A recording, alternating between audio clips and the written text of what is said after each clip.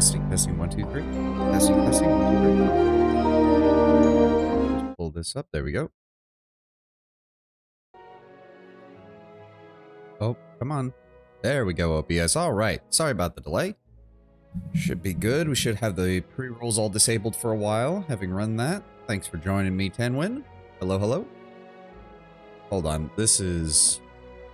What the hell is going on? Why is it so loud in my ears?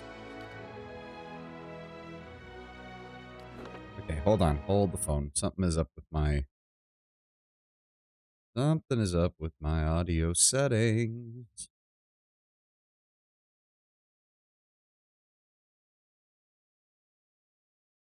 Why is it so goddamn loud? Where the fuck is the...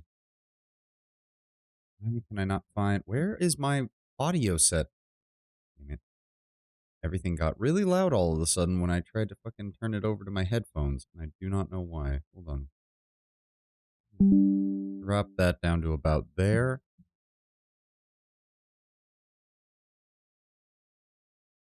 Yeah, I don't know. I don't know. Okay, well, as long as you can hear me. There we go. Okay. I do not know why it was so blazingly loud when I opened it up. All right, let's just dive right back in. Oh, holy shit, 5 viewers already. Wow. Oh, okay. Oh, man, where were we? Early morning, lack of sleep. Barely remember where we were finishing on Friday. We've got, let me think here. Right. We were dealing with this hellhole. Yeah. Oh, boy.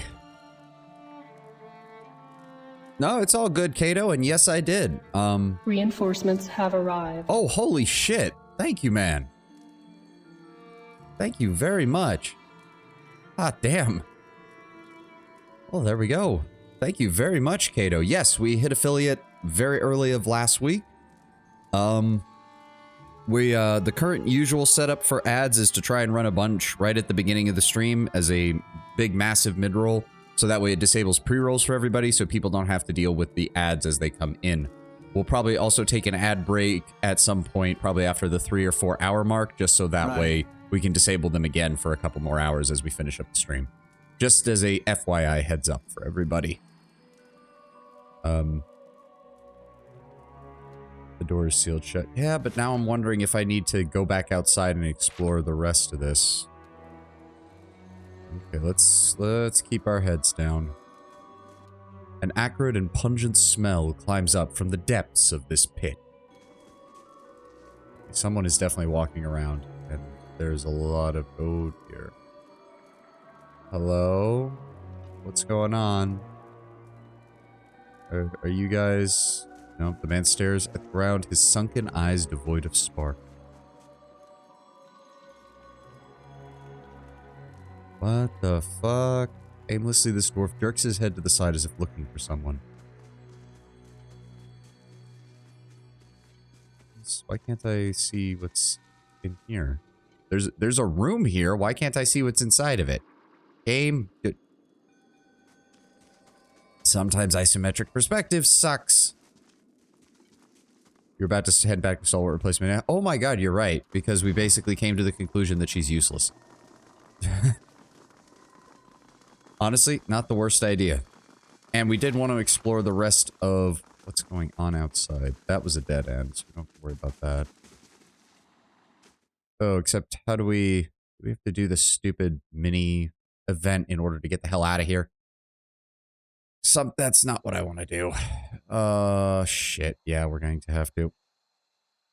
Swing across the chasm. Oh, good. We don't have to worry about that as a separate event. But yes, we're going to go replace Maneha with Pelagina, so that way we can start working on Pelagina's second soulbound weapon. Or not weapon, she has the armor, I believe, now.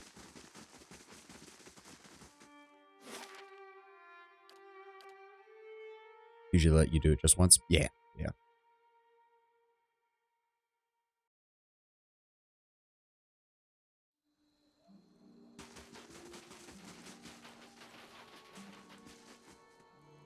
Head on inside. Yeah, I mean, this just gets back to what we were discussing last time, which is Maneha is a very disappointing companion, but I suppose there had to be a dud somewhere. Not all the companions can be as great as we've been Back experiencing. to warm your hands, eh? Well, nothing like a... I don't remember if I took a look at that. We'll go ahead and trade that away. Hey, Kataka. Cartercade saying Jedi is now aboard. Welcome, welcome, Kataka. Knew you were mentioning coming by the stream on the Discord server, so thank you very much for swinging by. Is there anything? Ah, yes. Neha. Grab Pelagina. Accept. Then we're going to go ahead and rest. Oh, hot damn. 2 subscribers today. We've already got 6 viewers in the chat. Hot damn. Ooh. I'm ready. Oh, yeah. She's already max level 2. Damn, we're going to have to deal with that. Let me see here. Did I need to do anything for her? And what do we have to do? Oh, right. We have to actually go to the Wooden Plains and defeat the Bleak Walkers to do the rest of her thing. Oh, we may as well take care of that. I mean, we can put the whole Onderite thing on hold for a second. Nothing there, so we can go ahead and drop that off. If I do that, though, do I want to... Oh, but I want to grab somebody else for that. Ooh. Because I still have other people with legendary equipment that I want to work on. Oh, the ended plays, you can also pick off some backer characters. Yeah, I was thinking of doing so, because there's a couple outside the cities that are, like, really isolated, would be easy pickings to try and see how that turns out. Also, no. Put Zawa in the front line. Hold Back on. to warm your hands, eh? Nothing... God damn, hold on. Sagani's completely done. There's 1 minimum in the Wooded Plains. Oh, okay. Then there is Grieving Mother. She has the unfinished dagger, or whatever it was called. Anna doesn't have any legendary items, I don't think. Haravius is still working on his staff, and Adair has his shield, and we... Actually, yeah.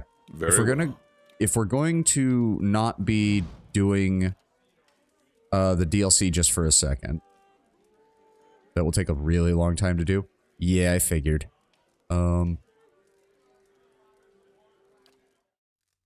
Yeah, there we go. So we're going to bring Adair back in for a little bit. I'll leave Zawa at home for a while. Adair. Where is that new sword that I picked up? Where's it at? Where are you at? There it is, Steadfast. Yeah, exceptional plus... Or no, wait. That's the sword. I thought I also had a saber. Wait a second. Hold on. I'm forgetting something here, aren't I?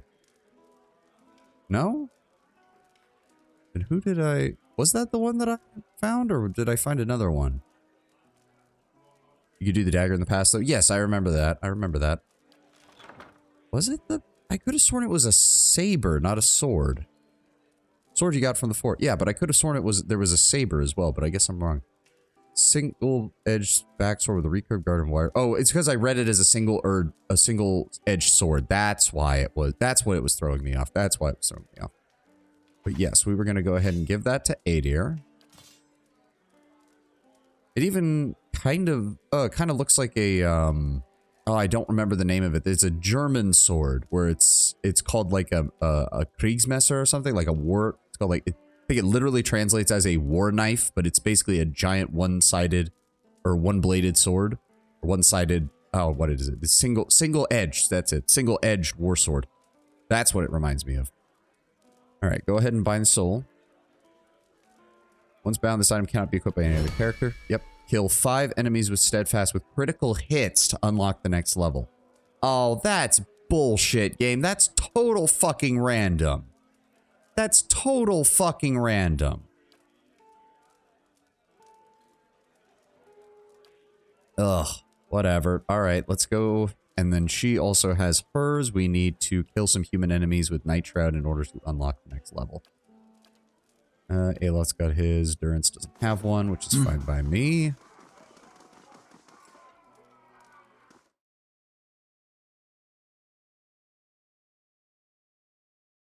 Come on, everybody. Let's go. There's nothing time sensitive that we're waiting on in the DLC, so we can afford to head on down here. Or was it Wooden Plain? There are items and buffs that would make it more likely to be fair. True. But Ader's not built to get in crits is part of the problem, I would say. Okay, so... Keeping an eye out. Where the fuck are these guys? Attack was imminent, but your patrols staved off the enemy. Very nice. Yep, nothing to report there. We paid out our hirelings. Really wish it would tell me where exactly these guys would be. By the tiny camp of the cliff wall.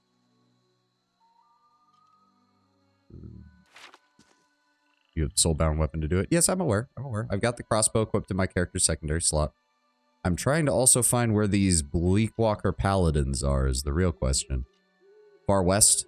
Oh, okay. By the road. All right.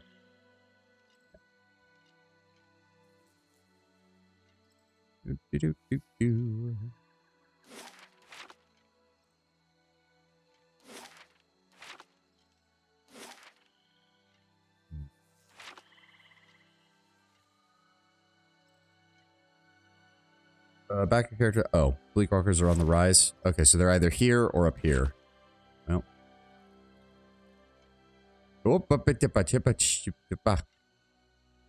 Okay. Alright, hold on. How do we want to do this? Bleak Ripper. Interesting. Okay, okay. Bleak Commander. Bleak Sentinel. Bleak Ripper. Alright. Ooh, okay. Bleak Deadshot. Huh? Usual setup. Let's keep everybody Indeed. somewhat close to one another. Spam Shadow Flame. Most likely, that does seem to be the main answer to everything. Especially since if they're going to give me such a tempting target with all four of these guys standing next to one another. Right. There. Everybody else dump out of cover. I'm ready. Pelagina, get moving up. Huh? Perfect. Now, what do we want to do here? In between, Silent Scream.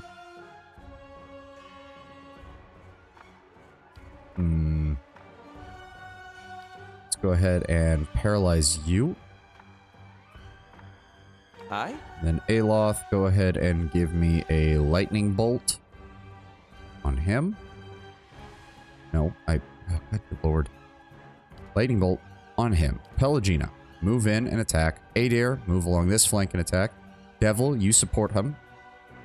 Durance, give me a cleansing flame on this poor bastard.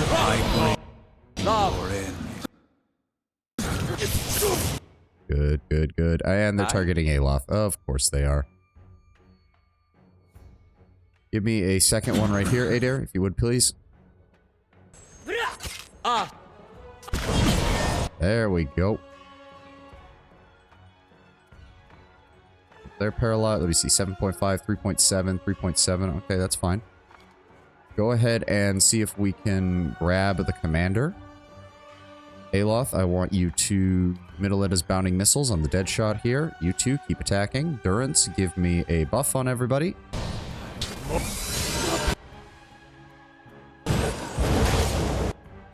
There we go. He's now helping us.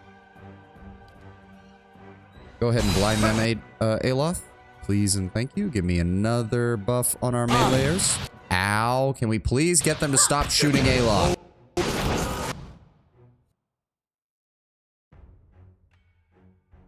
Fact, go ahead and just knock him the fuck out, please, if you would. Thank you. For the love of God, can you please stop targeting Aloth? Apparently not, because this guy's diving right for him. Fuck you, game. Please fucking... Holy fucking shit. What the fuck? Fuck you, game. Just fuck you, okay? Here, you get to have a hammer to the head. What? He's fucked. Alright, AoE heal. You guys are still focusing on him. You should be focusing on him. Okay, they just got a full heal. That's aggravating. Mark you there. Go ahead and hit you with some raw damage there. Go ahead and founding missiles him as well. Durance, can you start shooting him, please? Oh, for the love of God, how many full heals do they have? He just randomly healed himself all the way back up to full. Yes? Fine. Have another hammer. Jackass.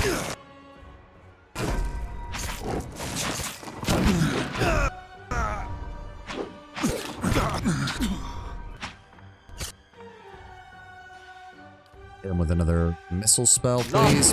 Thank you. Blow his ass up.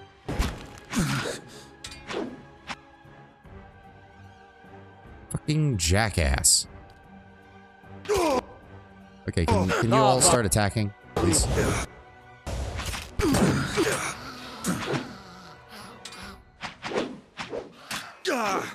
What the fuck? Yeah, we're all... What the fuck? Defense is 108. Accuracy is... Okay, well, that's the width, so they don't really matter. Come on, people. It's one guy. Thank you. Take 300 damage from enemies to unlock the next level. That is a horrible fucking idea, but alright. Yep, remember that. After escaping the Alpine Dragon, Ryona was overwhelmed with guilt. She resolved that she would not rest until she made amends for the lives that she had traded away. She began to travel the Eastern Reach in search of ways to help the surviving relations of her lost adventuring company. In Defiance Bay, she found the widower of one of the lost expeditioners. His wife had been part of the expedition in hopes of finding Trevor within Durgan's battery that might pay off a debt that he owed to House Dominal. By the time Ryona arrived, House Dominal had already put out a contract on his life. She acted as his personal bodyguard and helped him to survive a series of attacks by putting herself in the line of fire. Improbably, Ryona and the widower both survived the ordeal. Now has a 15% chance to cast Vigorous Defense when hit or critically hit. Very nice. Very nice. Right. Wait, what? Spirit Residue? Mm-hmm. So those guys weren't even real. Oh, okay. Also, hold on. What exactly... Where is it? Take 300 damage from enemies. Hold on, I need to try something here. Adair? Watch your fire! And if I go into here... No, it did not count as her taking damage from an enemy. Okay. Right. Unfortunate.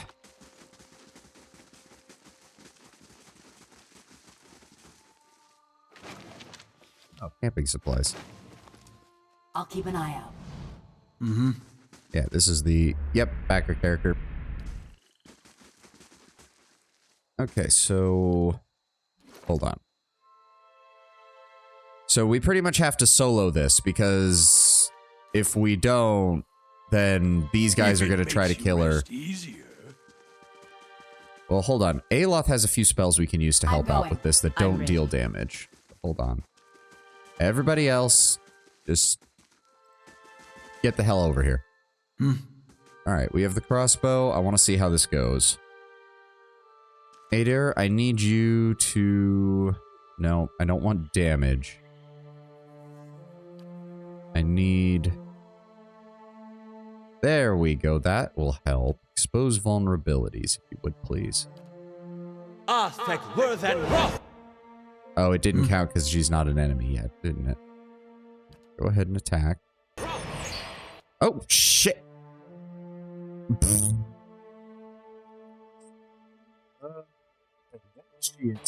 Did. I wasn't expecting that. Yeah, okay, there's 1 out of 3. And she's got money. Like, she's got items. Alright. And, I didn't lose any reputation or anything, so... I'll take it. keep calling Aloth Adir? Not that I know of. I called him Aloth over here, didn't I? Right? During the fight, I called him Aloth. I know I did. I know I corrected myself at least once during the fight. I know that. So she needs to take damage in order to do that. I don't want to do the bounties. I would rather get everybody, other people leveled up for that. Just as you select this, okay, then I did. Okay. Apparently, I'm more out of it than I thought. That signals to me I need more caffeine. Hold on one second.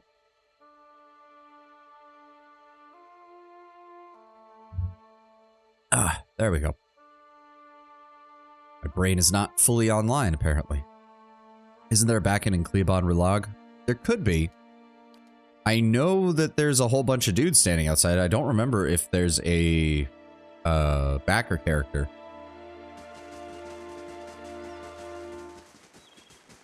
Yeah, you guys still think you're being useful. Yeah, dead person over here. I don't think there was, now that you mention it. I know there's one by the bridge going in, the broken bridge going into Defiance Bay. I think that's the only other one I can think of. Yeah, no, there's nothing out here, unfortunately.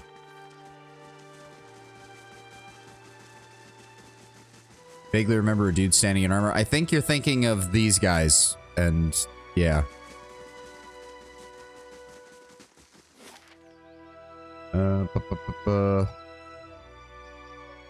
Yeah, I'm pretty sure there was one near the Modmer Bridge.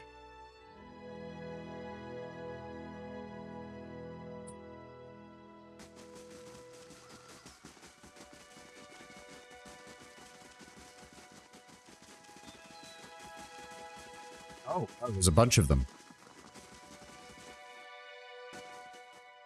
Okay, hold on.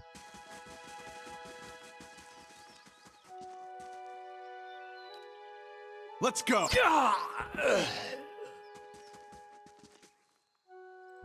It's these two. Oh. Oh. Let's go.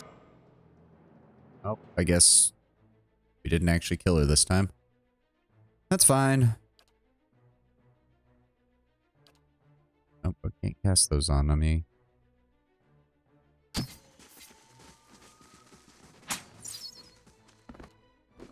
That's fine, we got this. Reload. Oh, that's interesting. It's actually a two-shot crossbow. You actually only have to reload it every other shot. Oh, we lost reputation. Oh well. Deal 300 damage to frightened enemies with Twin Sting to unlock the next level. To frightened enemies. Oh.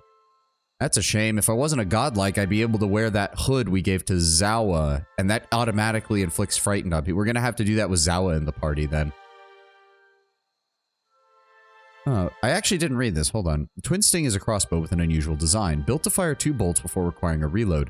Few are the practical uses of such a weapon that would be worth the trade-off of the extra weight. This item, however, was built to fulfill a very particular need. Local chapters of the Guild of the Poisoned Scale, a group of fanatical Wodokan assassins who believe the world is safest when no single entity wields too much power. Well, holy shit, the first Wodokans that actually sound somewhat competent, thank you, spread from Adir to Deerwood in the years before the Deerwooden Revolution and have continued to operate there ever since. Dardan Guthric failed his first assignment as a member of the New Haomar branch of the Poisoned Scale. It was not for lack of skill, but rather lack of contingency planning, that his attack was spoiled. He attracted an ascendant young noble to his lover's abode and waited all night from a rooftop across the road, his crossbow trained on the door. Interesting.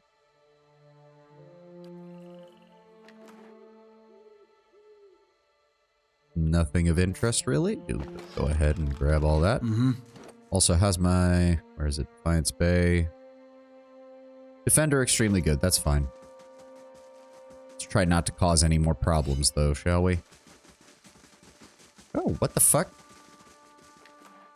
Oh, somehow we missed that. How the fuck did we miss that? That was from back when we were killing the bounty contracts.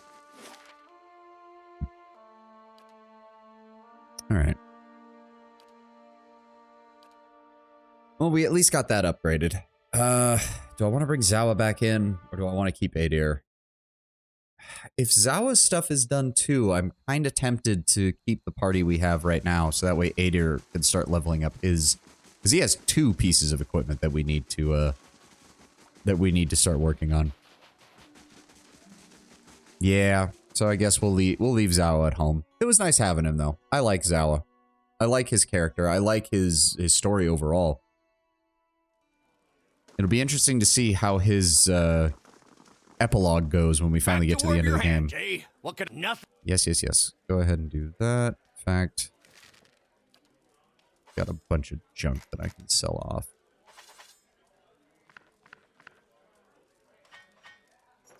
Get this all out of my inventory, if you would, please. Thank you. Exceptional. Fun.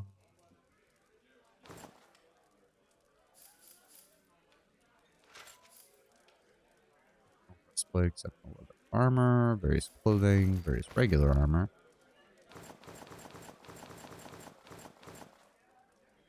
Go. Oh, sell off preps. Anything else down here? Oh, oh no, we want to keep the books because we need to brush up on our Underite lore for when we're doing that ritual for the guy. So go ahead and trade that in. Go ahead and go to the rest. At this point, it's just about keeping the inventory clean. Pretty much. Pretty much. We've reached the point where 99% of this stuff is just converted into money. And unfortunately, unlike Wrath of the Righteous and Kingmaker, we don't really have a money sink in the form of like a country or an army to run. Nothing new to report. Okay, let's return to the Underite priests and see what we can do there.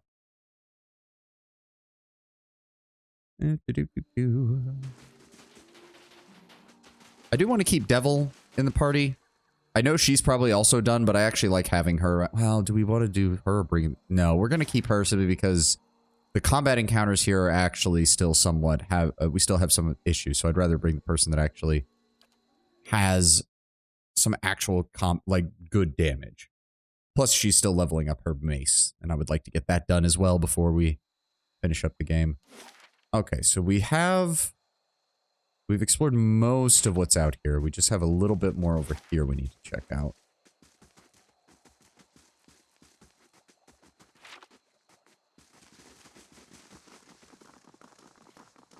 Oh, do you guys not mind if I... Thank you kindly.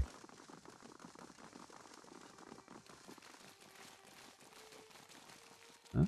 I've got it. Finished. Gotta remember to sneak before I do that. Oh, a Grimoire of the Tides. It's all ice spells, or ice and lightning spells, and surprisingly, we know all of them. Cool.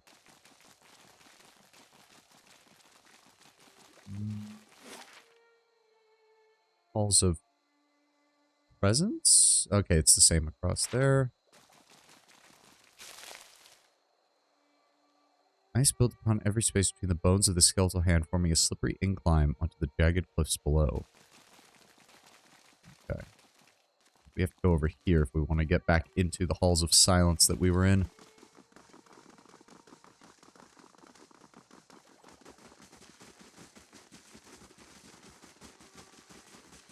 Is uniques in stores? Yeah. It's a shame because, like, part of the problem is the enchantment system itself, because the enchantment system should be a decent money sink, but because of including a reagent system for a lot of this stuff, especially the quality, like, you can get exceptional, which is a bit of a money sink, but, like, I only have 3 Sky Dragon eyes. I don't have any Kraken eyes. Like, it doesn't matter what the rest of these things are, but I don't have this, which makes using this as a money sink kind of irrelevant, because you're never going to find enough to actually get everything that you want upgraded. Going across the chasm. Thank you. All right. Back to where we should have been. We've had our little diversion. Let's get back to things. Yeah. Let's please keep Adair and Pelagina in the front.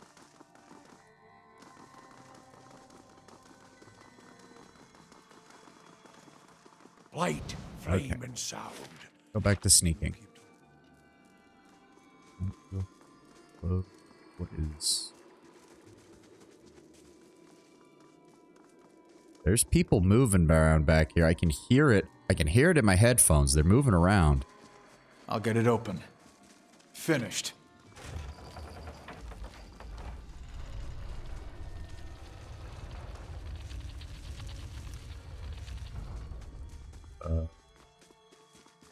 That's a normal guy. Hold on. Hold on.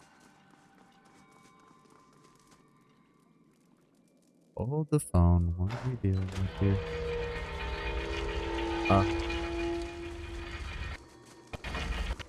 feel like I have made a mistake. I have made a mistake. I have made a mistake.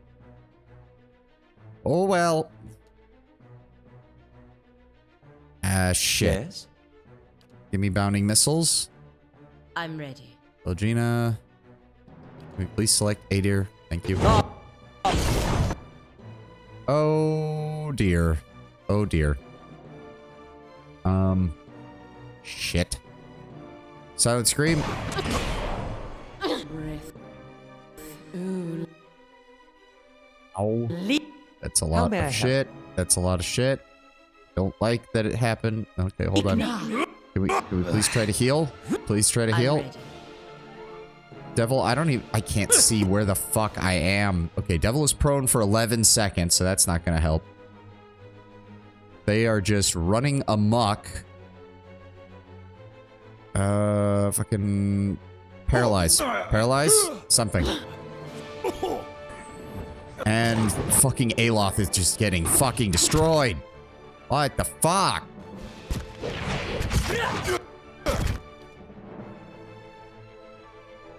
Give me a bounce spell, hit him.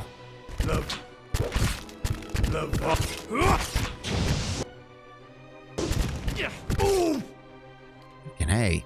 Okay,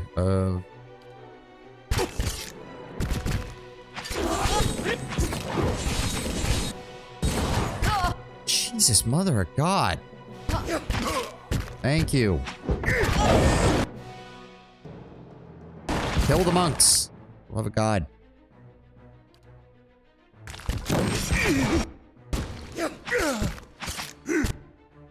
Please kill the monk. Jesus. Please stop him before he kills Durance.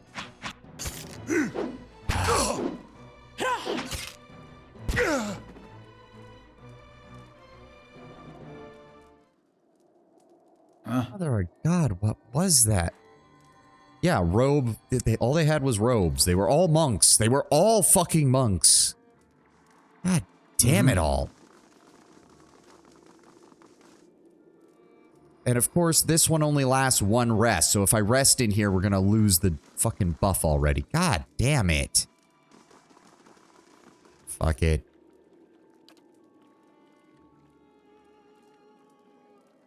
I wish there was the Kith accuracy bonus. That would be really useful here from the looks of it.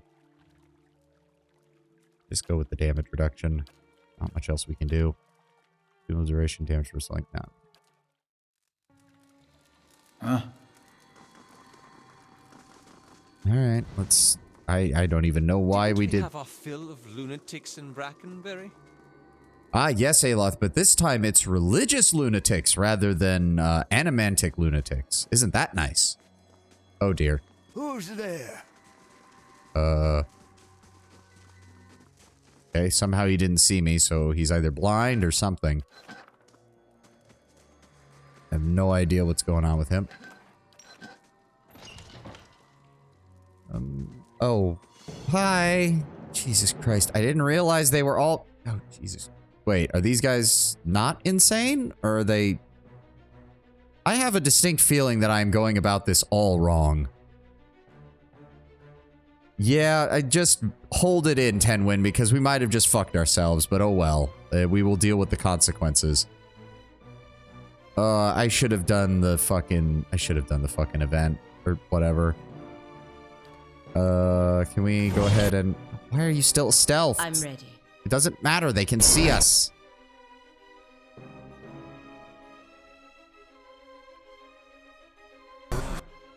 Aye? Aloth, go ahead and give me that. Devil, go ahead and flank. Durance, that. And now we're all stunned again. I love being chain stunned. It's so nice. How may I help? Fuck it, two can play at that game, assholes. Death comes for you!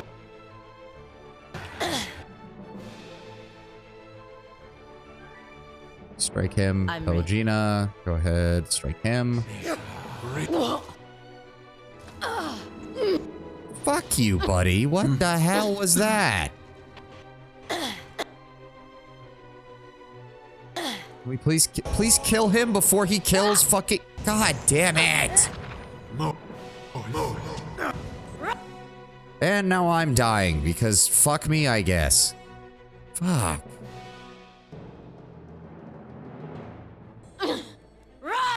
And I'm down. Jesus Christ. Moe Ixi Ana. I'm ready. Why does it feel like... Yeah, there's no way to keep them focused on one target, as per usual. Thank you. Now, petrify. Petrify, please. Thank you.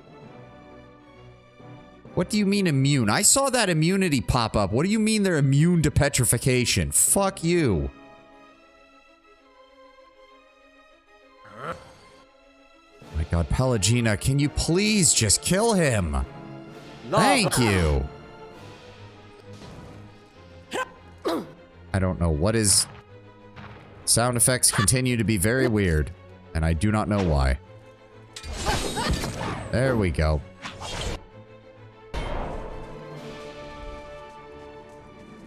I have no idea what's going on. That person just ran off. Yep, there we go. Please finish him. Thank you. And nothing of value. Mm-hmm. That is some sapphires. Okay, I'm seriously thinking that we did this wrong. I'm seriously thinking. Wanders into the monastery. Why are they all monks? I mean... Slowly now. Oh dear, now those guys are also counted as hostile. Oh fuck. Oh fuck. If I leave the outside of here, is everyone hostile now? Because if so, that completely ruined my entire point of infiltrating this fucking place, and I have done fucking bullshit, haven't I? Shit.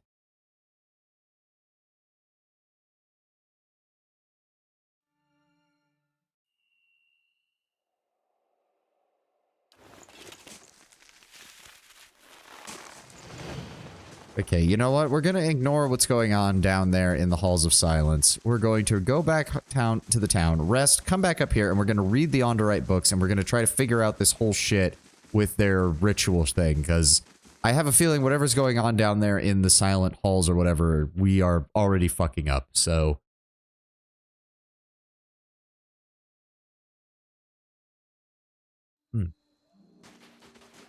Oh, it's the horrible feel. Oh, God.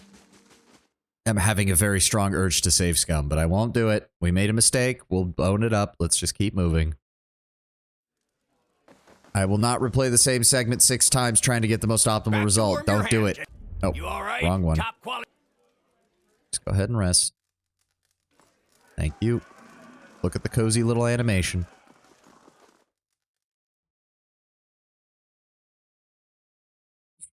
Oh. Sorry about that. My throat felt like something was in it. Probably pull the read soul option by now. You would think, but we've already established that there are a few issues with this DLC as far as, I don't know, like, got people who said, like, I'm going to be leaving as soon as you've done my quest, and they never leave. To be fair, I think they were focusing mainly on the main story for the most part, which is fine by me, because the main story of the DLC has been really good.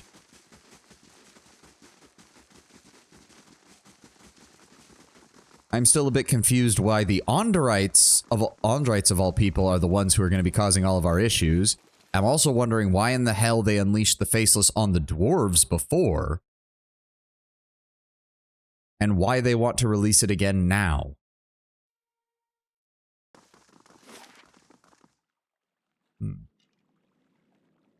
Reliquary, the Halls of Silence, yep. The ramparts that leads outside. Let me see. Complete the recitation. If I want to continue impersonating this Tidebringer and gain access to the reliquary without opposition, the first step is to perform the ritual recitation before Koto. Advise me to examine the library as well as the mural outside and speak with the gift bearers to gain insight. Yep, outside the abbey is a mural that depicts phases of the tide as they wash over an ocean shore. The mural is a quadriptych, and each section is labeled. There is Anthu the end, Saman the flood, Disaman the ebb, and Dianthu the beginning. Yeah. It goes in the opposite order you would assume. Now the thing is, the only gift bearer that we actually have seen here is this one. Yeah, and they did the whole tossing it into the pool. That mosaic... See, so we took a look at the murals. Alright, we need to brush up on our Andrite knowledge. Where's that book? Well, there's several books, but... Okay, here we go. No, not Abaddon. Daily Affirmations, that's also an Abaddon book. Nasi Talk Poetry, no. Song to Wodika. Here we go. Sing, O ocean of Andra's sorrow, required love for the attainable ocean. Sing of the ocean's sorrow that we forget our own. Each day the tides reenact Andra's longing for the great moon. The waters reach out at high tide, yearning for the heavenly body only to slump into low tide when the moon proves unattainable. You asked me once why I loved Andra so dearly, how I could go from a life on dry land to being a devotee of the goddess of the oceans. I sing of the ocean's sorrow so that I may forget my own. It is Andra's message that speaks to my heart. I devoted my life to helping others discard their painful memories, for that is the gift Andra gave me. When I lost my young daughter, my wife and I were inconsolable until a gift bearer offered to take my toddler's toys and cast them into the deepest waters. Truth be told, I and the other gift bearers I know have never spoken to Andra. She's largely silent, she does not speak, and when she does speak, she uses floods and tidal waves instead of words.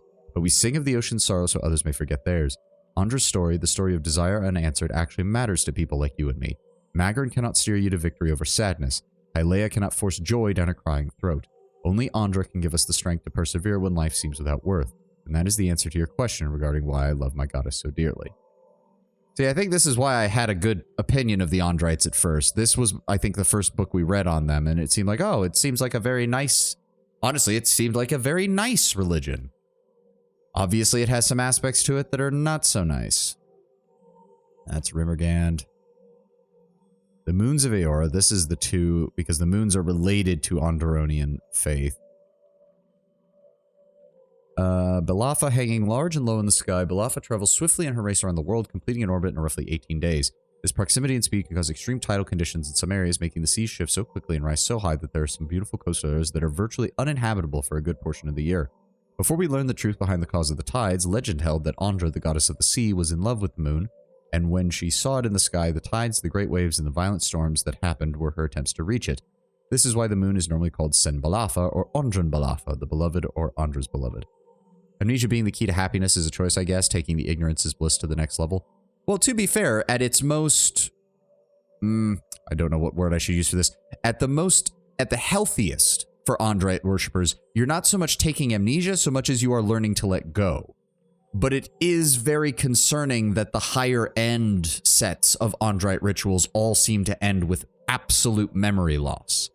Like, it's one thing to take something that reminds you of something difficult or something hard and cast it off as a final goodbye and a final closure for that thing. That's, you know, that's closure. That's healthy.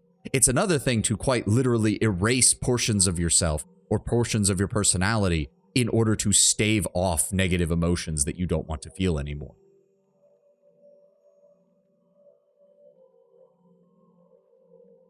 Caudla. 315 years ago, the Grand Empire of Valia suffered from terrible storms and terrifyingly high and low tides. Records show the same thing was happening in Dir, and that several new Adirian colonies on the Dirwood coast were completely destroyed by storms and high tides that engulfed the settlements.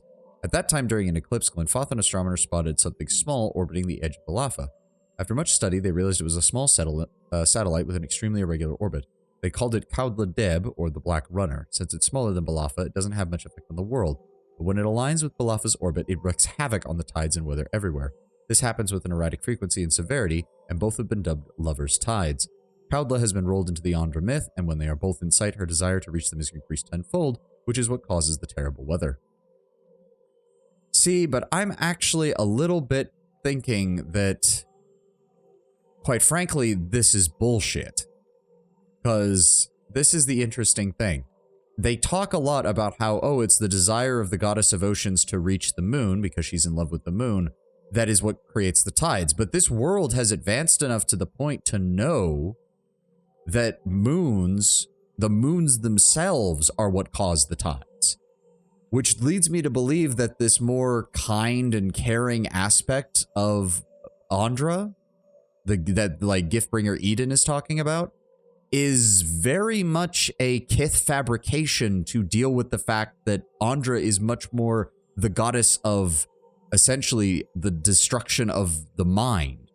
Skane is the destruction of the society. Rimmergand is the destruction of the person and the soul. And Andra seems to be the destruction of the person's mind. They're all gods of destruction, just in different ways and different aspects. Skane is also the only one that actively goes out of his way to be like, no, you should kill people for it. Both Rimmergand and Andra seem to be more content with the things we want from you, the destruction we desire will come naturally.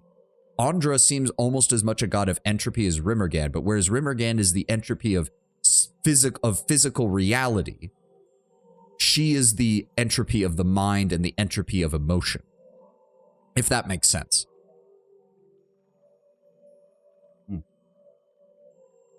Like her kinder aspect that's very much showed here seems almost to be a byproduct of the Kith having to justify her abilities rather than Andra herself being this caring goddess of oceans. It even mentions that she doesn't speak very often, and they attribute her speaking to floods and tidal waves. But again, this world has advanced to the point that they know that it's the moons that cause the tides, which means the floods might not even be Andra's doing at all. They just get attributed to her because of the Andra myth. Now let's take a look at this one. Traditional Andrite hymn. The sea beheld her love, shining bright from on high. She bade him come down from his place in the sky. Her love could not be swayed, so she took a peace into her heart, and all who saw her grief that day sleep in her bosom still.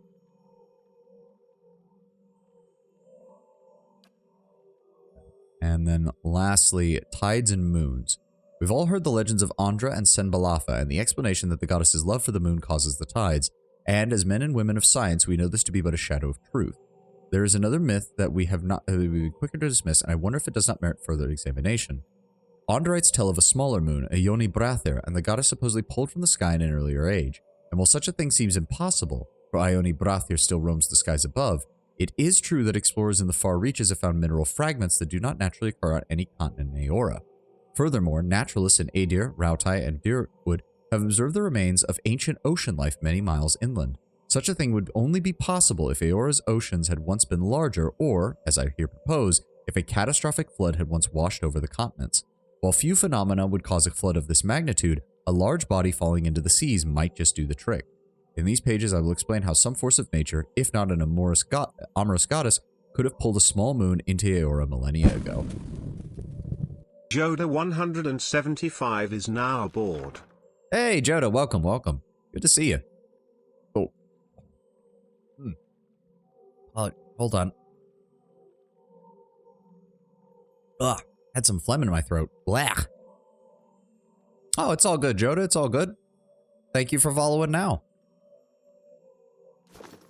Yeah, the more we see of the Andrites here, I mean, yes, Tenwin, you are correct. These are the extremists, but it's still very interesting how the Andrites really, I don't know, the other faiths seem to be very centered on their myths, but those myths hold a kernel of truth.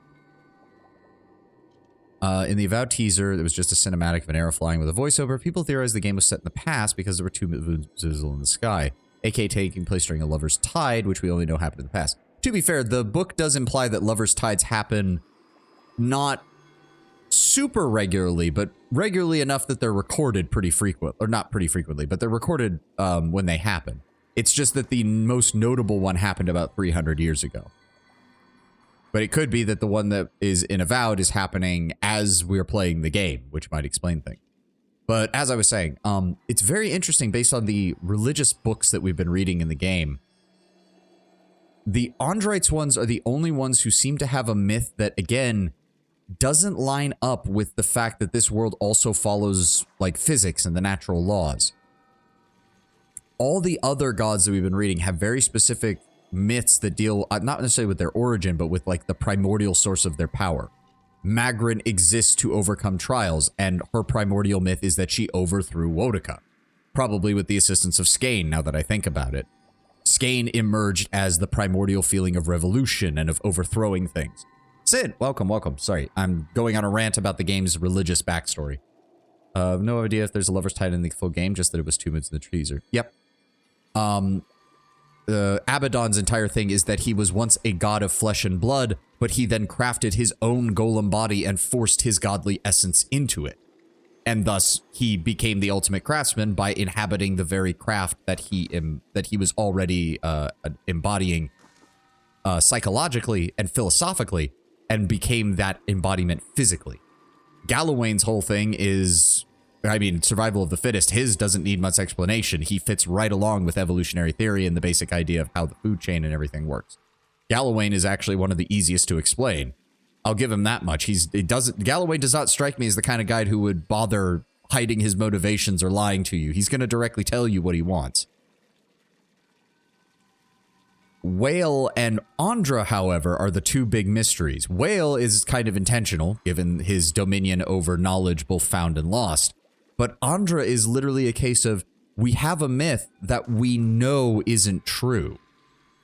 Which is very interesting because all the other gods have an aspect of truth to their myths in the opposite. Andra is the only one that's the opposite. Most of her founding myth seems to be, quite frankly, a Kith fabrication. I mean, it's in the classical polytheistic belief system that we find in our own history, which is people observe a natural phenomena, in this case, tidal waves, floods, that kind of thing, tides, and they have to come up with a supernatural / religious element to explain why that thing does what it does. But this is one of the only universes where that's being attributed to a god who has other domains, and their central founding myth appears to straight up not be true.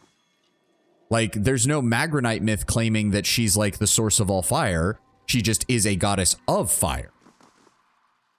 Andra's the goddess of the moons. Is she, though? The main thing that Andra and her faithful seem to have is control over memory and the destruction of memories. She's always been. I mean, it just, I don't know. There's something about her religious symbolism that doesn't quite strike. Again, getting back into what I was saying a couple streams ago about the central theme of this game being lying and honesty.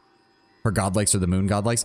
Just because she can create an aspect does not, just because she can create someone to have a physical appearance that then everyone else calls a moon godlike does not literally make them moon godlike, in my opinion. I don't know. Again, Andra just strikes me as, how to put this? Andra, the way we've been seeing the Androids act here, and the way they've been focused, and the way her myth does not quite line up with what we have read, or what I should say again is, the way that Kith interpret her, and the way that Kith worship her, do not seem to line up with how Andra actually acts, and doesn't seem to line up with how Andra was speaking to us in the shrines in Twin Elms. And it makes me believe that she's a very duplicitous goddess, a very, quite frankly, a goddess more than willing to lie to get what she wants. And that is very in stark contrast to a lot of the other gods who seem to be very, very straightforward in what they're saying. Like, Skane wants you to deceive your superiors, but he's absolutely upfront with the idea of, oh yeah, if you worship me, you know what you're in for. Same thing with Rimmergand, same thing with Bareth, same thing with Hyleia. Well, Hyleia is the only one who doesn't seem to feel the urge to lie or tell the truth. She just kind of goes with the flow. Her whole thing is passion and life and, you know, continuing life. Okay, I've ranted long enough. Give me a quick save. I'm pretty sure we have all the information we need to deal with this ritual, so... Prepared now for the recitation? We can begin. Very good. First is Anthu. Last is Dianthu. For the tide comes at the end and leaves at the beginning. I am Disaman the Ebb. Who comes this way? I am Saman, the flood. Blessed be Saman, that washes over the shore and brings the end. Blessed be Disaman, that returns to the sea and leaves behind the beginning. A gift-bearer comes to Disaman and asks him to bear his burdens away. What token do you offer, gift-bearer? Oh.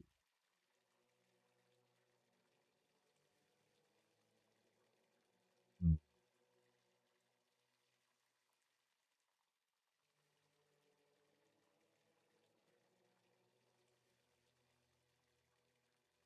Gift bearer comes to Disaman and asks him to bear his burdens away. What token do you offer, gift bearer? Blessed be Disama that returns to the sea and leaves behind the beginning.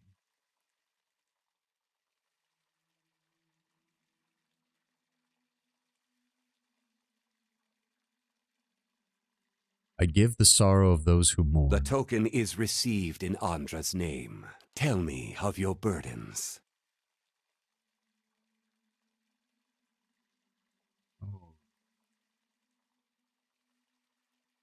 I bear the weight of the memories of others. In Andra's embrace, our burdens are lifted.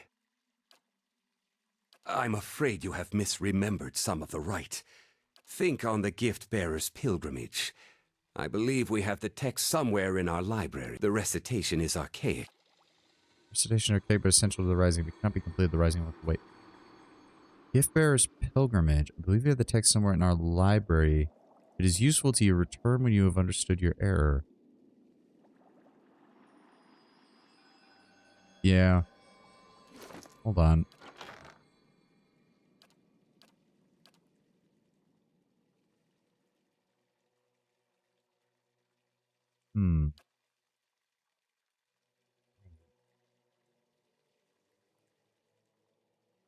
Andra says, I've devoted my life to helping others discard painful memories, for that is the gift Andra gave me. When I lost my young boy, I was inconsolable until a gift bearer offered to take my toddler's toys and cast them into the deepest waves. Fortunate, truth be told, I and the other gift never spoken to Andra. Yes.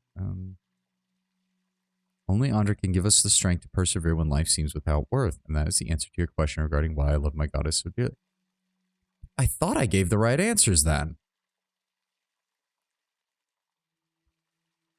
I'm a real life barbarian. I mean, it is always an answer, but I'm really trying to avoid it because we already had the problem with the mercenaries and their commander being an absolute bell end and not fucking listening to us.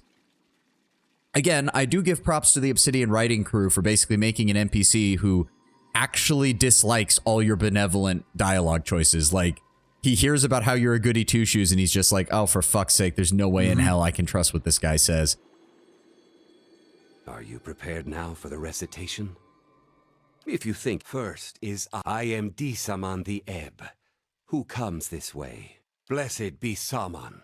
A gift-bearer comes to Disaman and asks him to bear his burdens away. What token do you offer, gift-bearer? The token is received. Tell me of your burdens. I shoulder the burdens of a long journey spent. Andra's embrace. I'm afraid you think on the gift. The recitation is archaic. Voice acting is excellent, though. Oh, yeah. The voice acting in the DLC has been excellent. You can definitely tell they managed to get a couple of additional voice actors to really shake things up as far as, well, I say that, but we've heard Vic Mignogna voice like 7 people so far in this DLC. There's a specific book called The Gift Bearer's Pilgrimage? I thought we picked up all the books in their library. Hold on. Wait, hold on. Did they put it down here somewhere? Then key, Precepts of Abaddon, Tettered Notes. No. Tides and Moons, Sea and Her Love, The Moons of Aora, The Orochian Calendar, The Enigmatic God of Cold, Saint Widewin, Farmer Become God, the selected correspondences of the Giftbringer Eden, Psalm to Wodoka, Abaddon's Hands, Daily Affirmation, Monsters of the Dreadfire Archipelago, and Nasatak Poetry. Did I miss a book in their library? Hold on. Rested Quarters, Hall of Silence. Where was their library? Shit. Oh, there it is.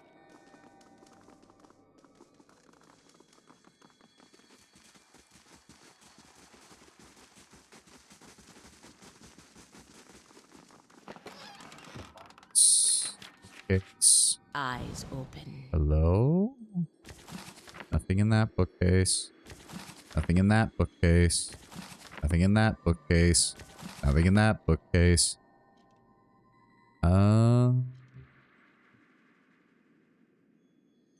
Well, if it is a specific book, they didn't bother to put it in this area. He doesn't say anything. He doesn't say anything. He doesn't say anything. He doesn't say anything. Hold on. Pause. According to the wiki. Well, if it's on the wiki, and it is called Giftbearer's Pilgrimage. Hold on a second. Maybe we can look up the text real fast. Pillars of Eternity. Giftbearer's Pilgrimage. Giftbearer's Pilgrimage from the wiki. Oh, yeah. According to this, it's supposed to be in the Abbey. Yeah, it's literally supposed to be in this library. On a bookshelf in the library. What the... Wait a second. Wait a second. Hold the phone. It's in the... That's why. It's in the fucking... It's in my quest items inventory. That's why. Yeah. Okay. Okay. Fucking game. Also, is the sound... Okay, the sound's still playing. To be fair, to avoid you selling it by accident, that is very true. That is very true. A gift bearer of Andra is traveling on the road when she meets a man in tears holding a scrap of parchment. Why do you weep? I hold here a letter from my wife. I tried to be a good husband, but the letter says that I was not and that she has gone to seek the company of a better man. Now this is all that remains of her. Give the letter to me then, says the gift bearer, for once you have forgotten the letter, your wife can cause you no further pain. The man gives up the letter and finds his tears have dried up. He thanks the gift bearer and leaves at peace. The gift bearer continues on, contemplating the man's story, but does not get far before she encounters an old woman in tears holding a string of beads. Why do you weep? Asks the gift bearer. I hold here a string of beads that counted the years of my daughter's life. Sickness took her while she was still a child, and she was denied the joys of a full life, and I the joys of a mother. This is all that remains of her. Give the beads to me then, said the gift bearer, for once you have forgotten the beads, your daughter can truly rest. The old woman gives her the beads and finds her grief no longer gnawing at her soul. She thanks the gift bearer and leaves in peace. Thinking on the woman's pain, the gift bearer follows the road until she reaches the sea. In her hand she carries the letter and the beads. They are light in her hands but heavy upon her heart, and she is crying. She prays to Andra to allow the objects to be forgotten and casts them into the water. And yet, long after they have sunk beneath the waves, the gift bearer finds herself still weeping. Merciful Andra, pleads the gift bearer, in your service I have helped people forget their troubles, yet though I pass them on to you, I feel them still as though they were mine. How can this be?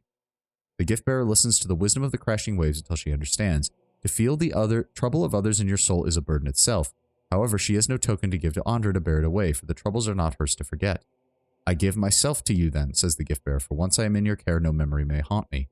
And with that, the tide comes forth and embraces the gift bearer, and when it ebbs, she is gone. See, that's a story that is far less like, oh, it's so nice that they help people achieve, like, closure. That is much more, again, a goddess of the destruction of memory, and has a far more sinister connotation to me, at least as far as how the Andrites can be. Not necessarily how they all are, but definitely how they can be. I don't know. There are aspects of these Andrites that has me very concerned, and far more understanding of why she's paired with Rimmergand and Skane in the Twin Elm Shrine. Are you prepared now for the recitation? If you think first is I am Disaman the Ebb. Who comes this way? I swear to God, if this is the one I'm getting wrong, I'm going to be very annoyed. Blessed be Saman. A gift bearer comes to Disaman and asks him to bear his burdens away. What token do you offer, gift bearer? That's why we didn't even have the right option, did we? I give of myself, for a gift bearer has no other tokens to offer. The token is tell me of your burdens.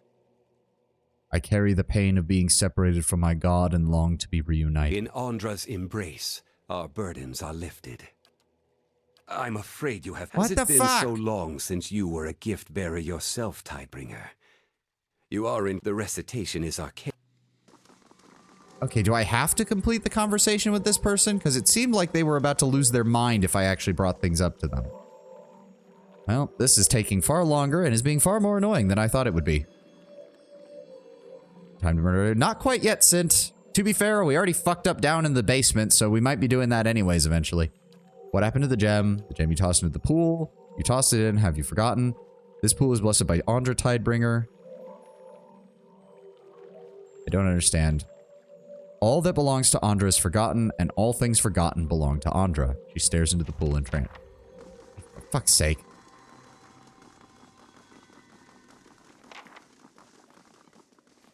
Are you prepared now for the If you think first, I am Disaman the Ebb. Blessed, a gift bearer comes to the token. Tell me of your burdens.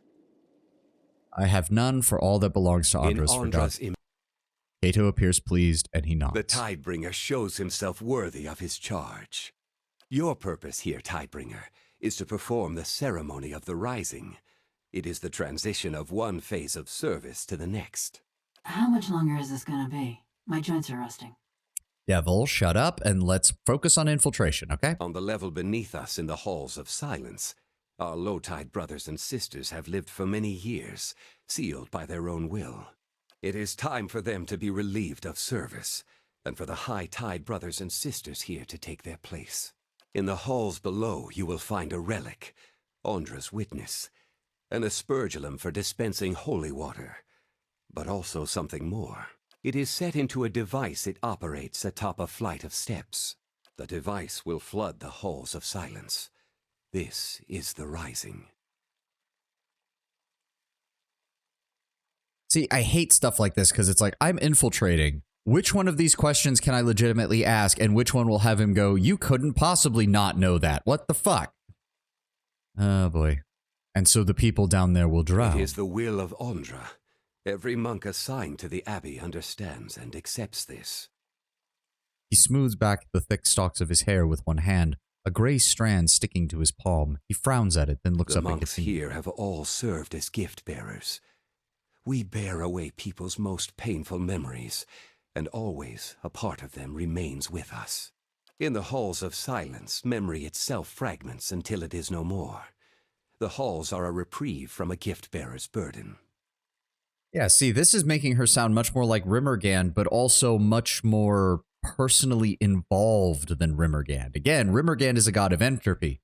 He simply acknowledges all things end. He doesn't even go out of his way to cause the end. Whereas here, Andra is very clearly pushing her followers to cause an end. In the end, the halls take all memory, but the process takes a toll, as you might imagine. After many years, when the process is complete, the Rising is performed, to give final peace to those who dwell there. This is your charge. What shall I do once the Rising is complete? The high tide is to replace the low, and stand vigil in the Halls of Silence until the next Rising. When you have completed the Rising, bring Andra's witness to me here. I will show you the last of what you need to know. Okay, but this also does not explain what the eyeless have to do with any of this. The device it operates is a simple valve mechanism. It will be clear to you when you see it. To reach your destination, you will need to know the sign of the tide, which is kept only by the High Abbot. It's said that it is the first knowledge lost when the Abbot joins the low tide in the Halls of Silence. Watch carefully. Kyoto contorts the fingers on his right hand into a peculiar curled shape. Then with his left hand he traces an arc from center to end, simultaneously with his index and little finger. I trust you will perform your duty, Tidebringer. Alright, alright. I'm very concerned about all of this. I am very concerned about all this.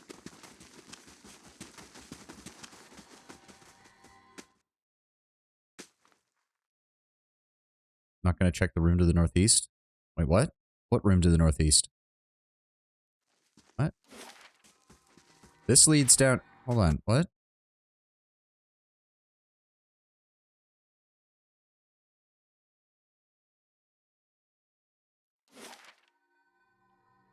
Wait, what? How the fuck did I miss that?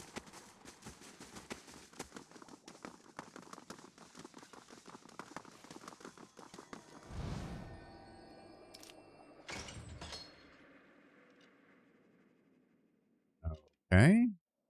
Personal quarters from the looks of it. Okay, we already have those books. Yep, trap detected. Big shocker. Finished.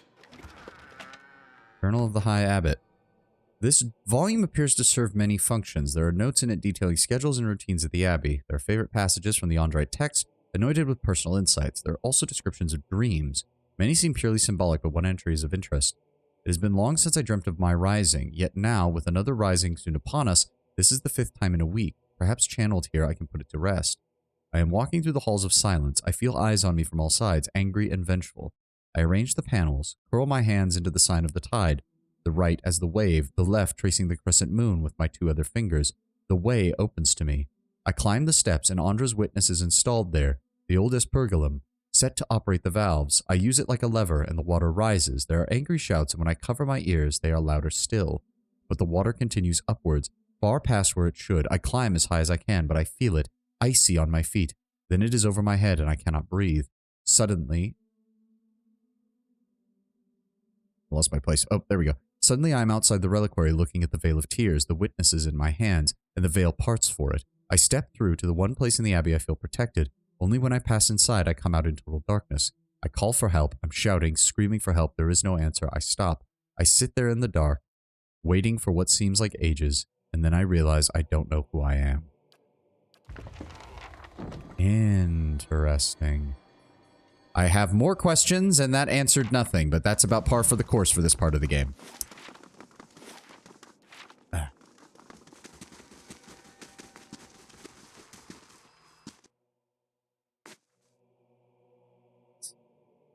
So he's remembering the last rising when he was most likely the Tidebringer and killed everyone who was here.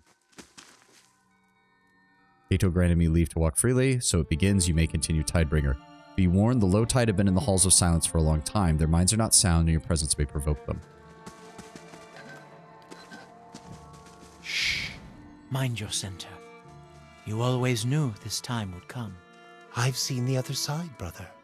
I'll find its waters again, warm and soothing.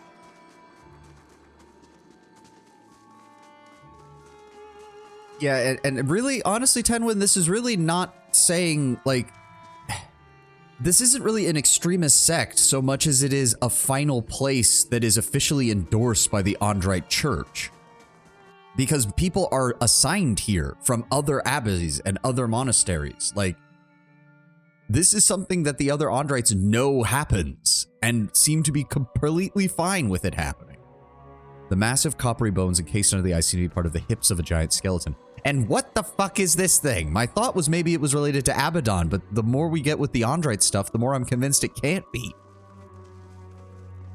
That said, I do think the skeletal hand at the top of Durgan's battery has something to do with it, given that there's a giant skeleton hand up there.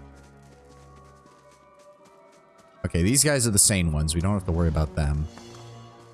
Thin layer of frost sparkles over the stored bread and cabbages.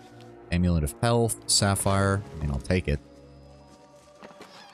The boxes, that leads back up to, yes, the ramparts. Oh, there's a direct connection between the two of them. Margrin's fire casts light. Go ahead, grab that. Boots at speed. Supplies. I'm just not sure exactly. Make sure they receive extra. I'll not let them fall into the goddess's embrace with empty stomachs. Their supplies are bountiful, sister. I have seen to it.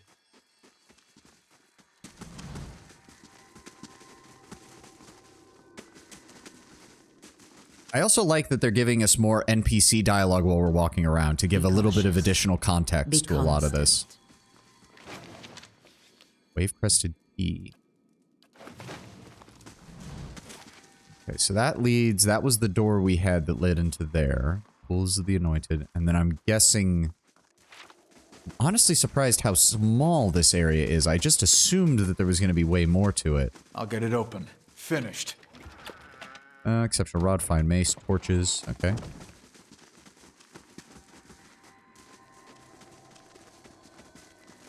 Like, I don't know. Again, it goes back to my comments on the whole honesty and lying being a central theme of the game and of the world. Andra seems to be the only god who actively calls for her followers not just to lie, but to lie to themselves. Like, again, say what you will about Skane, he does say to lie to your superiors because you're going to kill them, but he never obfuscates what he is, what his followers are. They are revolutionaries. They are crazy people. They are meant to do these kind of things. Andra, however, taking away the memories, doing all this stuff, it's hard to even tell if that's something that she actually is or if that's something that she just uses. Who are you? Tufts of downy gray hair sprout from the back of this man's scalp like shrubs. His lower lip curls inward over a row of teeth that appear to have mostly fallen out, and a musty odor hangs about him like a fog. Is that you, Edith? I thought I'd lost you. I called for you. I wanted to search, but the blizzard lasted days. I'm so sorry. He extends a hand in gesture of apology, but then the fingers curl and he draws it back. He squints as if trying to see you better. Time to get sad? Oh, great. Before we dive into that, though, this fits in with something because, like, it's very interesting having essentially a goddess of grief and what is supposed to be the natural process of grief of letting go of the thing that has hurt you, or rather the thing that hurts you, the memory, the idea, and stuff like that, and learning to accept either the loss of a person or the loss of something. But again, the fact that Andra deals so much with the elimination of memory, it's not just the healthy form of someone learning to let go and learning to adjust to a world in which the person they love or the person they care for is no longer in it. It also encompasses people who actively deny what happened, who simply choose to forget. And that is a very, in my opinion, dangerous outlook for something like this. And the fact that when we talk to Andra in the shrine, she seems to embody that concept far more than the goddess just wants to help relieve you of your burdens kind of angle that the more benign Andrites seem to believe. And that doesn't sit well with me. That doesn't sit well with me at all. Because it speaks to a goddess who is willing to deceive herself, willing to deceive her followers, and actively encourages her followers to deceive others. Derealization. Yes, Sen. Yes. It's the destruction of memory. And again, it's not like Rimmergand. Rimmergand just says entropy is inevitable. You can continue to push forward as long as you want, but eventually entropy will win. Like, it's the guy who shrugs his shrugs his shoulders and just goes with the nihilism. Not negative. He's not going out and killing people to accelerate the entropy or whatever. He's just acknowledging entropy exists. It's going to always affect things, and trying to end it is pointless.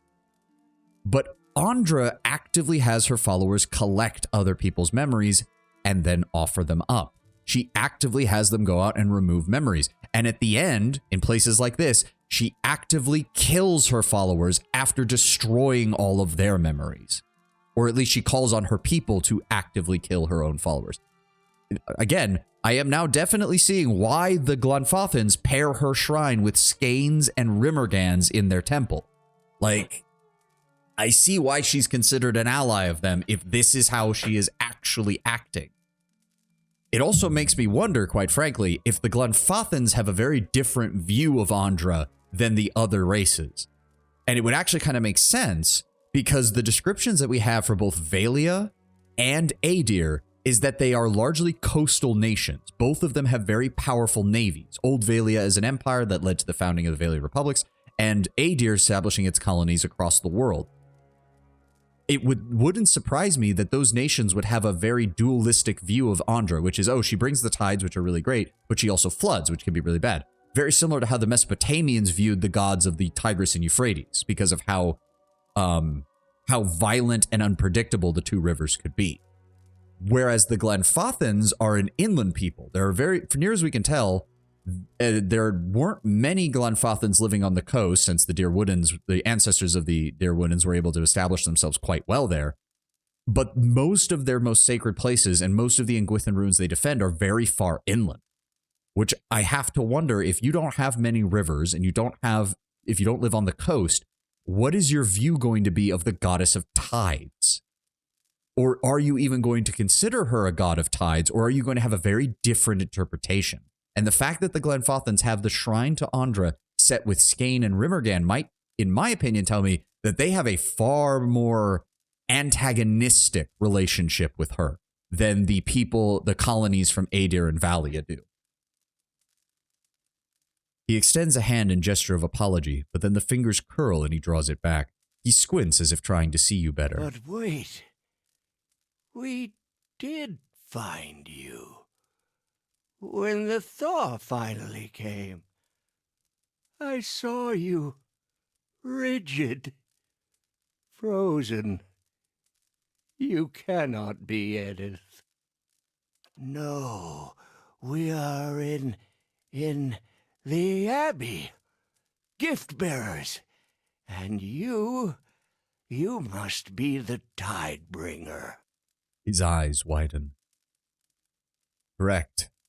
I am the Tidebringer. Then listen well, Tidebringer. Kauto does not know what he asks, nor did I when I performed the Tidebringer's duties so long ago. From what I understand of this temple, the idea is that the gift bearers would go around, carry the grief of people to their natural rest, and eventually when they get too much grief, they come here for this. Yes, but that strikes me as a... Firstly, it strikes me as very foolish, but this is a religious practice. It doesn't necessarily have to make perfect rational sense. In fact, it very well might not. But it seems to me, especially after... I suppose this might be the best way to put it. We literally watched... Okay, actually, I can bring this up because we did Maneha's quest. We literally watched Maneha go into a pool, dive below the water, come back up, and have zero memory of the past life that had been tormenting her. Zero memory. Are you honestly telling me that despite having those kinds of magical rituals that are apparently, they're probably still dangerous, don't get me wrong, but they at least exist. You're telling me that Andra has those, but her only recourse for like 95% of her gift bearers is to eventually bring them down here, allow their minds to be essentially eroded away until nothing is left, and then kill them all in a mass execution. Not even like tending to them and letting them die peacefully in their sleep or administering something that allows them to slip away peacefully. They drown. Their final moments is going to be their bodies screaming in agony, trying to draw in breaths of air that no longer exist because they're covered in water. You like, there is no way in hell you're going to make me believe that that is a good way to die. The halls of silence. They take our minds, memory by memory. It would be peaceful, we were told, like going to sleep. Look around you. We, the low tide, who have been sealed down here all these many years, do we seem at peace to you? We are lost, terrified. Religious fanaticism? Yes, but the problem is that it's hard to explain. It is fanaticism in the sense that the Andrites keep performing this ritual over and over again. But it's not fanaticism in the sense that it's not like this isn't known by the Central Andrite Church. They purposely send gift bearers here year after year, decade after decade, and eventually they send a Tidebringer and he kills everyone. And the cycle repeats. Like, even to use a not contemporary example would be the wrong thing, but a historical example from our own timeline. Even at the height of anti-Semitism in Catholic Europe during the Crusades, there were bishops and archbishops and even popes who actively decried the pogroms that underwent in places like Germany and Hungary and on the roads leading into the Middle East. There were leadership figures who actively spoke out about this shit. Whereas with the Andrites, it's very much because it's an internal matter. They just keep sending people here and they don't care about what happens to them once they're here because this whole ritual seems to have been set up to just keep happening. Maybe it's more of a move memory spell that needs concentration. To put in D&D terms. I mean, maybe. Again, like, the existence of the ritual that Meneha uses shows us there are ways to remove these memories completely and utterly. Which, again, would fit with Andra's purview that her power is more over memory than it is over the tides. Her power is more over the mind than it is over anything physical. Your order attacked me. Few of us know friend from foe anymore. I may be the only one left who can still speak for us. They are peaceful in their hearts. It is this place. It has confused and agitated them. Please forgive them. Oh, that's good. I ought to try that one next time I get nabbed. Devil, I know you're being sarcastic, and I know you kind of have a point. But on the other hand, we are quite literally in a place that is slowly eroding people's minds like water does to rock. Who are you? No one has asked me in I don't know how long. Who was I? I was the High Abbot, wasn't it? Okay, that fits. So if he was the High Abbot before, that's most likely means that Kyoto was the former Tidebringer. High Abbot Ferentis. That was me. Or the one before me, if not. No longer, though. I am just another brother of the low tide.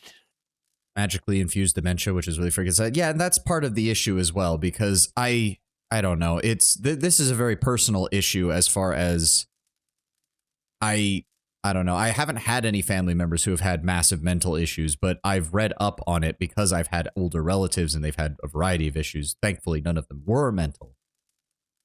And it's just a case where it's like, you can talk all you want about merciful goddess and all that.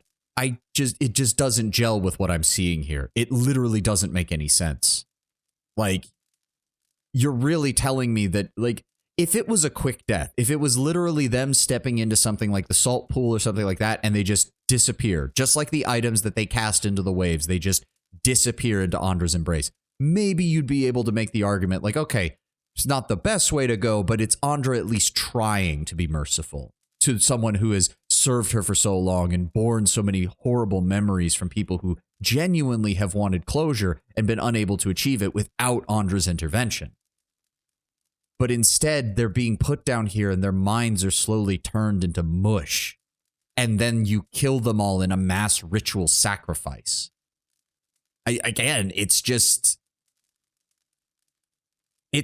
Actually, I have a great historical example. This almost feels like what an anti-Andrite propagandist would write in-universe against their religion, and then it turns out to be completely true. It's like what the Romans wrote about early Christianity. If you read some of the very early pagan accounts we have of Christianity, where they talk about Christians being cannibals because of the whole eating of the flesh of Christ and all that. The difference between drowning willingly and drowning unwillingly, because no matter how much of these people are on board with this when they come down here, by the time the tide finally comes, none of them know what it is and they no longer want this. Exactly. It'd be one thing if they, like Meneha, they step into the salt pool and imagine the ritual. Like, imagine, because she obviously wanted just that one memory gone, which is probably why we had to do the very specific things we did in order to do that. But just imagine a ritual that's a version of it where the person just steps into the water and then just never comes back up again. Like, is it still horrible? In its own way, it kind of is. But is it a better mercy than this? By a fucking country mile. In my opinion, at least.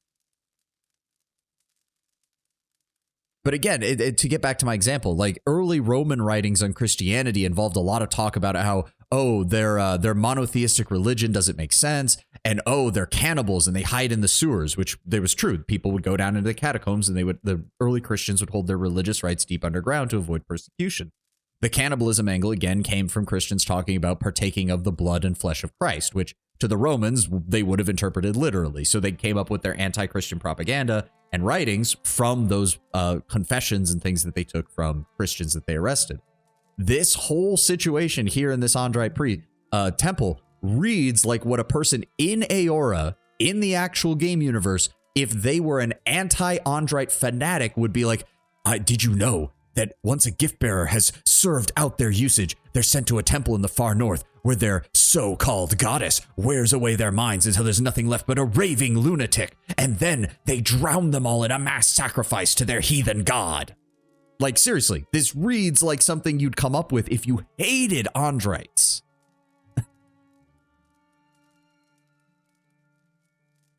I remember a woman. Was she my wife?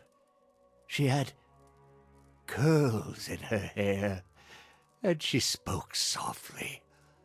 What became of her? I carry so many memories that I took from strangers who wanted to be rid of them. I don't know what's mine anymore. Funnily enough as well, do you know who would make a great gift bearer? A gift bearer who would never need to undergo this process? A gift bearer who would be able to continue their work pretty much until they died of natural causes? A high-functioning sociopath. They'd be able to fulfill all the rituals and do all of the regular things, carrying people's burdens and casting them away, and they would feel no emotional attachment to anything that somebody actually told them or any of the events that was going on. You have a religion in which the longest serving members would actively be encouraged to be sociopaths in order to maintain their ability to do their functions. That is a horrible perverse incentive structure. An absolutely horrible perverse incentive structure. Because empaths, people who do feel deeply for other people, would be miserable in this job and would have to come here far sooner than anybody else. And there are so many holes. Every image a blur or a void. Would that I could be free of this place. Free to make new memories. To know who I am. What is it that the Tidebringer is truly meant to do, old man? The Tidebringer comes to replace the High Abbot. The ritual is called... It is called... The Rising. Yes. We carry so many memories. Tragic or dangerous some. We live above for a time, devoted to Andra. Then we come here to forget it all. Wash our souls clean of the memories. When it is done, a Tidebringer is summoned. Those above, the high tide, they become the low tide. It means they are brought here to the halls of silence. Unfortunately, none of this is helping explain what the eyeless are going to be doing but here. But not before the old low tide are removed, drowned in a flood, and swept away. The Rising. Wait a second. Wash our souls clean of the memories. When it is done, a Tidebringer is summoned.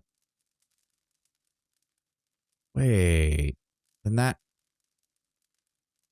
Is Koto purposely engaging in the ritual before it's supposed to be done? Because the way the correspondence we picked up from him and the image that we saw from the fanatic who was in the mercenary camp who killed herself, why is he trying to perform the ritual now when it doesn't seem that the ritual is yet needed? Something is definitely off here, and I think it has to do with Koto's dreams as well, because they wouldn't be mentioned in his journal unless something like that was relevant. You did not choose to be here? We did. We chose it when we thought it was our duty, and that it would be peaceful. But the more we forget, the less we understand. Every day something familiar becomes strange. If I had known, I'd never have accepted my assignment to the Abbey. Nor would many, I suspect. What is it you want from me? There is a relic, an aspergillum, it was called. What was it?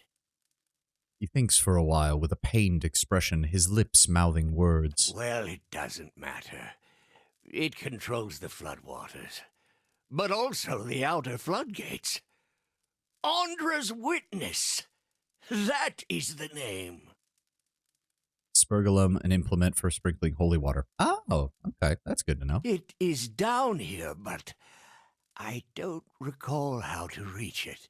The High Abbot knows. If you can find out from him, you could set us free. Open the gates. We would leave in peace and finish our lives in dignity. See, unfortunately, I actually am not sure I agree with this. He might be able to finish his life with dignity, but the fact that the other members of the Low Tide go berserk the second you get near them, I'm not so sure about that.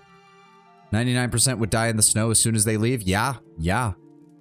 Are you certain it's wise to release the Low Tide in this condition? We are all so old now. There is little damage we could do in this state.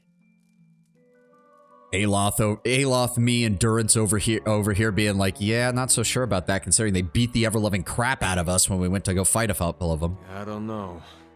We had this old fella in Gilded Vale. Looked harmless, couldn't talk, but he'd bite you if you tried to steal his steak when no one was looking. I mean, to be fair, Ader, if I was losing my mental faculties and you tried to steal my food, I'd probably bite you too. Once we are free of this place, we will be able to make memories again. The confusion and paranoia will pass. They are still monks, they can punch holes and so that is true. I'll see what I can do. Use the door behind me. Safer that way. Yeah, about that. Laying low. He's got some supplies. Okay.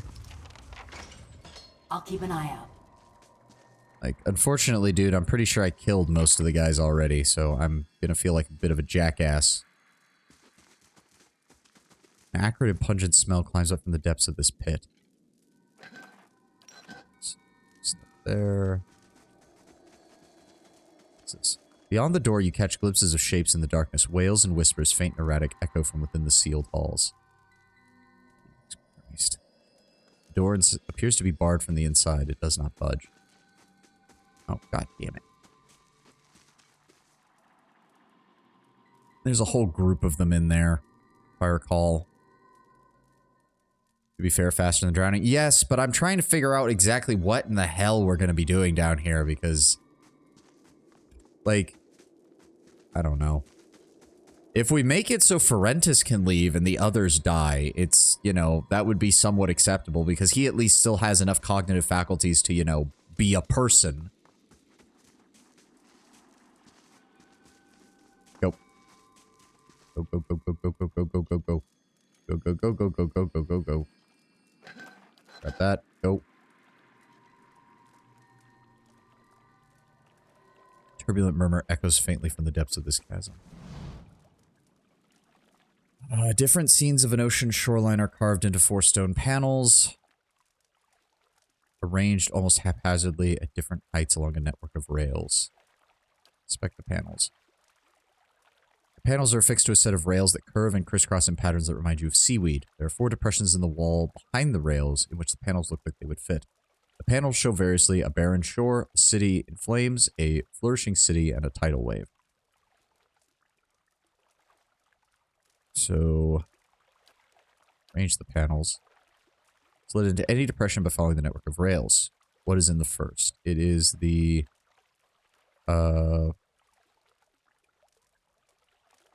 it's the, city in flames. Yep, and then comes the tidal wave. Yep, then comes the barren shore. Then comes the flourishing city.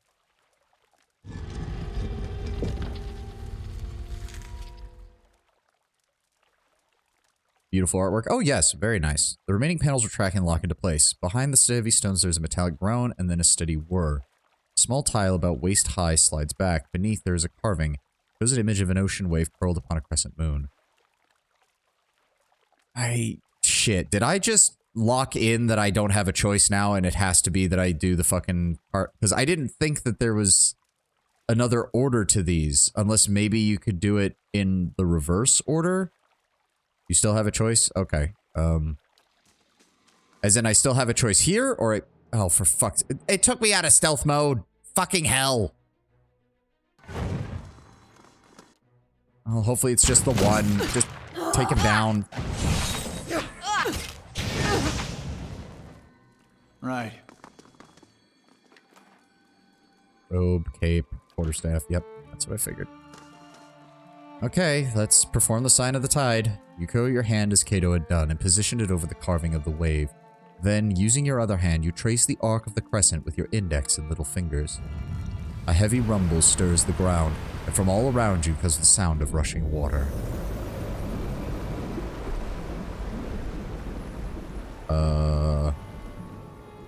Oh. Okay. That is interesting.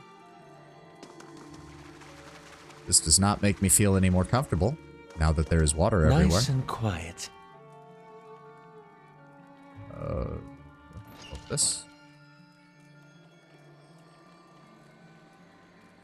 Hello? Who's over here? There's probably somebody over here, even though the place was cut off for who knows how long. I'm sure something will pop up. There it is. Oh, boy. Oh, boy. Okay, how do we want to do this? How do we want to fucking do this?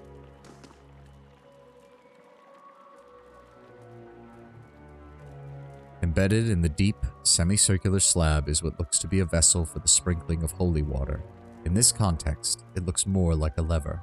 There are images engraved on the wall behind it, one of a rising wave, and one of an open gate. Okay, fuck.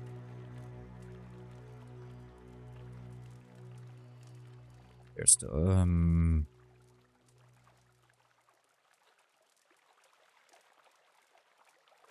the problem is I need answers, and the only way we're going to get answers is getting Koto to actually open up before he comes down here with all of his other followers, of course, because apparently he'll just move into the cell.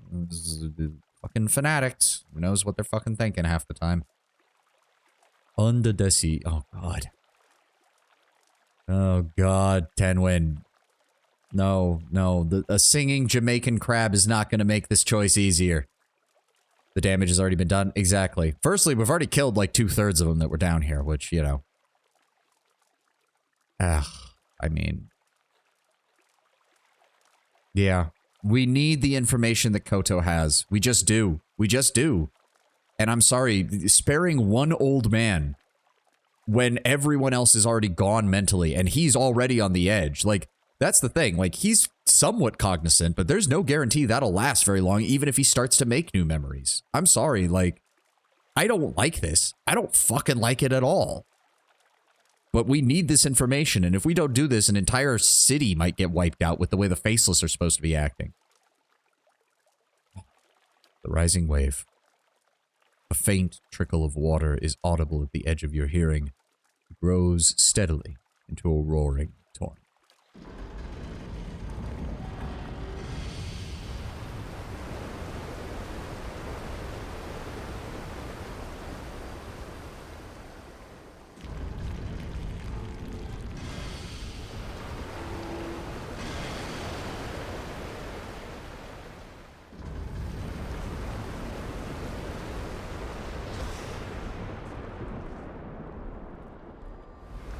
Yeah.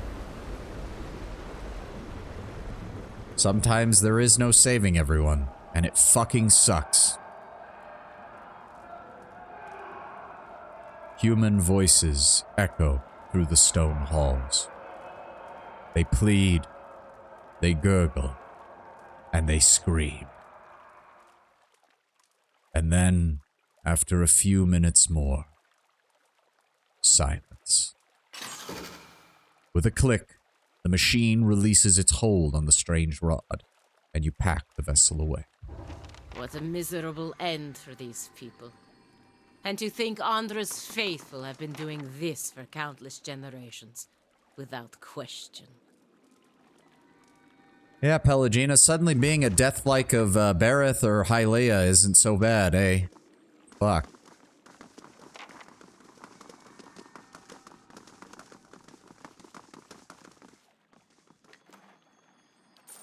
Wow, that guy had money on him for some reason.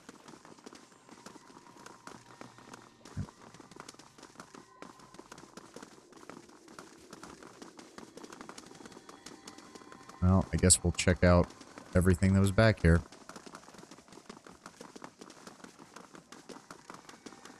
Yep. But yeah, the skeletons in the ice makes it even worse. Yep, it does. It fucking does.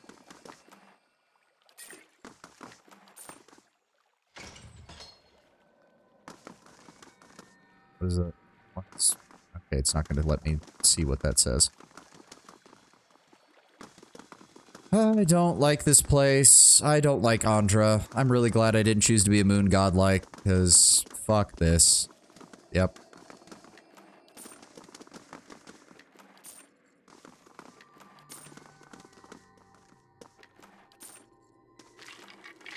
Yep. The other scary thing is eventually this cavern will fill up. Like, layer upon layer of ice has been accumulating here for generations. Eventually, this thing will be full, and there'll be no way to continue this ritual. Which then begs the question, are they fucking gonna build this somewhere else? Because that's fucking horrifying as well. I've also got a bad feeling that, like, in the middle of doing all of this, the real Tidebearer is gonna show up, and we're gonna be in so much fucking trouble.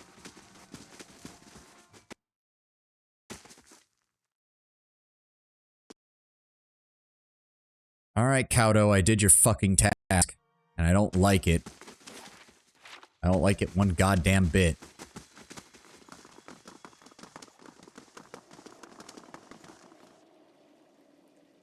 As I mentioned, I prefer Rimmergan. At least he doesn't pretend to anything. Yeah, and again, he does not... it's not like he told his pale elves, you know, go out and kill people to accelerate entropy or anything. He's just like, entropy comes for all. Live your lives, do as you will. Just remember, it's going to happen. Like, Rimmergan is a very passive god. He's a very naturalistic god by basically saying, yeah, entropy will happen. Souls lose their portions. Eventually, all souls get rendered down into nothing. It's going to happen at some point. Andra, on the other hand, is like, yeah, we need to actively remove memory. By the way, I don't remove enough of it, so it's eventually going to weigh down on you, and then eventually I'm going to have my followers kill you. It's like, yeah, no. Is fucking it done, A. then?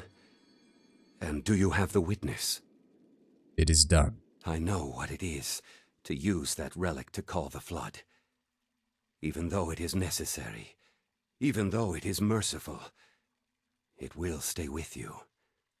Always. Yeah, no, I'm gonna call bullshit on that. It is not necessary. Your own rituals show that it isn't fucking necessary. And it sure as fuck isn't merciful. You are so lucky I need your information. You are so goddamn lucky I need your information. Or I'd be letting Devil of Karak over here play fucking xylophone with your goddamn ribcage. One day it will be a new Tidebringer's turn to call the flood, when I am down there. And then another for you. Only then will we be free of it. Free of the memory. He nods and puts a hand on your shoulder. The touch is tentative, and he withdraws his hand almost immediately. Come, meet me upstairs outside the reliquary. There is one more thing to be done to complete the rising. You think it's merciful to drown people? Have you tried fire? Devil, do your thing. Yeah.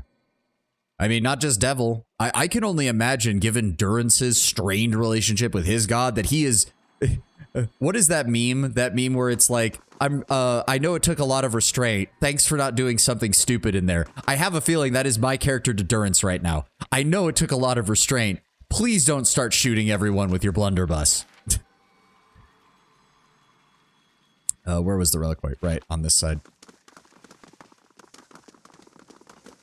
And are they literally... No, they're still there. They're still walking around, so they're not all heading down there just yet.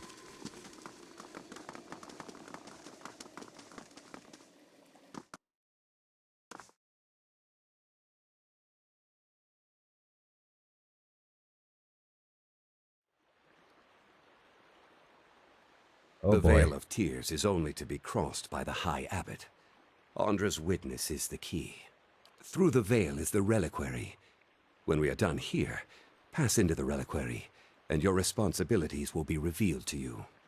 The final step of the Rising requires that you use Andra's witness to seal me below with my brothers and sisters.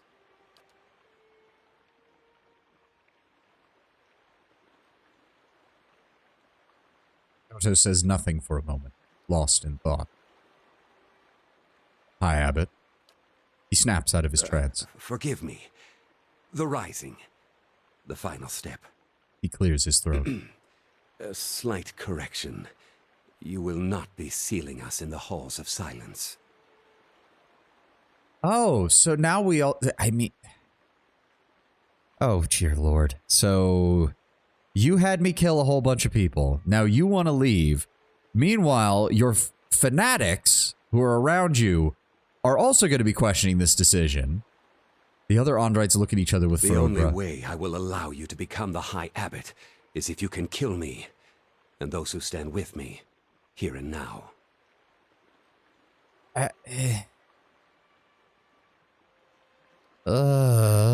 So yeah, he doesn't want to die by drowning. Big shocker. Big fucking shocker. Oh, Jesus Christ. Hold on. Let me drink.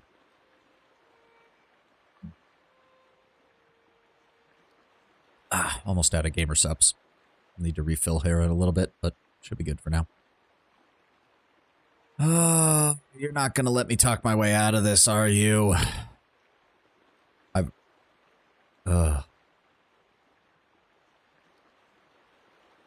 That wasn't what you said earlier, High Abbot. It's like, here's the thing. The benevolent side of me wants to just let him walk away. Like, dude, we don't even have to follow this. Just go. Just fucking go.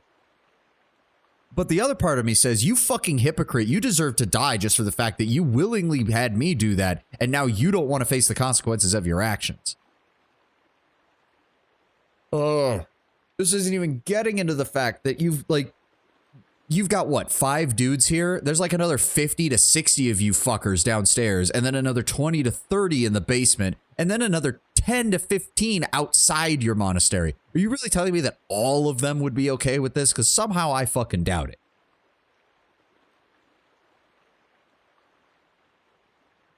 Are you sure there's no other options? No, I have no cause to harm you. I will give you cause. Have you ever swum in the open ocean, Tidebringer? No, never. When you swim in the ocean, you are at the mercy of the current and the waves. It requires a great deal of trust. When I was a young man in Rawatai, I would paddle out in a small kayak and go spearfishing in the Gulf. One day, when I was swimming, I was caught in a rip current and pulled miles from my boat. I have no cause to harm you. Should be a lie tag there. Not wrong. Not wrong. I stayed afloat long as I could, but there was no getting to safety. It was night, and the water was black. I took a final breath and sunk below the surface. Then there came a glow beneath me. It was a moon ray the size of a caravel, if you can imagine such a creature. I saw it swimming up toward me, and even as things began to grow dark around me, I knew I was safe. I awoke on shore. That day, I pledged myself to Andra, because I knew she had seen me safely through, and that she always would. See, this is what I mean again. Like, okay, goddess of the moon, goddess of the tides, not goddess of animals, so what the fuck does that have to do with it? And don't give me that bullshit of, well, she's the god of the tides, she's the god of the ocean. It's like, it really doesn't feel like it. We already know she doesn't control the tides. That is physically not the case. She can't be the moons, or I don't know, it feels like there would be something else there. And it also seems very weird to have a god with such a massive physical aspect in the world. Plus, she isn't supposed to be the goddess of the moon specifically. She yearns for the moon. She desires the moons, at least in the myth. Again, a lot more and more of the Andrite, like, theology is making less and less fucking sense as we go on. The glow of that moon ray has always been a beacon in my life. If I am sealed beneath, I will be forced to part with it. And 1,000 other memories that make me what I am. Oh, so you see the fucking problem then, you dipshit. I will die, afraid and alone. Yeah. No fucking shit. But you dip fucks are still fucking doing this. Do you want to go down there and see how many fucking bodies are stuck in the ice? I thought I would be ready. My trust in Ondra was absolute. But I am weaker than I imagined. I will defeat you and stay on as High Abbot, or I will die here, knowing who I am. Either would be better.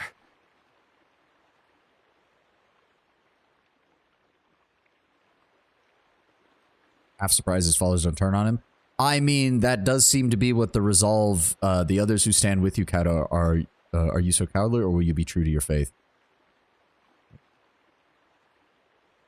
Like, honestly, they all fucking deserve it at this point. Like, this is so fucking bad. I'm half tempted to go on a murder spree after this is over because all of these fuckers deserve it. Tempted for a 5? I am honestly tempted. Ugh.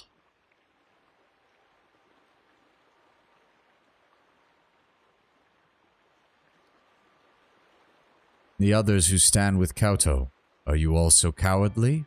Or are you intending to be true to your faith? None of them respond, but a few of the monks exchange looks. You seem to have made an impact, at least on some of them. Kauto turns to them. I have seen what lies in store. I do not wish that fate for any of you. Let us serve Ondra in other ways.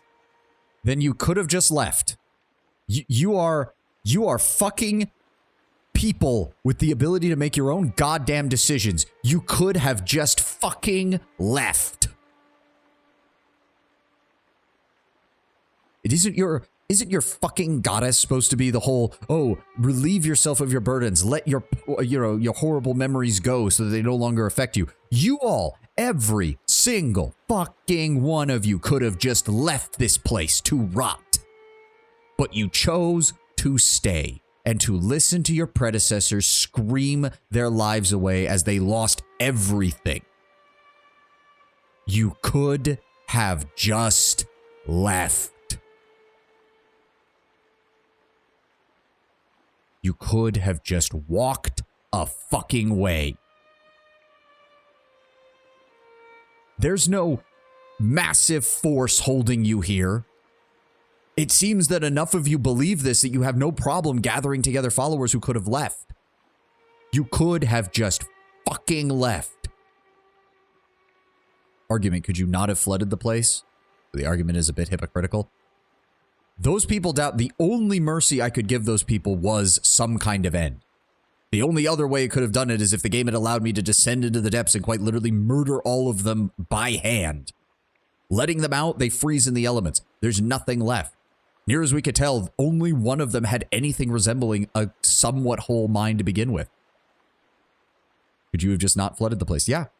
Maybe I couldn't have. I honestly didn't think Kauto was going to be this fucking stupid. So yes, I am partially annoyed, Sint, that he is making my previous choice even worse. So yes, I am slightly hypocritical, and I am slightly pissed. Because I have to figure out what's going on with the eyeless. I have to figure out why the personal army of Ondra is going to be coming to kill everyone in this region. And why this dipshit apparently has something to do with it. He could have just left. He could have just left with his followers. The Ondrites who are sent to this place could have taken one look at that fucking ossuary down there of generation after generation of their own followers being frozen to death, being drowned and then frozen into the ice and gone, no, not again. I will not purposely create horrible memories just so that my goddess has a chance to fuck my head over later.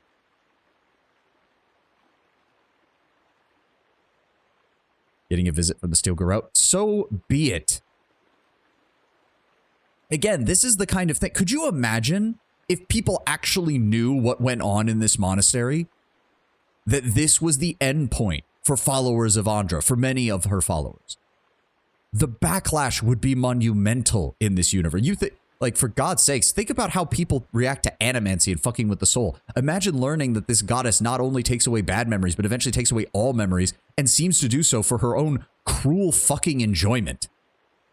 The Andrite church would collapse in a fucking instance. Their whole public image is, oh, we take away your poor memories. Oh, we take away, we help you reach acceptance with grief and all that things. And then you find out that most of their followers die screaming and drowning on purpose. And that they've done this for near as we can tell since as long as this abbey has existed. So at a bare minimum, you're talking 300 to 400 years since the first Adiran colonists first show up. And if this site was a pre-Adiran Andrite shrine even before that, possibly even further back. Hell, it might single-handedly explain why the Glodfathans pair her with Rimmergand and with Skane. They might see her as a like the other, the Adirans and the Valians seem to regard Andra as maybe not outright benevolent, but at least well-meaning. It wouldn't surprise me if the Glodfathans take one look at her and go, no, this is the goddess who drowns people and kills everybody and takes away your mind. Why the fuck would we want to worship her unless we absolutely have to? Which, in this universe, you kind of do absolutely have to, because you got to keep in mind the gods. They are going to be involved in your life. Okay, well, we managed to turn 2 of them against him, which is good, honestly. That gives us some, that is helpful. And once more, the game spawns me with my fucking tanks at the back of the formation. Thanks, game. Love it. Aye? Okay, let me see here. Resistances to just about everything. Plus 20 resistance to dominate and a plus 35 to charmed and confused. Okay, so yeah. That's not going to work on him. That's not going to work on him. Let's try to go with Paralyze. He has less resistance to that. There we go. We're going to try and paralyze him. Oh, great. There's more of them. Of course there's more of them. Right here. What the fuck?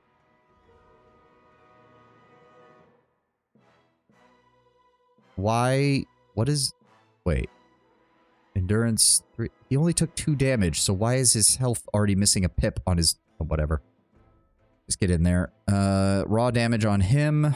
They're paralyzed. High Abbot is... Oh, wow. He actually failed his paralyzation check. If that's the case, then can we redirect that onto him? I'm ready. Pelagina, get in there. I want you to mark him with Sworn Enemy. Go ahead and give me Bounding Missiles on him as well. Endurance, give me Bouncing Spell on him. There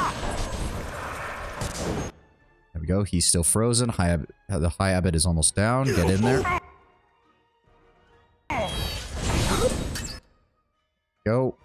Can you... For the love of God. Adir, knock that guy on his ass, please. Thank you.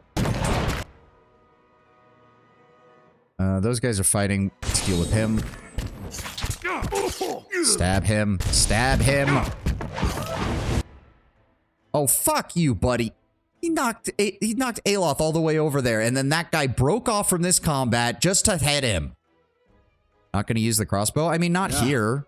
I mean, I guess. I'm not even... I don't know. 300 damage to frighten. It's 1,500 otherwise. Like, that's the main problem. I don't know. Maybe this is going to be one of the weapons we don't get fully leveled up, because this is kind of ridiculous.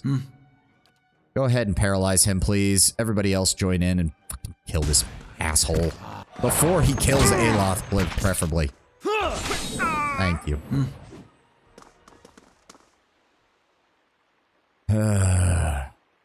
Alright, you guys go down there and fucking just deal with your own shit. I am so done with this place. I do not want to be here anymore. Andrite Tidal Fist Mass. I will admit, that looks pretty cool.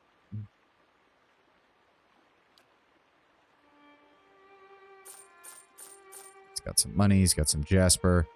The Robes of the Tidebringer. It grants Martyr on Unconscious, plus 25 defense against Charmed and Confused, plus 10 defense against Dominated. The Ceremonial Garb of the Tidebringer, a devote Andrite elected by their conclave to take on the mantle of leadership at the Abbey of the Fallen Moon.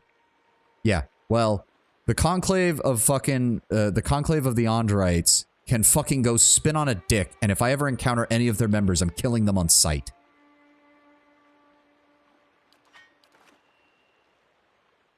I like the concept of the character. Hate the bastard. The concept is cool. Oh no, I like his rationale is completely understandable. Like, he knows what's going to happen to him. I just hate the entirety of the Andrite religion now. Like,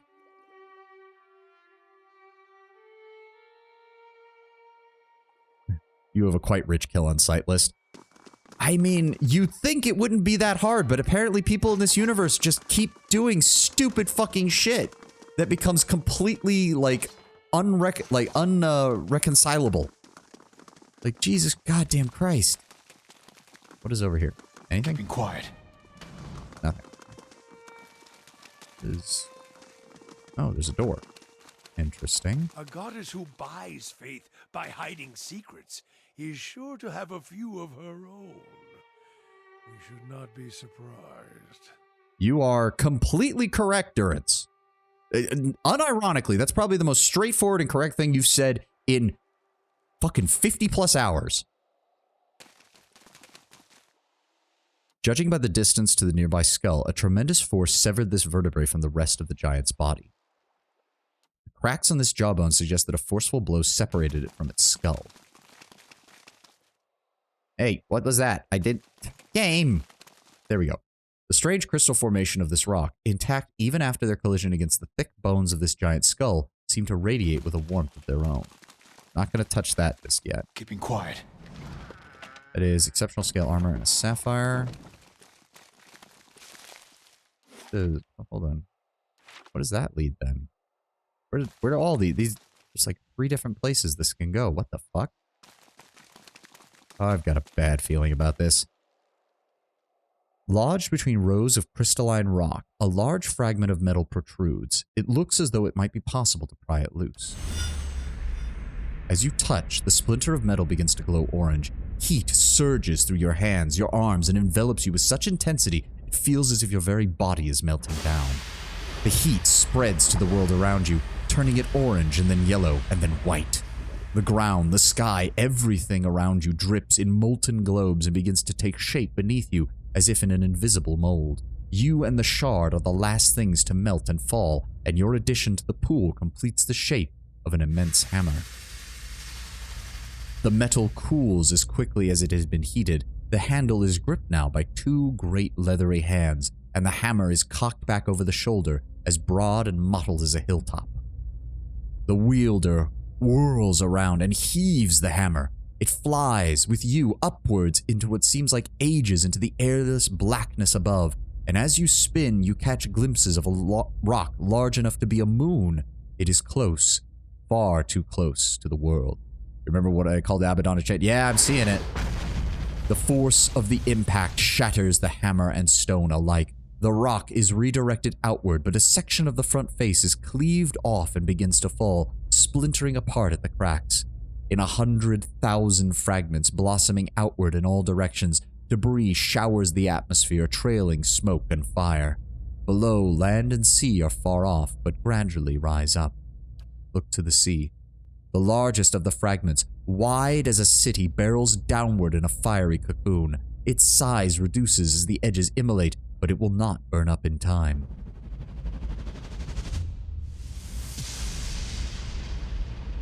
Ooh, that was a good sound effect.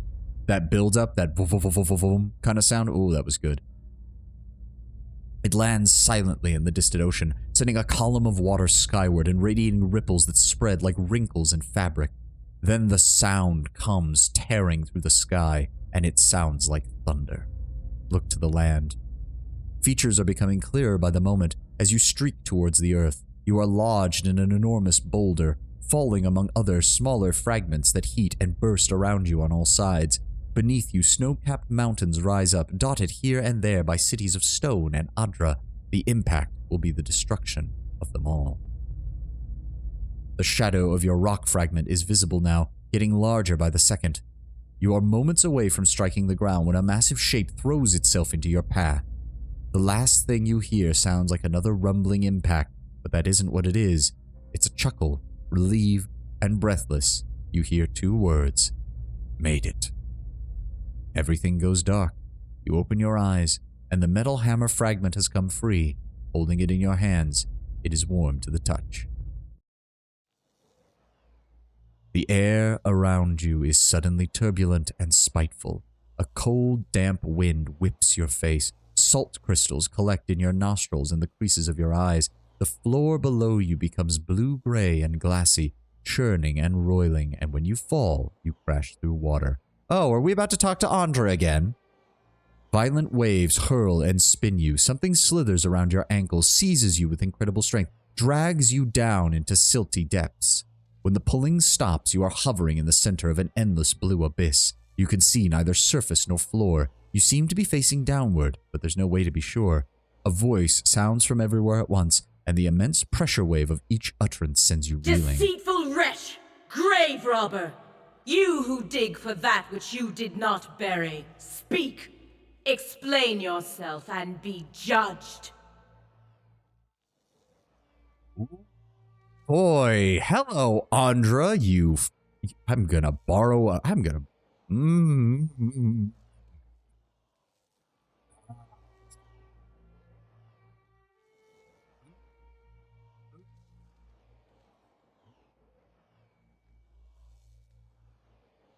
I'm sorry, you deceitful fucking bitch. Who are you calling a witch, you fucking wench? Your actions speak for themselves. The battery opened.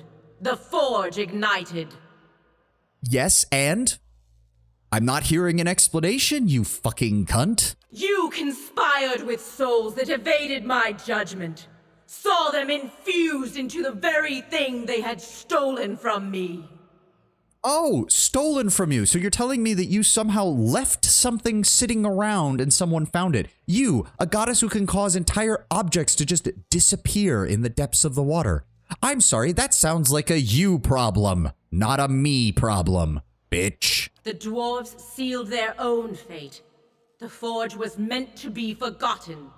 Then why didn't someone destroy it? Why didn't... You fucking cunt.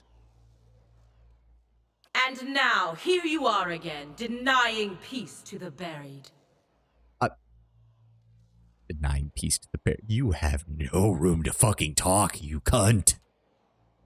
The turbulence around you calms. Silt settles like a slow exhalation, and the vast dark seascape beyond the murk fades in. Rays of light trickle down from far above onto green-gold columns of kelp that rise from the depths and sway back and forth in the current. Fish and mollusks patrol them in groups of hundreds of thousands. The nearest pass you with watchful eyes. Ooh. The army that destroyed the dwarves, the eyeless, they're yours. What the world casts aside, I take into my care. A thing may be forgotten, but it is never alone as long as I am here. All I'm hearing from that, Miss Andra, is that you fail to forget the very things that are supposed to be forgotten. If this white forge was so important to not be used again, why the fuck didn't you get rid of it? You got no problem getting rid of all the other shit people give you. Why was this a problem? They were lost children, abandoned, fixed on a purpose that no longer had meaning. Oh, come. Good to see you, buddy. We're currently being very salty at one of the NPCs, specifically a goddess of memory and forgetfulness, who can go fucking spin on a dick as far as I'm concerned. I took them in, gave them new purpose. I did not create them, but yes, they are mine. And you use them to butcher an entire city. And now you're going to use them to butcher another entire city out of fucking spite. They were Abaddon's. I saw him forging them. They were his once. I won't deny it. He created them as assistants to carry out his work on Eora. And you turned them into mindless killers. But he has long been the overseer of progress in the world. Leaving things behind has always been his way. Oh, and instead of removing these dangerous constructs, you instead decided to use them as your private army. Huh, it's almost like you're a power-hungry bitch. I allow him to leave his past in my care, so that it does not hold him back. I mean, that explains why you have his corpse. I was wondering how that happened. So you and Abaddon have a unique connection then? I suppose we do. But then, the gods have always been able to accomplish far greater things when working together. Nearby, you watch as a shark passes through a school of fish. The fish scatter, evading the predator. No, back it up. We're still talking about the Eyeless. Speak your mind. What new purpose did you give them? Some things that are forgotten must never be remembered. Okay, so then why didn't the Eyeless destroy the forge? Not merely for the benefit of those who forgot, but for the entire world. So why didn't the Eyeless destroy the forge? There can be no second thoughts, no sympathy or stays of execution. So why didn't the Eyeless destroy the fucking forge? The Eyeless were born to fulfill this task, though even their creator did not know it. They are single-minded and relentless. So why, you cunt, didn't they destroy it the first time around? You mean they kill those who remember what you want forgotten? They do not flinch when called upon to do what is necessary. Kith owe them a great debt for the troubles they have hidden away. But you didn't hide away this one. I'm still not hearing an explanation. I'm still not hearing a justification. I'm not even hearing an excuse. I could at least accept an excuse because at least you're giving me something. But you're not even doing that, are you? You haven't given me the whole truth about the Eyeless, have you? Careful what you accuse a god of, mortal. The water around you is suddenly icy. You can feel it sap the heat from your veins. Careful what you accuse a god of. Oh, are you fucking kidding me? I don't accuse you of jack shit. I watch what you do, and what you do is fucking horrible. Abaddon didn't abandon those creatures, did he? You made him forget them. Otherwise, he might remember how he died. And what if I did, mortal? It does him no harm to forget. Out with ice in an old shoddy robe, grow your beer on your own terms, practice that insane stare. I will admit, if you are playing a moon godlike in this game, I certainly hope there's some special dialogue here, because this is some real, this should be some real good shit if you're playing a moon godlike. On the contrary, it lifts a burden. If Abaddon remembered, it would threaten the harmony between the gods. Oh, are you actually also the goddess of, actually the goddess of the moon? Because that would mean that you killed him. And the little ceasefire that's been in effect since Wodaka got her ass kicked might be in danger. Oh, did you fuck up massively, you stupid bitch? It was not so long ago that conflict between us led to disaster in your world, and the death of one of our number. You mean Abaddon? You mean you fucked up and you killed Abaddon, one of the unironically good gods in this setting? She literally tore an unnamed third moon from the sky, which is what that other book mentioned, that it even explicitly said that they believed that there was a third moon.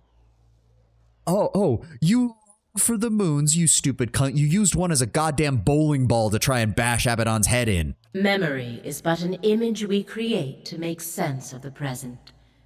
It carries no truth or meaning but what we ascribe. You know what's actually really funny? Given the fact that Skane is treated as the least of the gods, I have a feeling he's watching this conversation with a fucking box of popcorn too, Tenwin. He's watching this thing and be like, oh yeah, please convince her to give Abaddon his memory back, because that would be fucking hilarious. A slight alteration to it is a small price to pay for peace. It has been wrong to deceive him, just as it was wrong to deceive your followers, and just as it has been wrong to deceive the people of Eora. I can't believe that I honestly expected better from a god. Memory deceives. It distorts. It reimagines. This is no different. But that's a natural process, you cunt, as opposed to what you're doing, which is active manipulation. Again, Rimmergan doesn't actively go out of his way to kill things unless you're stupid enough to literally get in his way. You, on the other hand... The peace between the gods is already fragile. It will not withstand another shock. Whose fault is that, miss? I tossed a fucking moon at the planet. You may ask. So, what are the bones of one god doing sealed in your temple, huh? I want to hear the full story here, please. Do not play coy with a god, Watcher. I know you have seen his death. I feel it whenever a forgotten thing is taken from me. Oh, don't play coy with a god. I'm not playing coy. I'm being sarcastic and a bit of an asshole because you fucking deserve it. Abidin did not deserve to die here. This place, it was the least I could do to give his remains some privacy. Oh, did not deserve to die here. Okay, then why did you throw a moon at him? The least I could do for ending his life. Light drains from your surroundings, the kelp forest becoming a corpse of black tendrils, stark and twisted as regret. Boy, who would have thought that the unironically good god of creation might have an issue with you trying to blow up the planet? I called the moon down to me, Ioni brother. It was against his wishes. He would not listen to reason, would not listen to me. Are you talking about the moon not listening to you, or are you talking about about Abaddon not listening to you? Because it's kind of hard to parse. It really just sounds like you're a manipulative bitch who gets people killed. In his madness, he splintered the moon. But it was not enough. The greatest of the fragments still fell toward that which he would protect. Okay, so still your fault. Continue. In the end, he took position where it would fall, and absorbed the impact himself. I thought Balafa and Kalda were the only ones. Ioni brother is their smaller sibling, tiny next to them. Small enough that the world would survive its impact. Oh, so it's okay. It would only result in an apocalyptic near extinction event, not an apocalyptic actual extinction event. Oh, that's so great, Andra. It's so nice of you to do that. Why the temple? Why the secrecy? That time has been forgotten now, and so his death belongs to me. Everything he was before the impact. But you slew a god. There's no way the other god... Surely the other gods must know of this. Surely Abaddon must know. Current surges through the kelp bed, pushing each plant sideways like saplings in a hurricane, propelling you backward amidst a torrent of wayward fish. No! He cannot know! He must never know! Oh, it sounds like someone hasn't gotten over making a mistake. It almost sounds like the goddess of forgetfulness and the goddess of, acceptance and coming to terms with things hasn't come to terms with the fact that she fucked up. And despite the person who could offer her forgiveness, and honestly sounds like he might, Abaddon's the only good guy of the gods, really, you're too scared to ask. Oh, this is juicy. Oh, this is good. I am unironic. There's the biggest fucking grin on my face right now. Oh, you hypocritical bitch. Understand, he was not always as he is now. His body was not all he left behind. Yeah, from the sound of it, when I was talking to him in the shrine back in Twin Elms, it sounds like he's gotten a lot colder and a lot less open. It really sounds like turning him into a living golem god did not do wonders for his ability to, empathize and understand people. He was devoted to progress and industry from the beginning. But so too was he devoted to preservation. Oh? In those times, he would let nothing go. Nothing could be forgotten. His will was iron long before his body. Oh, and instead of doing what Rimmergan does and just waiting for entropy to take its course, you decided to be more active by causing an apocalypse. So that was why he went so far to oppose you. We agreed long ago, all of us, not to alter the course of Kith's civilization. Not directly. Not unless there were no other choice. But in this matter, there was no other choice. He understood that as well as anyone. It was for duty that he opposed it. That doesn't seem to be what I'm seeing from this. I would have stopped it if I could. But by then it was too late. Oh no, do you regret something and wish you could go back and fix it? Oh, that's such a horrible fate. You know, maybe you should spend some time in the Halls of the Silence and then drown yourself. What was it he was trying to preserve? Time has finished much of what I started. I cannot tell you that, mortal, for fear of undoing all its costly work. It also occurs to me, Skane wouldn't be the only one sitting on the sideline eating popcorn during this conversation. Whale is probably having a fucking laugh right now. Mr. I like to hide things, have people discover them, and then hide them again. He's probably laughing his fucking ass off right now. No wonder you can't talk to Whale. No wonder you can't talk to Whale in the Twin Elms Sanctuary. He's having too much fun just watching what's happening. On both the DLC and the main quest. You make it sound as though you were the sane one in this endeavor. The other gods knew what had to be done, but they lacked the will to go through with it. Even gods have their attachments. So you took unilateral action, and you're the one who's worried about... Oh, it almost sounds like you're not worried about a conflict between the gods. You're worried that the other gods are all going to gang up on you for your stupid bullshit. To erase all knowledge of such a grand thing required unthinkable devastation. The Eastern Reach, Deadfire. Mine was the only solution. I mean, it sure as shit doesn't sound like that, but... When I called down Ioni Brother, they remained silent. Even Abaddon. He knew it was for the best. Or maybe they were just so shocked that you were such a massive fucking idiot. But he tried to stop it all the same. Perhaps deep down I knew he would. I should have expected it. I could have stopped it.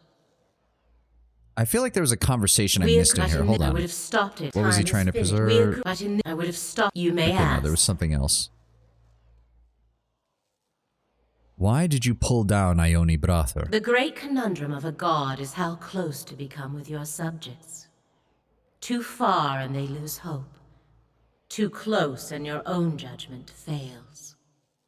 Given what happened with Wodaka and how we've seen Magrin act, I can... Congratulations, Andra. This is the first unironically and unequivocally correct thing that I think you've said so far.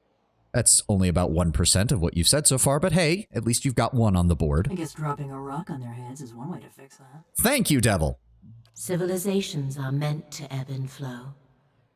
Allow them to persist for too long in power or knowledge, and you invite catastrophe. But again, instead of waiting for entropy to do its work, which we know in this universe it does, thank you, Rimmergand, you decided to get involved. There was a time when we let our sympathies get the better of us. When memories were allowed to persist that should have been washed away. The other gods could not be moved to act. I did what had to be done without them. You're talking about the Engwithans, aren't you? I speak of what is forgotten. I failed that day, but my purpose was achieved in the end. Oh, so in other words, entropy would have worked anyways, you just sped things up and in the process caused an apocalypse and killed one of your best friends. Well, supposedly one of your friends. I will not dredge up the memory to satisfy idle curiosity. Yeah, sure, bitch. What does it matter if something's remembered or forgotten? It's in the past in either case. Memories are the spirits of the past. You of all people should know their sway on the present, Watcher. Call to help, mother-in-law. Good luck with your god roasting. Thank you, Aura. I hopefully whatever you need to do with your mother-in-law, I hope it goes well. Hope it goes well.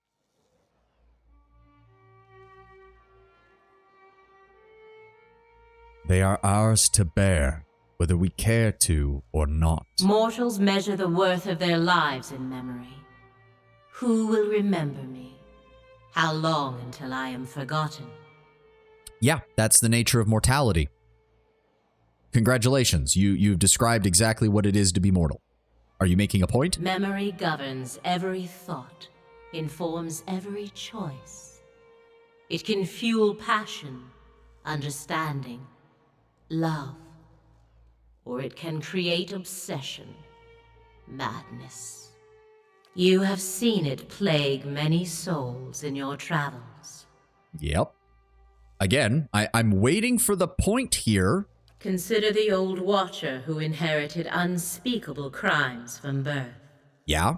Or the young woman who committed herself to Brackenbury for love of things she remembered she had. Yes, again, waiting for the point here. Or the fisherman whose life became a sentence the day he killed his sister. Again, I'm still waiting. Or the Glonfathen boy for whom an old medallion was worth more than all the fruits of his labors. They could be free from their burdens, if only they could forget.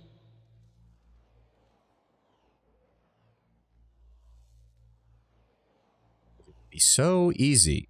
So easy. But again, then you still have to answer the question of, one, why haven't you forgotten? And two, if you can actually destroy something, like, say, for example, the White Forge, why didn't you? Their problems go deeper than mere memory. Simply forgetting will not make all of it go away. For some, perhaps. But for many, the memory is all that remains of it. The fires of Cold Morn died long ago, yet vengeance still burns in this construct's mind. What is vengeance but a fire fueled by memory that consumes the soul? A fun way to kill time? Okay, Devil, let's not go full sociopath on us right now, okay? Cold Morn is not but a memory now. If it no longer intruded on her thoughts, no longer haunted her dreams, she could live a life of her choosing. Cold Morn is part of her as well. It gives her purpose. It shapes what she is. So often do we confuse memory with identity. But memory is who we believe we were, not who we actually are. But there's no distinction between the two. That is just straight. No. Memory is who we believe we are. Yes, because it is who we believe we actually are. If you remove all memory, all you have is a drooling simpleton who can't do anything. Take a look at your own goddamn followers that you left locked up at the bottom of your fucking temple. So what are they? Are your followers actually just drooling morons who can't do anything but sit in the dark, and if somebody disturbs them, they try to tear them limb from limb? Is that who your followers actually are? She would have a different identity now, a more peaceful existence, if she could forget what led her down this path. But I would lose my favorite conversation starter. Devil, stop acting like a sociopath for 5 minutes, please. Ooh, Nochi, good choice, Tenway. Even when problems have run their course, memory can be the stone that sinks you into the abyss. Be that as it may, I fundamentally reject your moral paradigm because it engenders an incomplete conception of the good that fails to consider the importance of testing the soul.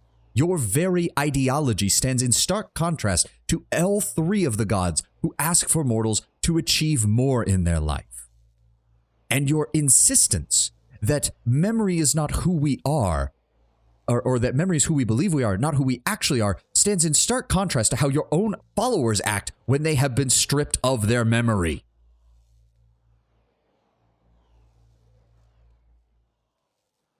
We are talking to her literal god, and Maneha still doesn't have much of a response. That is bullshit. Indeed. And what has led you to conclude you know better than a god, mortal? Your supposition that peace of mind is tantamount to the overall good is a flawed premise. Empirically, we know that struggle and inner turmoil strengthen the soul as often as they strangle it. The fact that you yourself have not forgotten what you did to Abaddon, despite the amount of pain that it has caused you, is a damning indictment of your own ideology. That hardly sounds like an improvement on inner peace. Is that the extent of your argument? No, actually, I submit to you that life is a framework to test the soul, and that an untested soul withers from disuse. Consequently, it is better to test the soul in order that it should thrive. If it breaks, it is no worse off than if it were not tested at all. As Abaddon tempers steel in the forge, as Magrin tests people through trials throughout their life, and as Galawain insists that one must hunt to survive, be it the hunt for knowledge, the hunt for sustenance, or the hunt for simple survival, it is the only things that actually make life worth living. There may be hope for you yet, Watcher. Thank you, Durance. That's got to be the closest thing to an actual genuine compliment you've said in over 70 hours of fucking gameplay, which I believe translates, if I remember from looking at the character sheet last time, something like 8.5 months in-game. Your reasoning is interesting, mortal. Perhaps there is something to it. But it is not my will to simply do good. Those broken souls that fail your test, those are the ones I love most. For no other god will have them. Shit. Abaddon does not toss aside his followers just because they fail at forging a sword. He would encourage them to take up the steel again and continue to improve. Galawain, even someone like Haravius who survived his test, and even those who fail their test, are still part of the natural order. Their bodies and souls still become one once more with the world in large, and those who succeed go on to do greater things. Even if they fail one test, they keep going. Magrin explicitly believes this. The only trial you can fail with Magrin is to not attempt it. Even if you fail in the attempt of undergoing the trial, you are still improving yourself. And it's not like she gives a damn about the methods that are used. Someone who might not have the physical skill to overcome a dragon might have the oratory skill to convince an entire army to rise up to fight it. And that's to say nothing of Hyleia, who openly does not turn away from her followers and openly tells them to embrace their passions no matter what form they take. Even someone like Pallegina, who's basically the polar opposite of what one would expect from the Hyleian follower, is still in some way serving her goddess despite actively disliking her. Fuck, even Skane. Skane doesn't even call upon his followers to actually be successful. He just says that they should rise up against their betters and actively pursue what they're doing. Sure, he's a psychopathic man-child asshole, but he's still making more points than you. Rimmergand, I mean, he's about the closest that you've got to that, but even he offers some level of comfort to his followers by acknowledging that no matter how many hardships they face in life, there is a chance that everything will end. You are full of bullshit. What small mercies they ask of me, I will always grant. Oh, small mercies, and that makes up for all of the murder that you do. Was there something else, mortal? Apparently there is a bit more. What do you mean the Forge is meant to be forgotten? Yeah, let's actually get back to the Forge itself, since we've talked about Abaddon as a whole right now. It was never meant for mortal use. Such power, such truths lie within it. It can bring only ruin. So why didn't you destroy it? When the Pargrunin came to the White March, they were peaceful. They shared common beliefs and purpose. Their visions for the Forge tore them apart. You have seen this for yourself. No, the visions of the Forge pushed them to be in conflict with one another. Your eyeless tore them apart. They would have destroyed themselves in the end. How convenient for you that we'll never know. You need only look to the history of your own civilization for assurance.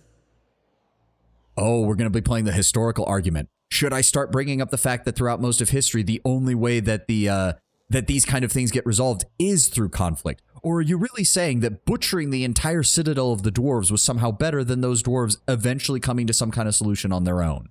Because even in a worst case scenario, assuming that the dwarves split into the three factions that we saw that they were slowly disintegrating into, 1/3 of them would have survived. But under your direction, none of them survived. So I say again, how convenient for you that we'll never know. How many wars, how many fallen empires might have been averted if only their leaders could forget the objects of their ambition.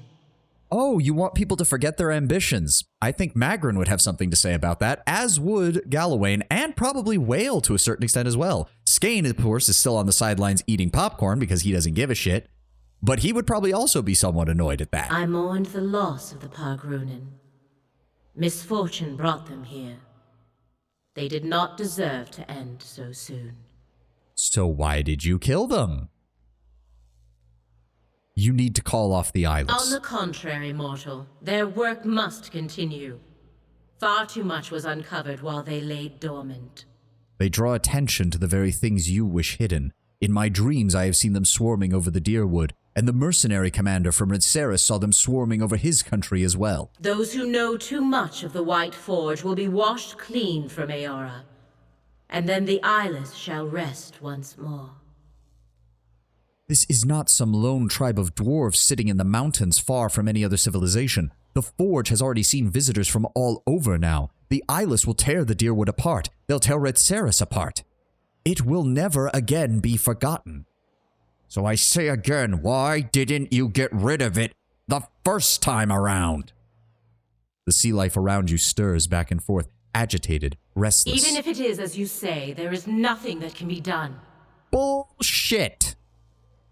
The Eyeless do not think for themselves. They have only the purpose that is given to them.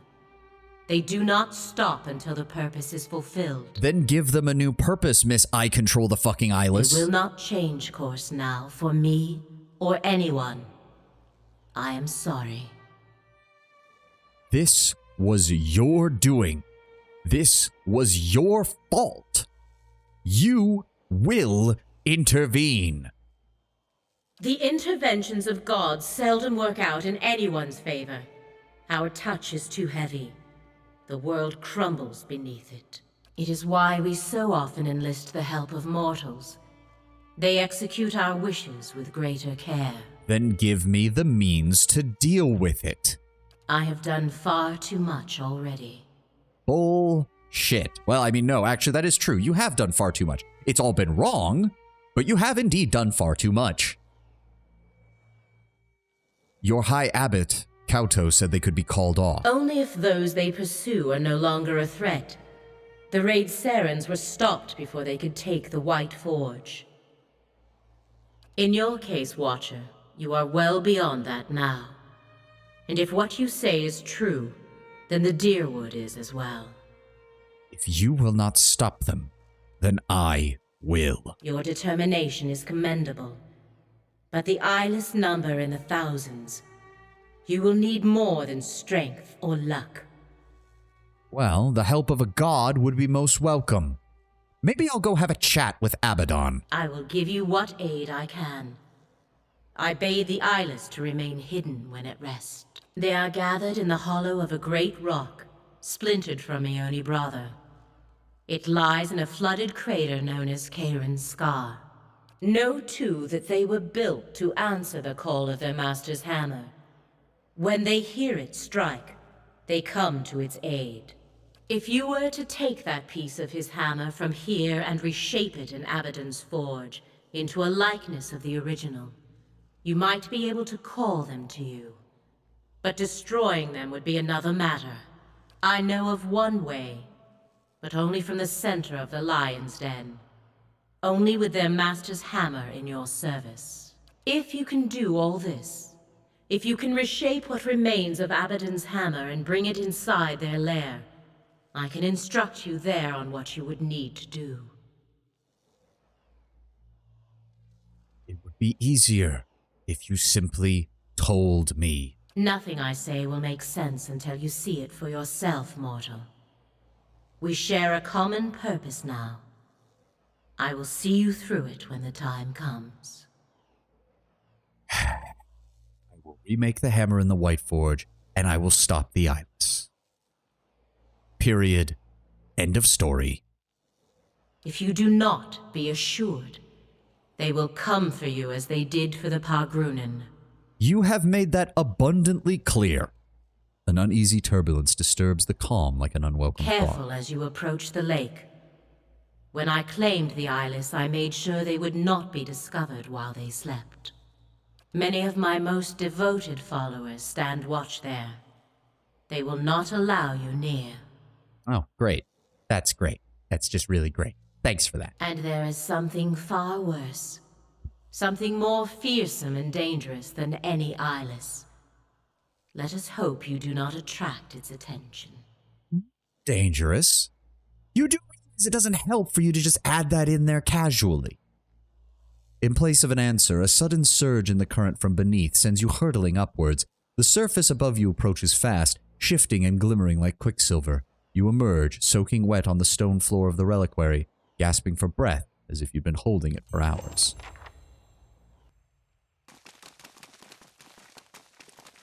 Alright, where does this shit lead? Because I don't remember there being additional fucking entryways into the reliquary from inside, so what the fuck is in here? What? That? Okay, that apparently... fucking shit, fuck. Where the hell do these go?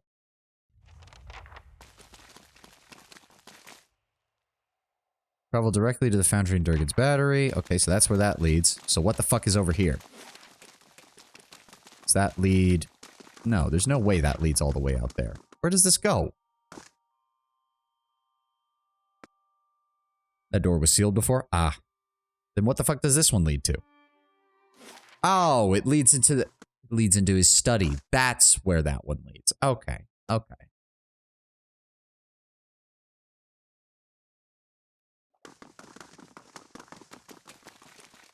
I hope we get the option to tell Abaddon about this.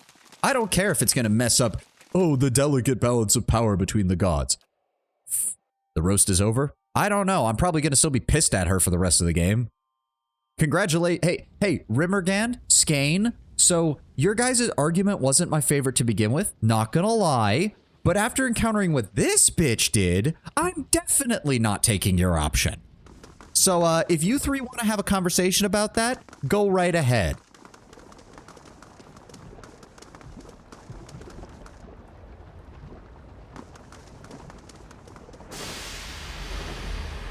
Incredible heat ripples upward from the white forge and laps against your exposed skin. The fragment of Abaddon's hammer grows warm in your hands, as if in recognition. It is only a fraction of the size of the original, but there is metal enough to create a hammer fit for a person of your size to wield, and in this forge, that fragment could be shaped anew. Recreate Abaddon's hammer. You recall to mind every memory you have witnessed of the Great Hammer. The images coalesce and take shape in your mind's eye. You know every curve, every engraving. Even as a shapeless lump of metal, you can see the fragment for what it is meant to become. The fragment is slow to heat, even in the white forge, and quick to cool as you work against the anvil. Sweat drizzles down your body and puddles at your feet. Your arms grow sore with every swing of the forge hammer until you can barely lift it. Minutes turn to hours. But as Abaddon's hammer begins to take shape, the ring of your own hammer against it takes on a familiar tone. One that you have heard in your dreams. With each strike, an image flashes in your mind. It is hazy at first, but it gains detail as the hammer begins to resemble the original. Over time, the image becomes a frozen landscape centered upon a cratered lake. Eyeless patrol its frozen surface in droves. This can only be the place Andra described, Charon's Scar. The eyeless pause here, and there, when you strike and look up, as though hearing the echo upon the wind. In the distance, as more details appear, you see other landmarks, Stalwart, Durgan's Battery, and you understand where the lake lies within the White March, where you must take this hammer.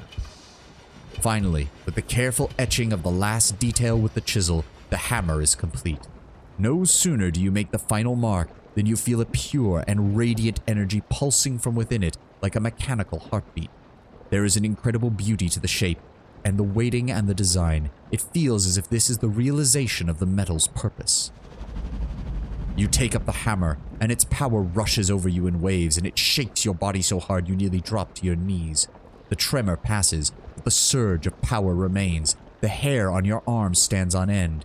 In your hands is a faithful recreation of a divine instrument.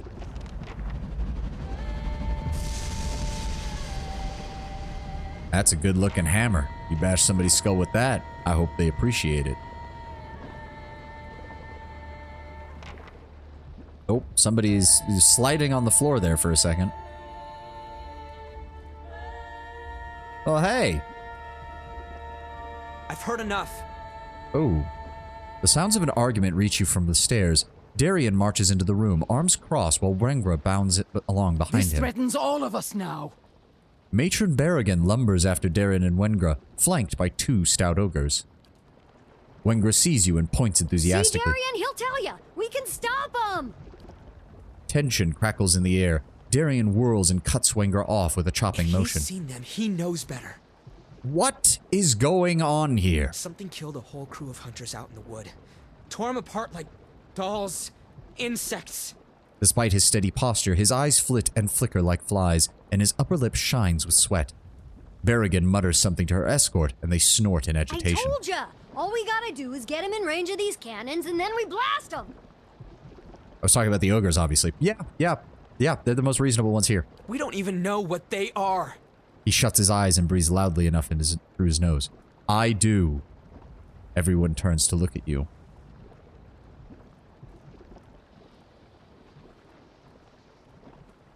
They are known as the Eyeless. The destruction my dreams warned me of. Berrigan's gaze is distant with horror. Suddenly, she rounds on Wengra and Darian. And your greed and recklessness have brought them on us all! She rolls her shoulders back and bares her teeth at the 2 villagers. Rage hangs around her like a musk.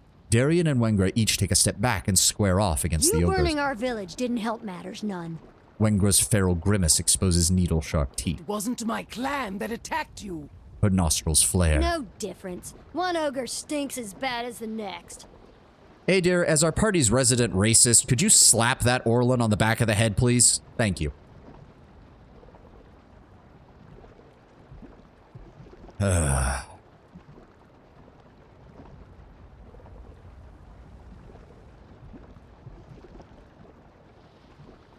You may be right. No, I don't even know. Claps echoes in the room. Yeah. That may not be the best onomatopoeia that you could use for that instance, Tenwin. Plap has a very lewd context usually in the realm of most people's chats. That's not real. That is... Adair, that is not what I wanted you to do with the Orlin. No, Adair, bad Adair. Someone get me a spray bottle. Slap, clap, etc. Yes, but Plap has a very specific context, Tenwin, for God's sakes. The internet has memed that word into a very specific context. You do not use that to describe somebody hitting somebody. Oh, God. All right.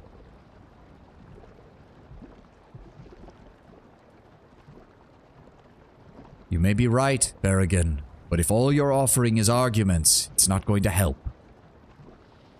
Kataka, I'm getting me mallet. Thank you, Kataka. Berrigan blinks at you in surprise. She's silent for a long time, but at last she Deal snorts. with them on your own, then. I won't spill my clan's blood over Kith folly. She trudges away without a backward glance, her escort following. I didn't realize that would send her away. I was just trying to be diplomatic. Well, I guess we don't have ogre help.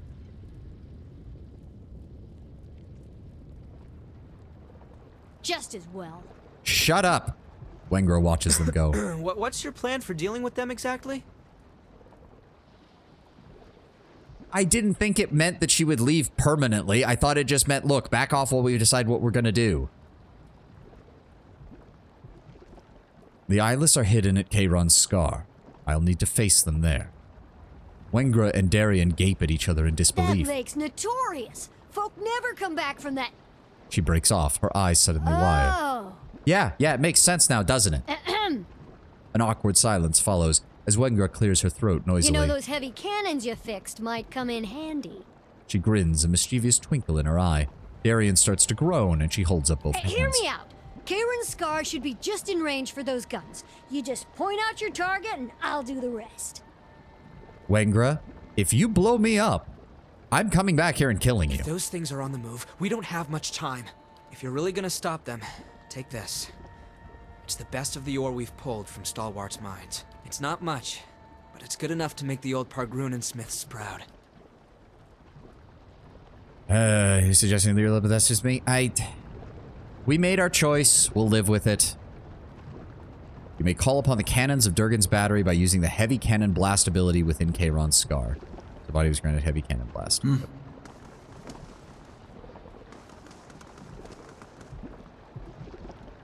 Like, the problem is, where even was...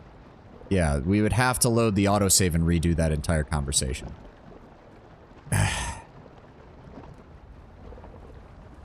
No. We're not saves coming. We're not saves coming. We made our choice. We took the diplomatic option. We're done. We're moving on. Let's go ahead and get these refined as quickly as possible. We live with our consequences. We're living with our consequences. Speaking of which, since this seems to be going into a heavy combat encounter, I need to see if there's anything... Nope, we're fully maxed out on that. I can't change anything on this as much as it... It'd be nice if you could Durgan steal even the soulbound weapons. And check the new hammer. And of course, this one also needs to be bound. Of course it does. It's a two-handed warhammer, slow speed, legendary, plus 15 accuracy, 55 damage, 4 might. Okay. Go ahead and drop that off.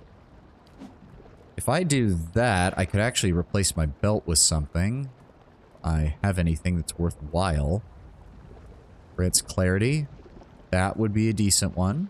Grants Juggernaut. That would also be decent. That doesn't really matter. +3 to Constitution wouldn't be the worst.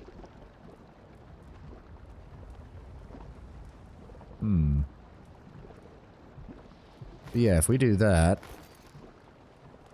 Wait, what? What? Hold the phone. We have the... Legendary, +4 to might. What the... Oh, that stacks?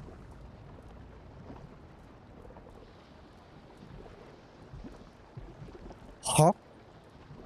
Isn't that flying in the face of every other item in the game? It's a weapon. Oh, so the weapons and armor don't clash. Oh. I just assumed they did because everything else does. Was there nothing else in there? There was nothing else in there. Okay, never mind. Okay, no, we're gonna... I guess we'll keep that on, because holy shit. Holy fucking shit. Plus 45% damage and healing, plus 30 fortitude to saves. Hot damn. Sure. Oh, though backed by money and spies of 2 valiant dukes, Haravius has successfully tracked Glenfathan Astronomer's code. Many of the Glenfathans who initially appeared helpful turned out to be saboteurs who believed that outsiders should not be trusted with Glenfathan secrets. A series of ambushes and difficult chases through Air Glenfath eventually brought Haravius face to face with the great-great-granddaughter of one of the Orlan astronomers who predicted the Lover's Tide. She threatened to destroy the key to translating the cipher, but Haravius was able to negotiate a limited translation of the key's astronomical information. In the end, the Valiant Dukes were a bit disappointed, as they had hoped to learn additional secrets of Glenfathan astronomy. However, even the information Haravius recovered was fascinating to their astronomers. Constellation Cloak grants dimensional shift once per rest and 12 reflex. That really isn't that good. Okay. We picked up all of the... Oh, right. We wanted to take a look at anybody else's stuff needing to be done.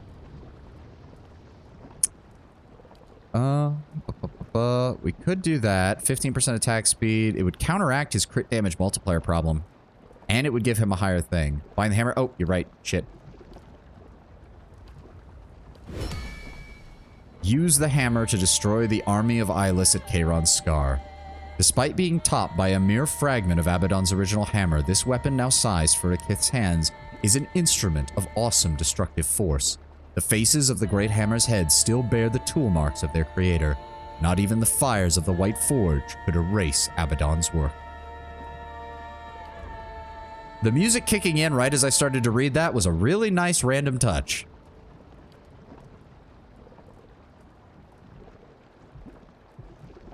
I don't think we're gonna find a better armor for Adair, so I'm thinking we go ahead and throw the throw that on him. You didn't read the upgrades for the hammer? What? Yes, I did. What are you talking about? Oh, plus 10 accuracy against Eyeless, plus 50% damage against Eyeless. Grants destroy Eyeless on critical hit. Grants Ring of the Abaddon Forge. Foe AoE stun for 10 seconds once per encounter. Grants Abaddon's Labor's user 1 fatigue. Ooh. Once per encounter, speed average, interrupt, foe target, deals crush damage, and a 4-meter push. Well, I think we just found our best weapon. Holy fuck. Yep, use the hammer to destroy the army of Eyeless at the Kayron Scar. Okay, well, as I said, first of all, we've already given him all of this. We can't improve any of these, unfortunately. It is baseline legendary. Yes, I noticed that. He's already got attribute bonuses. He's already got proofing.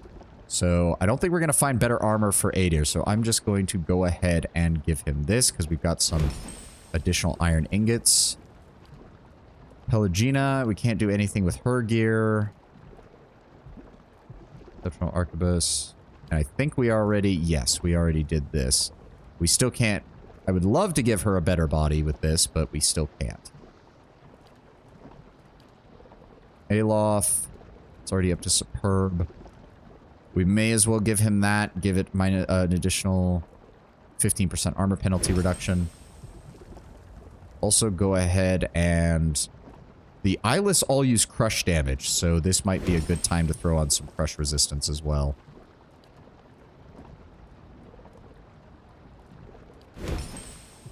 Go. Honestly, I'm willing to upgrade his Lead Spitter to Superb. And then we're going to give him a Durgan Refined Weapon. There we go. Because I like this one over the other one simply because it gets double damage resistant bypass. The Durgan enhancement also eliminates the crit damage multiplier negative that it gets for being a shotgun. Durance is now carrying a fairly potent fucking firearm. Keep that there. Still haven't seen Ninagauth anywhere. I don't know when that's going to come into play.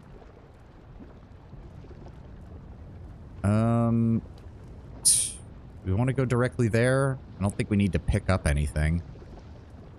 Travel directly to Kayron Scar. Ugh.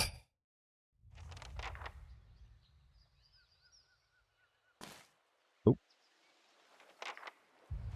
Oh, yeah, they big. Why are the Lagufeth here? Do not tell me that the Lagufeth are working with the Eyeless. I swear to God. Called upon to set right the gods' transgressions. It has become a tiring refrain. You know what, Durance? You're completely accurate in this case. You are completely right in this case. And I can't believe I'm saying that. Straight to the Scar. Are you saying that I shouldn't do that, Tanwen? Because...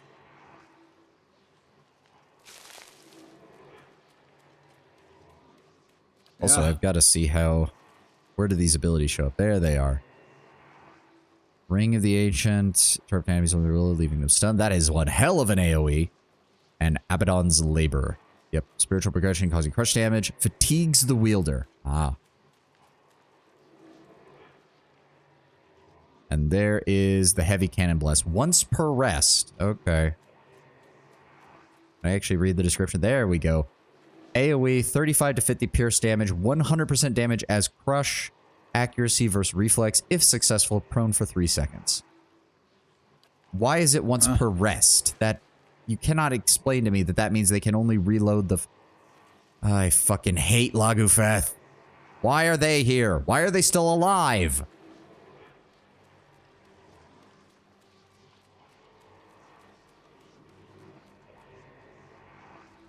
Okay.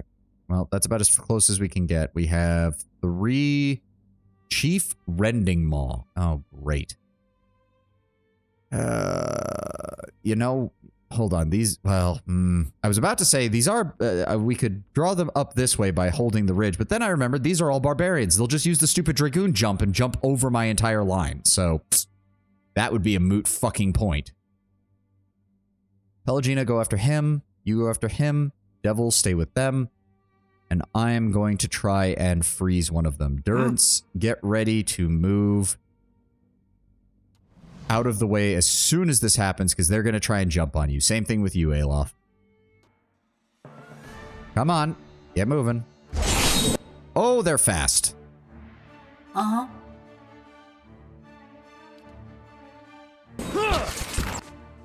Are you casting the spell or not? You attack them. Blind all of them, please, Alof. That would be great. There we go. That was good damage. Go ahead and cast the disintegration on him.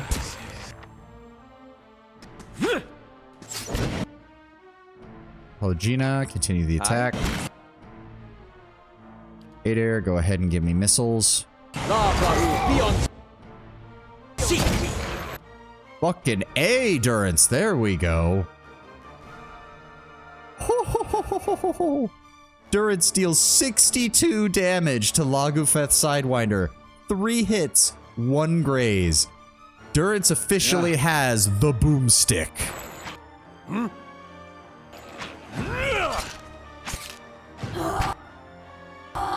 Come on, get around the side.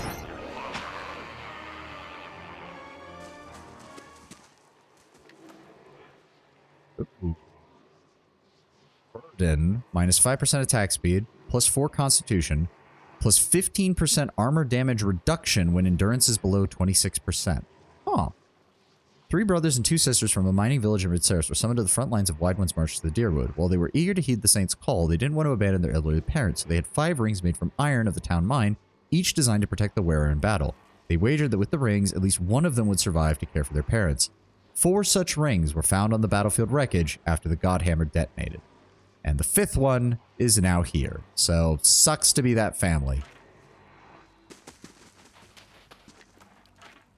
Fucking Lagufeth and their worthless ass equipment. Ooh. Whoever this was, they've been long dead. What remains of their flesh is blackened and frozen solid. This crater worries you and your 3 companions. It feels wrong, tainted, but the lure of riches is stronger. That giant rock in the center of the lake might contain gold, gems, or more. It took a week of backbreaking labor, but the boat is finished. It may not be entirely watertight, but it'll be enough to get you across the lake and back. You set off from the shore, the icy wind filling the sail. Sadon grins at you, his expression the most doubt that he expressed the most doubt the boat would float. A moment later, he's gone, barely managing a scream as a gigantic tentacle yanks him from the boat and under the water.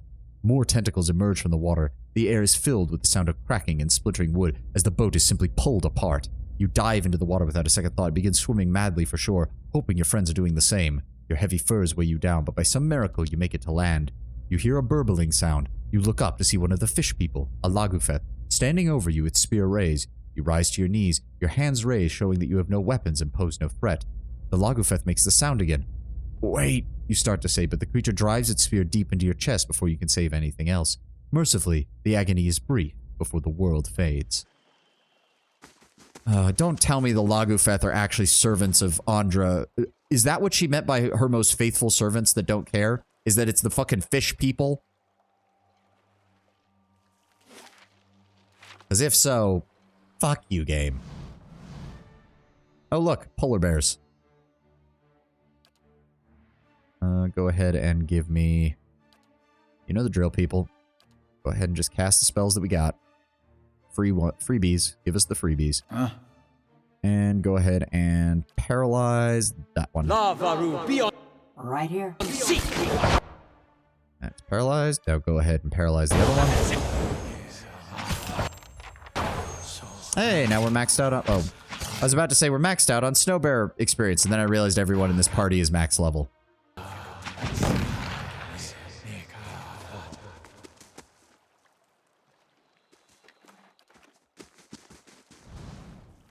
Okay.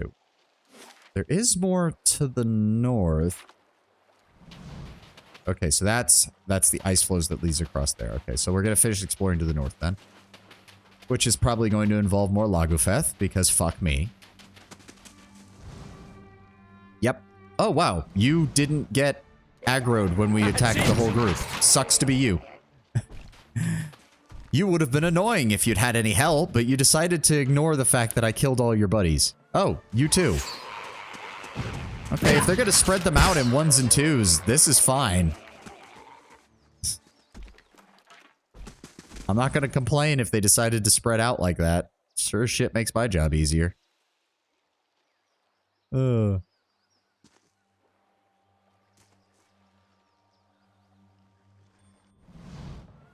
the fuck? Andrite Fanatic. What? Where the fuck did you guys come from? Oh, Andrite Fanatic. Oh, I misread that. They're also all about to attack me from up there, aren't they? Yeah, there's a priest and a wizard up there. God damn it. Pelagina, Adair. Yeah. Wonder if we can... it's such short fucking ranged.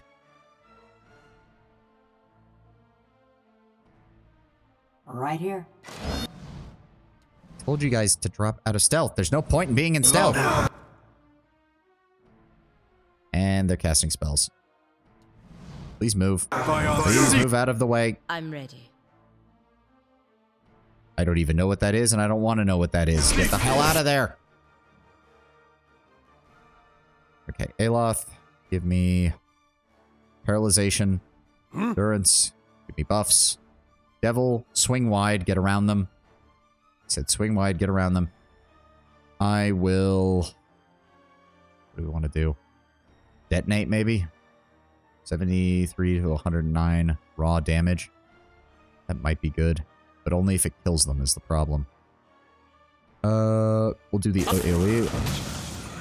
Please. Right here. Devil, I need you to move around the side. What I was asking you to do was move around the side, please.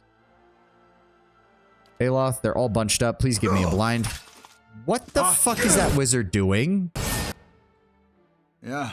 Alright, fucking kill him then. Paralyze him. Devil... He's only gonna be paralyzed for a few more seconds. Try to run in. Got him. No, we didn't. Did we fail? Mental binding, 2 grazes, 1 hit. Okay. Graze means someone should have been paralyzed, so why is no one paralyzed? Alright, fuck it. Bounding spells. Durance, please shoot him. There we go. Pelagina's taking a lot of damage. Go ahead and heal her up.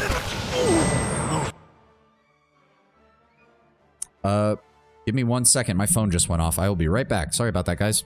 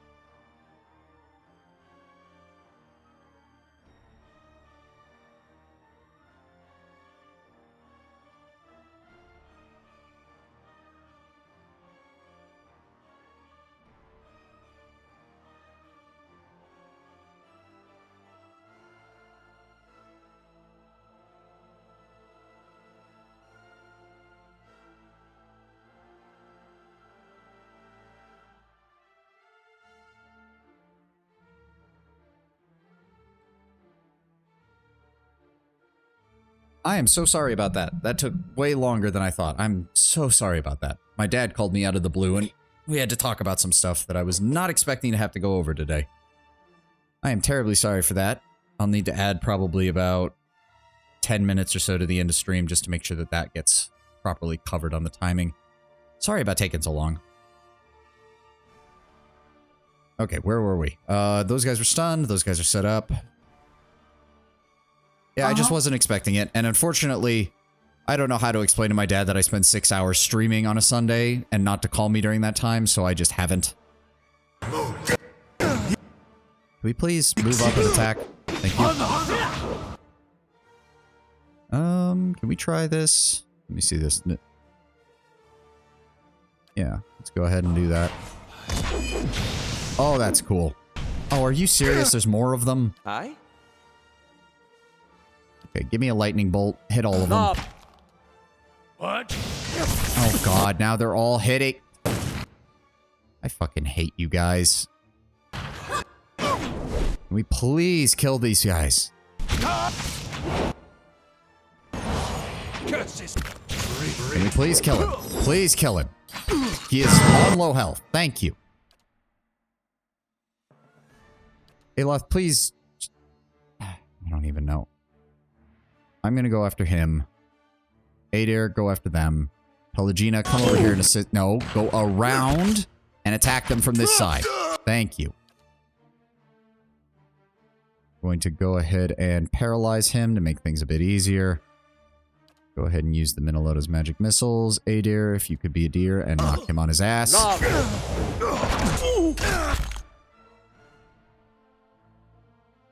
Go ahead and finishing blow the priest before he stands up. That really didn't do that much damage. No, don't take control of him. Just kill him.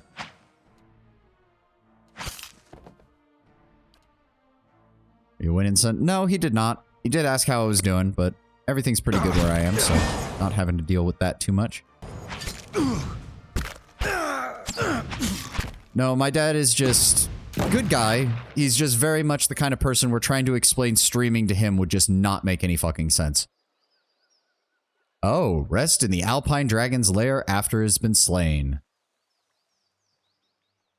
In Midwood, she came to the aid of the family of an aristocratic expeditioner who had failed to satisfy the house of his daughter's husband-to-be with the dowry he provided. The angry in-laws swore to destroy the family for the insult and enlisted a band of Bleakwalkers to perform the deed. Rayona rallied together an army of the expeditioner's vassals, exhorting them with a powerful speech about the kind of man he'd been, and together they slew the Bleakwalkers to the last man. Interesting. Grimoire of the Tides. Don't think they have anything else that's of any interest to me. Oh, exceptional crossbow. Very nice. Oh, I didn't even look to see what it got. 15% chance against vigorous defense when hit or critically hit. Grants Triumph of the Crusader plus 200 endurance per kill when endurance drops below 50% once per encounter. That's actually decent. That's actually decent. As a free cast, rather than having to waste a spell slot on that, that's actually solid. Yeah. Light, flame, and Ah, sound. yes, a trap. Who would have guessed? There we go. Ruby and Pearl, thank you very kindly.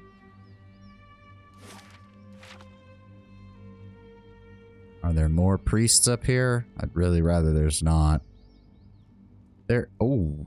Okay, what the fuck? A war dog and a elder spotted Stilgar.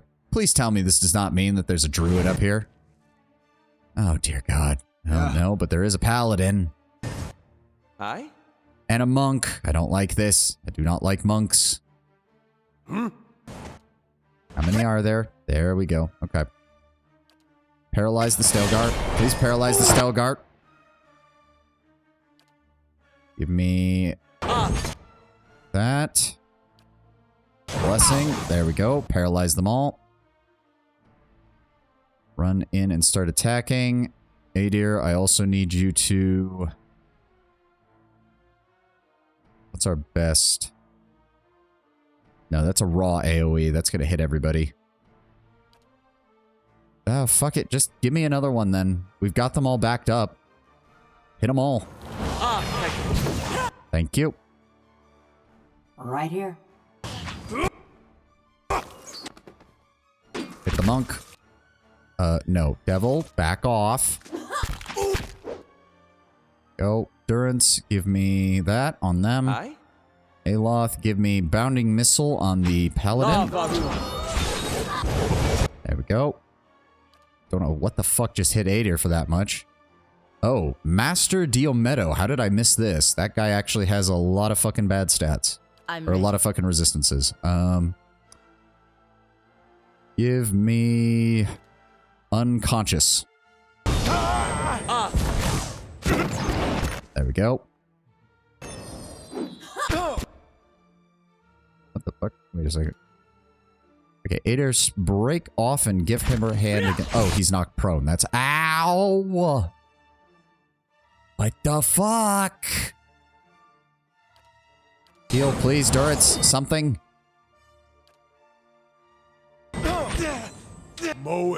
Thank you. Okay, go after the paladin. Please go after the paladin. Yeah. We're gonna try and paralyze...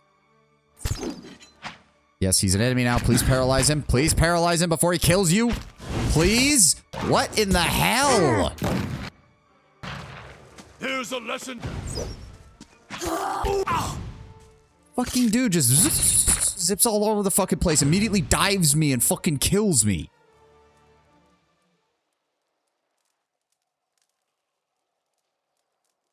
Yeah, he grazed me for 34 damage. Flagellant's Path to Ayla, 20 crush.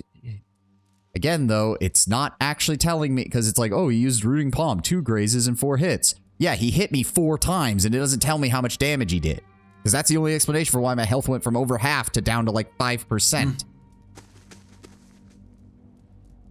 Ugh. Ring of Protection. Lost Parapet of the Winding Path. +2 to resolve, +20 concentration, and a consecrated ground once per encounter. Isn't bad. Gauntlets of Ogre Might.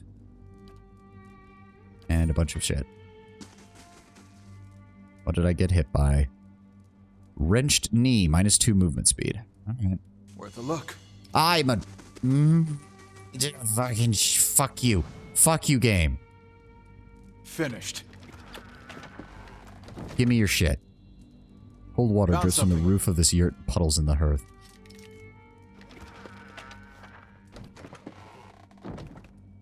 Fishbones lie among the coral. Someone carved a swirling crescent into the bench. Same description. Yurt is empty for a few heavy bedrolls. The yurt reeks of stale sweat, and there's only one bedroll inside.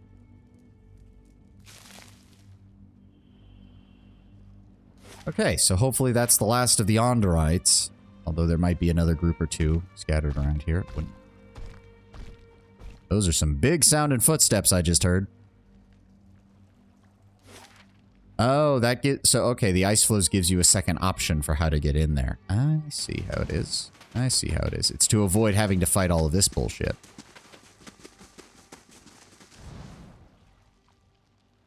Okay. Alright, there's nothing else down here. Do I want to double back to the Golden Whale resting... Golden Whale and get an additional rest... Get my resting bonus reset. I mean, we should be fine right now.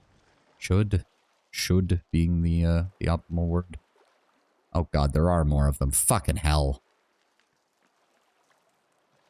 Alright, alright. Indeed. Aloth.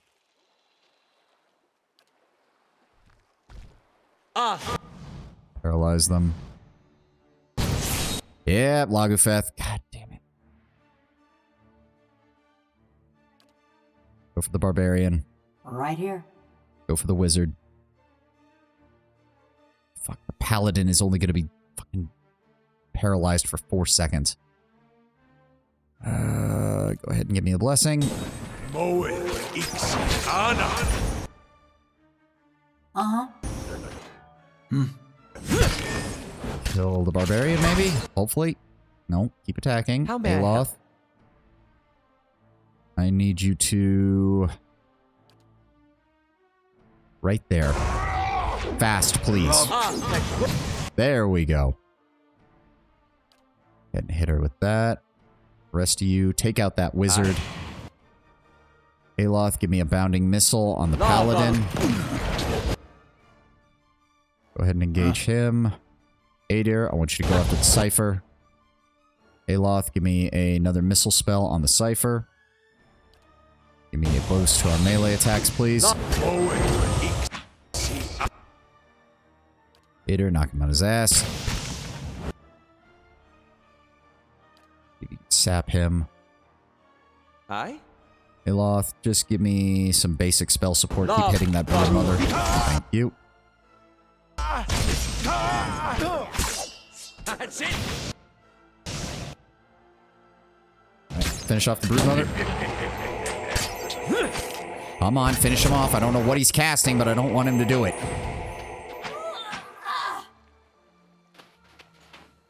Oh, there we go. Dragon's Maw Shield. 300 damage to enemies with at least 75% endurance to unlock the next level. Good. Deal 150 damage to prone enemies to unlock the next level. Good thing Adair has a way to knock enemies prone. Renetta the Scarred received the shield when she was still young for an especially brave or foolish battle against a stone dragon. She lost one of her eyes and all of her teeth. She defeated the beast and received the shield on what many expected would be her deathbed.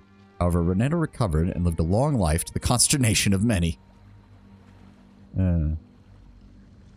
She ceased hunting dragons and took to training pupils, of which she had many. All were eager to learn from the steward of the Dragon's Maw Shield, and many hoped she might pass it on to them. Yet her contemporaries grumbled that she should pass it on if she... Oh, wait. Her contemporaries grumbled that she should pass it on if she had given up the hunt, and they complained that no hunter should profit financially from the shield. Renetta eventually bestowed it upon another hunter, but by that time, she was a very wealthy woman. Exceptional, +1 to enemies engaged, 25% chance to cast Taste of the Hunt, 100% of damage restored as endurance. Oh, that's nice. On hit or critical hit. That's actually really good. I'm pretty sure that's... Yeah, it's going to be the same thing, but still. Go ahead and give them all to them. Go ahead and give them all. And that. Alright, I know there's Endless around here. I can hear them stomping about. Alright. Immediately. Paralyze him. Immediately. Oh god, my movement speed is so slow in combat. Holy shit. There we go. Hot damn. Vessel Flesh and Binding Copper. Okay, there's going to be more of them. Let's head over this way, see what's on. Sounds like there's one approaching on that side. Oh. Fuck, fuck, fuck. Please get the people who need to be in the front, please. If I can engage these guys one-on-one, then we can do pretty well.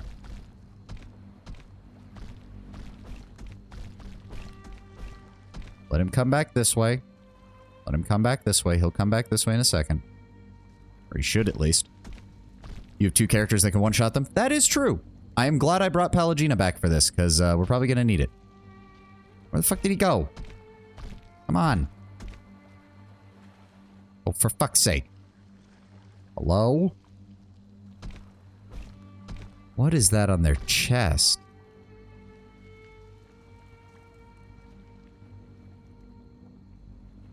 Like, the model is kind of disturbing looking when you really get down to it. It's especially interesting because even just the design speaks to something that was only ever meant to, like... Well, no, the symbol of Abaddon is like cogwheels over a pair of hammers or whatever. Or a pair of hammers over a cogwheel. This is like some kind of beating mechanism that takes the place of a heart. Huh? Alright, I guess we're just gonna engage him then. Let's go! Oh, right. We do not want him to do that eye beam attack. There we go. Thank you, Pallegina. Oh, this one has different tools. Interesting. Well, we're gonna still cast a paralyzation spell on him, please. Thank you. Thing isn't doing the job. It's fine, Adair. Pallegina gonna single-handedly carry us through this shit. It almost looks like Big O. Yeah, the ones with the hammers? That's a good point, Kataka. Does kind of look like a horrible mutated form of the Big O without armor. Almost like what the mechanical skeleton inside the Big O would look like. You can just make out the blurred shape of an eyeless behind the ice. I'm probably still going to want to rest after we get this place cleared out. Oh, okay, there's 2 of them. Please, please, there we go. Oh, you knocked Pelagino away. You're aware of what she can do. Oh, come on. That is bullshit. Hey, dear, get out of Pelagina's way. Oh, dear fucking God.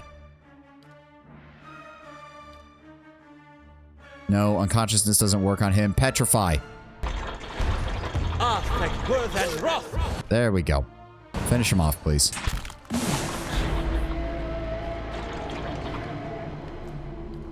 Right.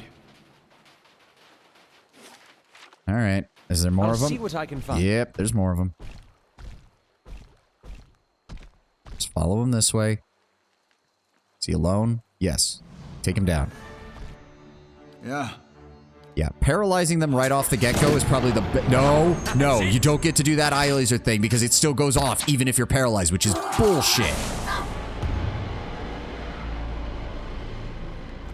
Give me that.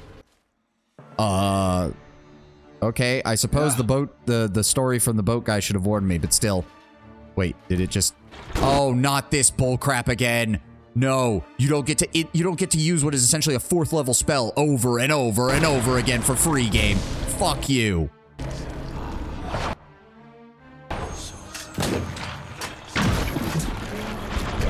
I'm sorry, did he just fire a giant harpoon into the air that hit me? Okay, can we please kill him? What the fuck?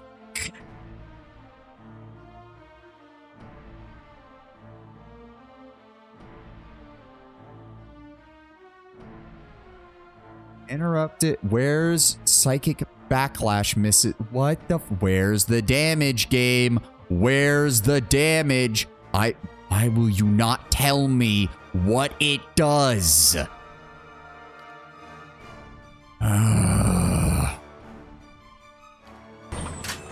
Please heal. Please heal.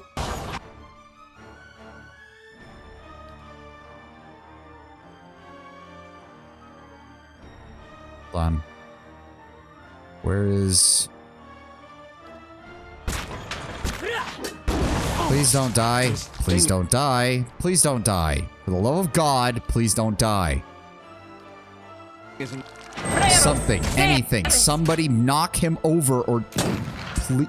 Can we kill him? Please? Somebody?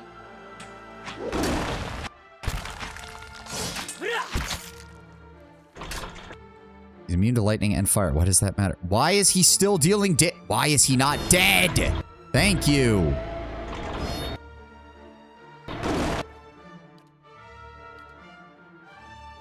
Paralyze the tentacle. Okay, I didn't expect it to just... Oh my God, why is there 3 of them?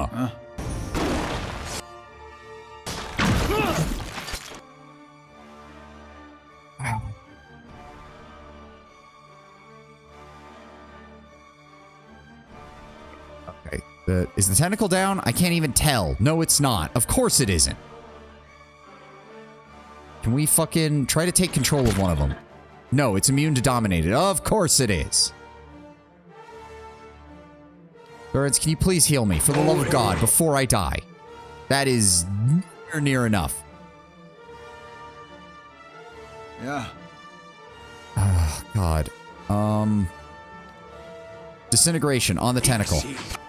How may I help? Alof, give me spells. Freeze them, please. Now. My God, he's barely taking any fucking damage. And they're all focusing on me, because of course they are. There's no way to stop them from focusing on me, because of course there isn't. Paralyze him again. Thank you. Yep, go ahead and do that. And we're going to paralyze... No. Paralyze this one. you. What? Endurance. That's fire damage, isn't it? Yes, they're immune to fire damage. No, they're not. One of them was immune to fire damage. It's weird that they're not all immune to fire damage. Game is really pulling out all the stops. Yes, I'm getting that feeling right now. Ow. Please, enough with the rocks. What do you mean immune? He is immune to fire damage. What the fuck, game?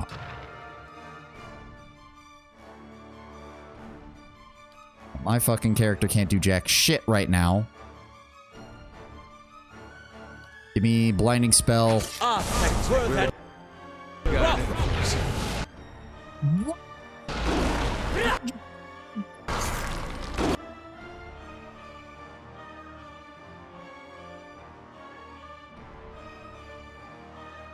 don't even remember where Devil is. Can we please get her up? Where is it? No. Use the spell on. No. Use the spell on her. Use the spell on her. Now let me select my other character and freeze this asshole. Special attack, please. How may I yes. More spells. More spells. Alright, start attacking it, please. Start attacking it, please. Thank you. You two, get down here. Endurance, please move up. That's it. Please assist. Please assist. Can we please kill this thing before it fucking... Please kill it. Please kill it. Please kill it for the love of God.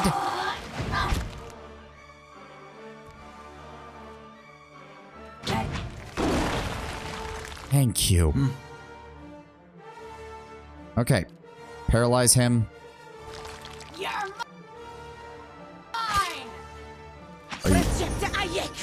Why were you not moving closer? I asked you to please cast Paralyze on this thing to make things easier for us. Thank you. Servants, I'll see her paid for this. I'm sure you will, Durance. I'm sure you fucking will. Okay, we're resting now because we don't have a fucking choice in the matter. This has almost been the equivalent of, ooh, a piece of candy, ooh, a piece of candy, but in tentacle form. Ugh, yes. These things all count as vessels. So, oh, can't do that for them because there's no point giving her that. Go. Data, an animator's right requesting a prisoner connected. You will not be getting a prisoner to do shit with, you dumb fuck.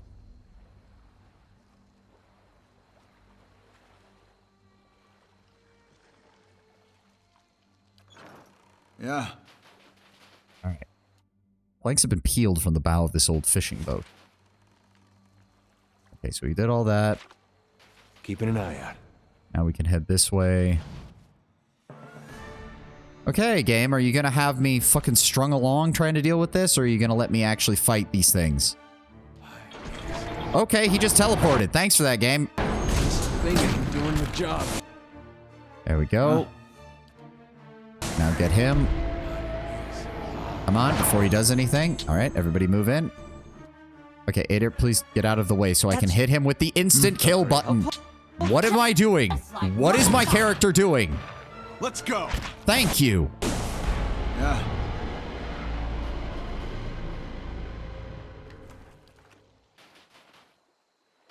I was not wanting my character to dance around him. I wanted him to attack him.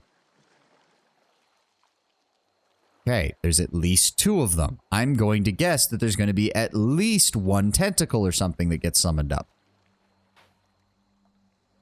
Let's try to be very careful with this, shall we? There we go. Oh, we can't walk through that. Of course not. Thank you.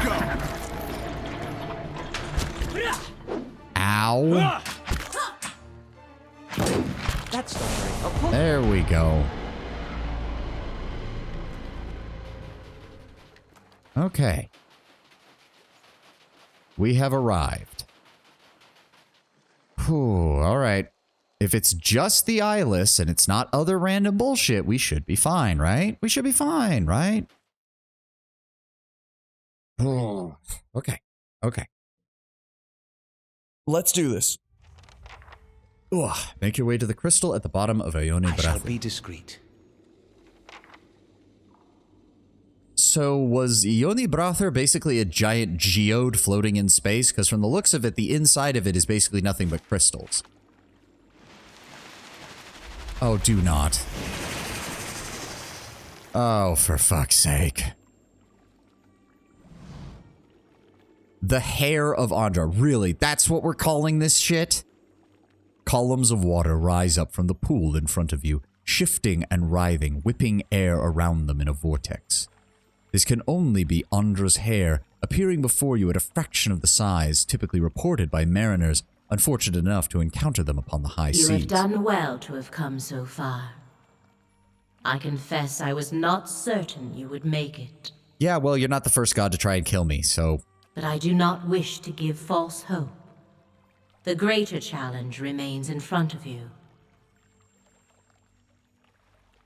Nonetheless, the eyeless must be stopped, for the good of the Deerwood, if nothing else. Running through the core of this rock is a large growth of crystal. You will know it when you see it. A blow to the crystal would reverberate through the walls of this place. Strike it enough and the entire structure would crumble. The eyeless would be buried. Alright, that sounds almost easy. What did you do to make it so that you couldn't do that? Of course, it would take a person years to cause enough damage. But not with the help of the eyeless. Then you know what must be done. Strike the crystal with Obidon's hammer. The eyeless will wake and come to its call. Join in striking the crystal. They will cluster together and bury themselves. I have realized it is best that they should be ended, for within each of them is a small piece of Obidon himself. Upon their deaths, those fragments and the memories they contain will be safely dispersed. I had not considered the dangers of allowing them to persist, until a watcher appeared at my abbey. You sound condescending as fuck right now, Andra. I'm not even gonna lie. Why does it still feel like there's things you're not telling me? A single strike upon the crystal will not be enough. The eyeless respond only as long as the hammer rings. You will need to remain until their work is complete, wielding the hammer until the walls come crumbling down.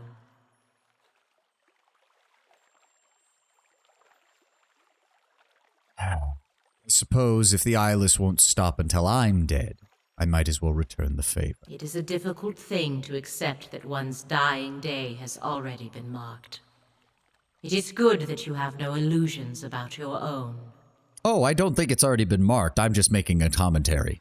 I'm still going to find a way out of here because fuck you. The eyeless cannot be reasoned with or fled from.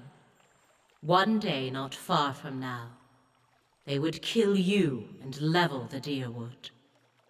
Because of you, yes. Thank you for accepting responsibility for this, you dumb bitch. You have seen what they will do. This is the way you can stop them. And the truth is that you are marked by the eyeless for a reason. It would be better for all if the things you have seen were forgotten. Oh, I see. So this is your way of killing two birds with one stone. Fuck you. I am so glad I didn't accept your guys' blessing back in Twin Elms. Ain't that convenient? Indeed it is, Devil. Crushing's a bad way to go. Maybe we should just hang ourselves. The watery columns drop all back at once into the pool, sending a small splash. The pool settles, and looking down into it, you see only the faces of you and your companions, alone and condemned.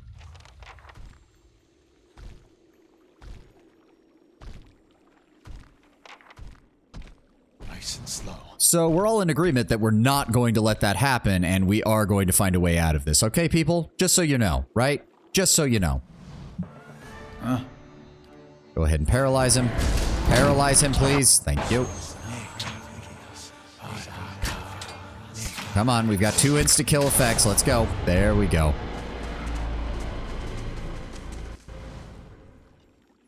The combination of the hammer and Pelagina's sword is doing wonders in this area.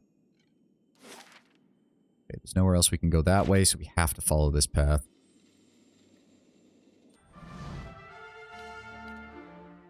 Thank God ciphers don't have spells per day. Come on. Insta-kill effect. There we go. Keep moving. Keep moving.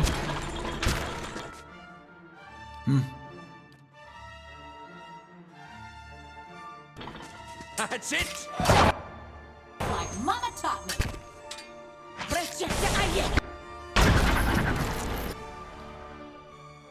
Realize this one too. There we go.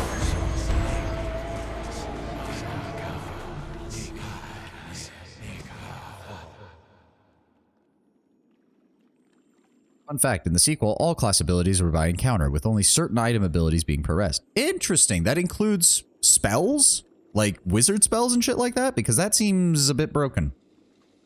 Or are you just meaning class abilities in general? Oh, all of them. All class. Okay. That's an interesting point. That's an interesting point, Tenwin. I can't wait to see that in the sequel. Judging by the claw marks and scales around the edges of this pool, you believe it is regularly used by the Lagufeth. You see something shimmering in the depths of the frigid, murky water. Spells included. Wow.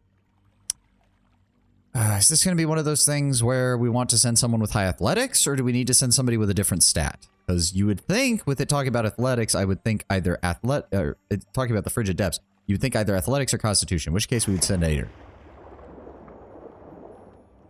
Guide towards the shimmering light. Ader reaches the source of glinting at the bottom. He's already going numb.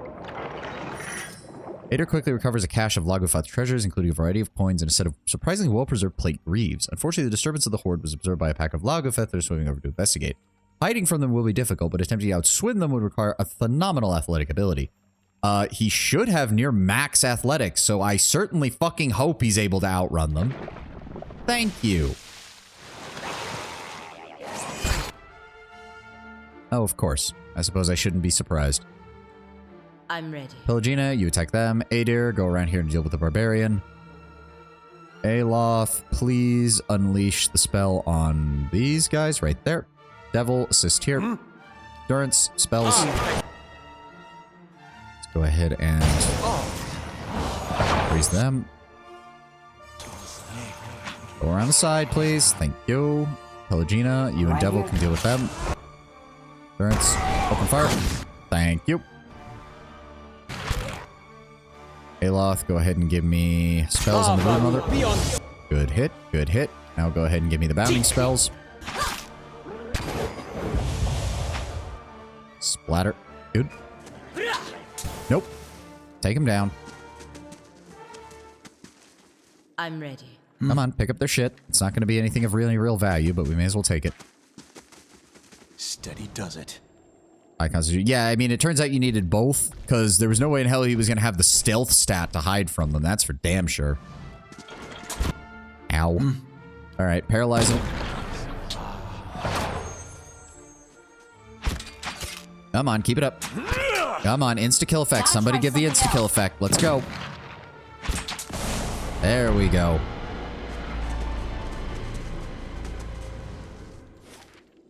We're making our way there. We're making our way there.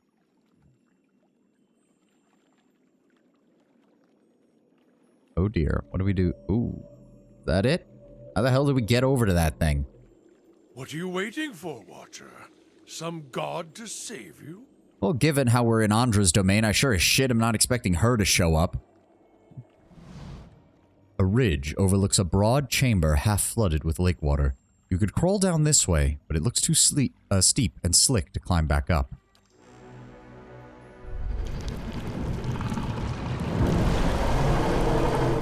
It's maybe big. Oh god, each tentacle is its own spellcaster still. Fuck you, game. Ugly. Oh, and it just... Fuck you, game. I don't even have any words for that. How may I help? Aloth, give me bounding missiles. Durance, buff everybody. Yeah. Give me... Soul Ignition. We just need damage. Uh-huh. Devil, get back over here. Adair, see if you can knock one down. Throw a wall of many colors on the Kraken. It ain't moving. I will do so as soon as I can. There's no way Aloth is in range of that unless the thing had... Yeah, no, we're nowhere near range. Okay. Aloth, can you even get away? Yes, okay. Yes. There we go. Gotta try something else. That was a good suggestion, though, Tenwin. Rest of you focus on this shit.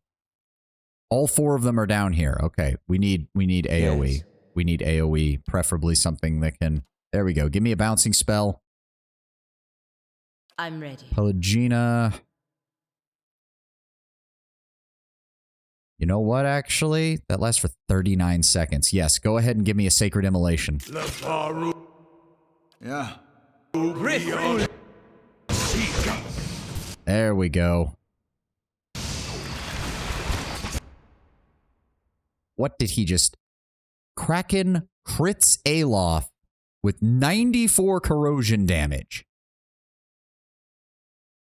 Okay, he's paralyzed for 15 seconds at least. That's better than nothing. Actually, now that I think about it, steal 4 seconds of a beneficial effect. He doesn't have any beneficial effects, so that doesn't matter. I don't think there's anything else that we can really... No, but we can expose vulnerabilities on the entire pack of enemies.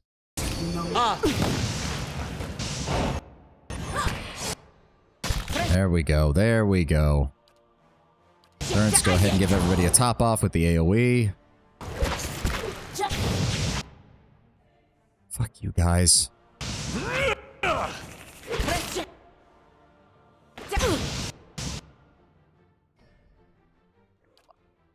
Down here and attack.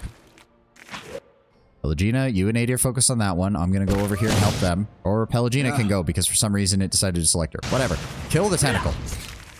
Alright. He's injured. We've killed the tentacles. He'll probably summon up more if we don't hurry. So give me that. Give me a petrification spell on him. Go ahead and... He is actually pretty fucking big, so an AoE behind him wouldn't be that bad. Throw a hammer at him. We will do that in a moment if we still need to. Wait a second. Hold on. Don't we have... How may I help? No, not that. What? Not that. Not that. I'm ready. Not that. No, it's not on anybody here.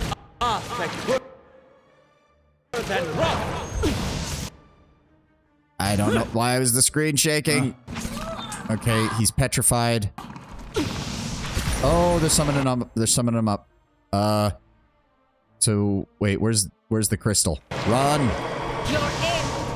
Ow! Do we have to kill these things, or I think we have to kill these things? Shit. Yeah. Okay. Paralyze. Some improvement. Oh no no no no! He's doing the laser. He's doing the laser. Cast it. Fuck! The laser's an insta-kill. What am I supposed to do? Just like Mama taught me. Oh, thank God. It didn't actually kill them. I don't know how it didn't. Or no, it's still going to kill Devil. It's still going to kill Devil because it's still going even though he's paralyzed.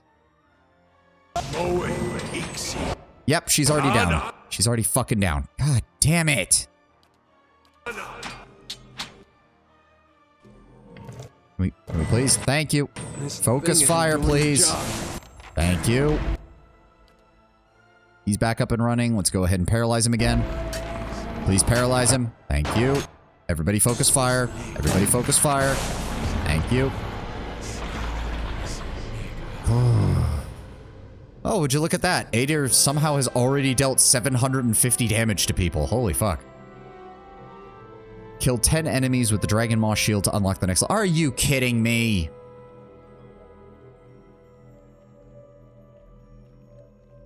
The twins Merad and Devna hunted dragons together for many years. They became successful, yet it was the handsome Marad that their peers and admirers loved best. Devna was a sharp-tongued and plain, and though her skill with a spear was undeniable, she always lived in her brother's shadow. They fought and hunted together for nearly 20 years when the Dragon's Maw shield passed to Marad.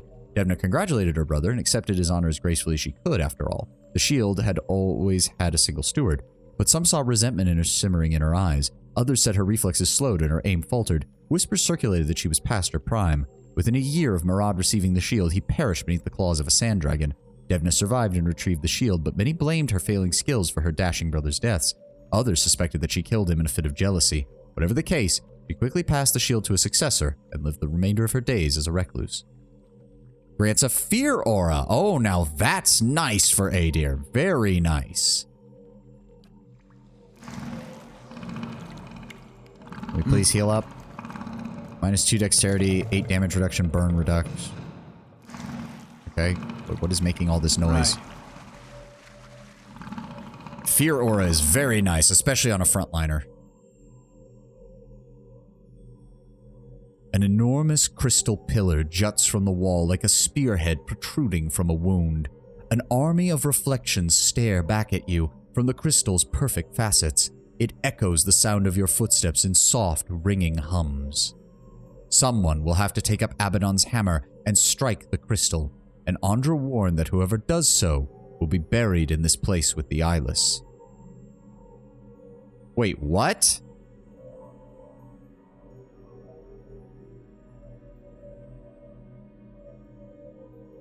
So wait, if I choose myself, does the game just end? Yeah, no, I figured I'd be fine. Fuck that. You have led us bravely. It has been an honor to follow your lead. Durance is still gonna insult me during this, isn't he? Gods really have it in for you. I wish they knew you like I did. I just hope you're not doing this for all those louts in Stalwart. Even the new ones ain't worth it. Straight into the fire, then. Your chances aren't favorable, but at least you've learned to embrace the test. I told you I'd be good for you, Watcher. Holy damn, was that the closest he's come to giving not just a genuine compliment, but actually sounding like he respects me? Fuck, maybe I am dead. There's no way Durance would actually do that. Oh, really? Nothing from Pelagina? Really? Oh, come on. That was bullshit. You take the diving helmet and tuck it away, just in case. You heft the hammer and begin swinging at the crystal. A perfect, clear tone rings through the air and resonates through your teeth. Seconds later, ripples shiver through the water. Something big is coming. You give the others a final nod. The rest of the party scrambles out of the flooded cavern and flees through the tunnels. You continue hammering at the crystal, each strike magnifying the last, the echoes building into physical tremors. Meanwhile, the heavy rhythm pulses through the cave, footsteps, dozens of them. The others round a corner, only to see a line of eyeless advancing upon them. The creatures stagger to the rhythm of the hammer thuds below, yet they crane their necks towards the party, ratcheting back their piston arms. Oh. Realizes you were the only person capable of casting that. Okay, I was wondering why it even gave me that option. Repulsing seal? I think repulsing seal. Durance. A glowing seal blooms from the ground. The first two eyeless step into it and fall backwards, taking most of the others with them. Dodge past the eyeless. The party sprints past the distracted monsters. Fortunately, the creatures are too focused on the hammering to give chase now, and they continue down towards the cavern. You maintain a steady tempo upon the crystal with the hammer. The eyeless begin to gather in the center of the cavern as they begin to batter the walls in time with the hammer's rhythmic blows. The ground begins to shake. Falling rocks and shattering crystals splash into the water. The party continues fleeing through the dark, rumbling corridors. More spellbound eyeless shamble along, but they're too entranced by the swelling cadence of the hammer to take more than an idle swipe at the party. The tunnel continues to narrow. Light filters ahead. The exit must be around the next bend, but it's clogged with rubble. The ground drops several feet at once. The tunnel begins rolling on its axis. The distant sound of rushing water echoes through the cavern. Use the pry bar. There must be a weak spot. It'll take a practiced eye to find it. I don't remember who has the highest perception. Shit. Fuck. Really wish there was a way to tell, game. It'd be really nice if I could pull up the character sheet, because I don't know offhand who has the highest fucking perception. Oh, mechanics. Fuck. I think Durance is the only one who even has a... No, Devil of Carrick has 3? Into several different news camps, you can find the leverage point. There must be a weak spot. Pelagina. Durance. Oh, fuck. Shit. Fuck. Okay, Aurora, we dug through it with bare hands. A shattering of rock rises from the depths. The moon drops several more feet. A few minutes of furious work finally clear the passage. Devil of War, Carrick is wounded and exhausted from the creation. She takes ragged pain breaths and cradles one arm. I mean, she's not really, but okay. The moon shudders again. The party escapes onto the ice just as a thunderous crash sounds from below. The eyeless continue to pour into the cavern from every visible tunnel and crevice. Your ears ring as the ever-growing cacophony of the smashing rock and the shattering crystal. Meanwhile, the water level continues to rise. A skull-splitting crack rends the air, and a surge of water knocks you from your feet. The entire cavern rotates, plunging you into a freezing soup of jagged metal, torn flesh, and stone. The others continue dashing across the lake. This ice squeals and cracks, rocking dangerously underfoot. The sinking moon groans, and long fissures race across the ice. Ugh. Scout for a more stable place to cross? The surface of the ice is riddled with cracks. Only someone who knows what to look for can find safe passage. I don't even know if anyone has that. Oh, Eder leads the way across the ice. All seems well till the party's halfway to shore. The ice breaks without warning, dumping everyone into the freezing lake. They climb out, numb and trembling. But at last, they reach the safety of the shore, and in the middle of the lake, only the very tip of the moon is still visible above the ice. The survivors watch in silence as the rest of its mass sinks into the depths. You trudge through the rubble at the lake bottom. The water is freezing. The air in your diving helmet is stale and acrid, and the sound of your own breathing continues to roar in your ears. Still, it's better than drowning. You navigate out of the settling rubble and see the ghostly light of the surface above. At last, you reach the shallows. You punch through a thin crust of ice and crawl ashore, trembling, but alive. Sweet. Oh. You stand upon the edge of the lake. The bobbing of the ice and the rippling of the water surface slows until you're looking at a moment frozen in time. And when the world begins moving once more, it moves in reverse. The surface of the water churns and roils like it's about to spew something up. And it does. This fragment of Ione Brather rises unbroken. Ice reforms across the surface of the lake, spreading in long, freezing fingers. Eyeless file out of the moon fragment and onto the ice. They wind around the moon in an ever-widening spiral.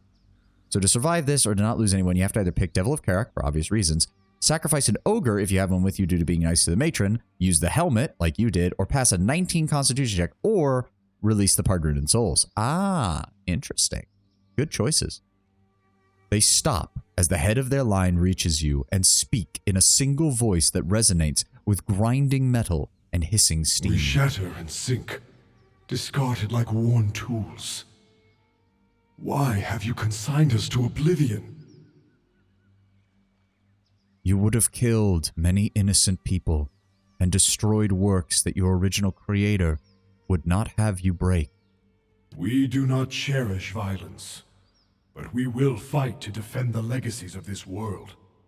The eyeless stand tall, their mechanical arms ratcheting back. In one hand a hammer, in the other a mace.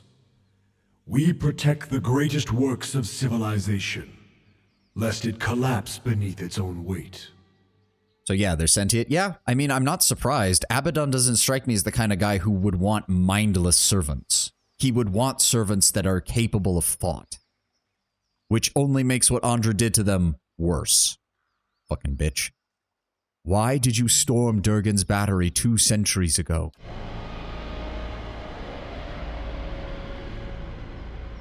I also love the sound effects they use for them. Their protest is as sharp as squealing metal. We would sooner sacrifice our own bodies than dislodge a single stone from such a place. Why do you torment us with baseless accusations? Abaddon tends to be a favorite god among fans for a reason, and one of the reason people want a forge godlike or something of the sort. Yeah. And also, this just revealed that I had even more reason to fucking hate Andra. She even took their memories of the occasion. Andra changed you.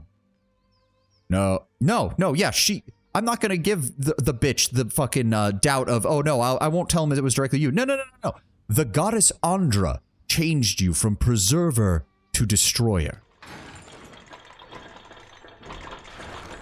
Their eyes are still, but you hear their gears whir as their collective spirit ponders Then this. we were betrayed.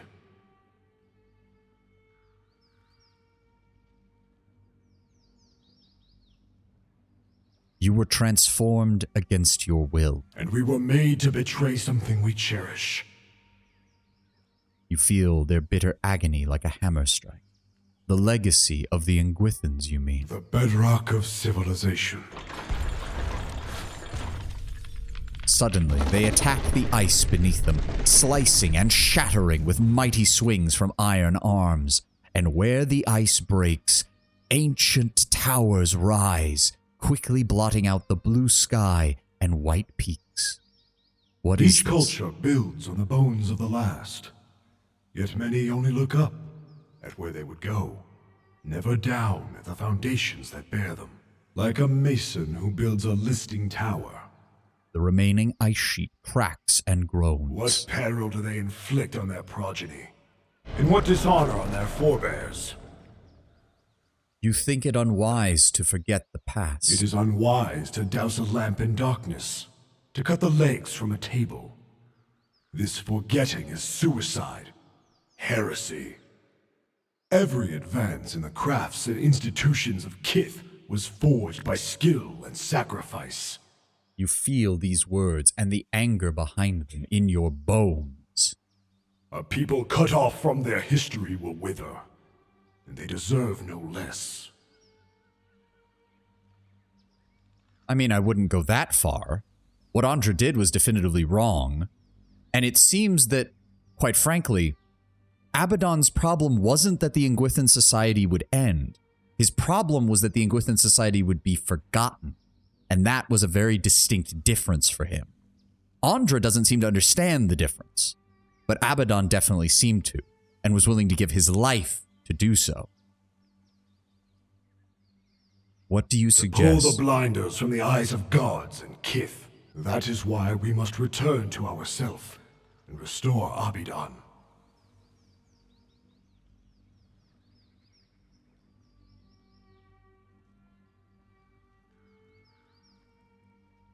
What do you mean about returning to yourself? When Ione Brotha fell, Abaddon lost much. His will to preserve, the memory of how and why he died. But he built us with fragments of his own soul. In returning, we can restore what was taken from him.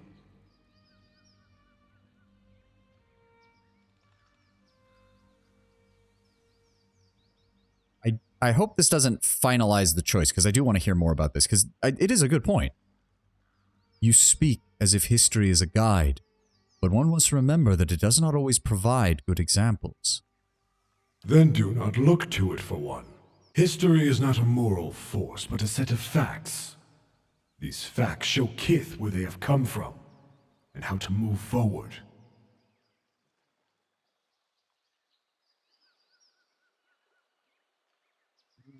See, no, I agree with them that they should rejoin with Abaddon. I just want them to consider what they're going to essentially tell him is the issue. And we have listened. Well, then hold on. History So is wait. not a moral force, but Hold a on. set of facts. These facts show Kith where they have come from, and how to move forward. The Deerwoodans and the Glenfathans have fought 2 wars over their history. Many of them have still not moved forward. But the memory of those wars has likely saved them from another now, when it would shatter a barren Deerwood.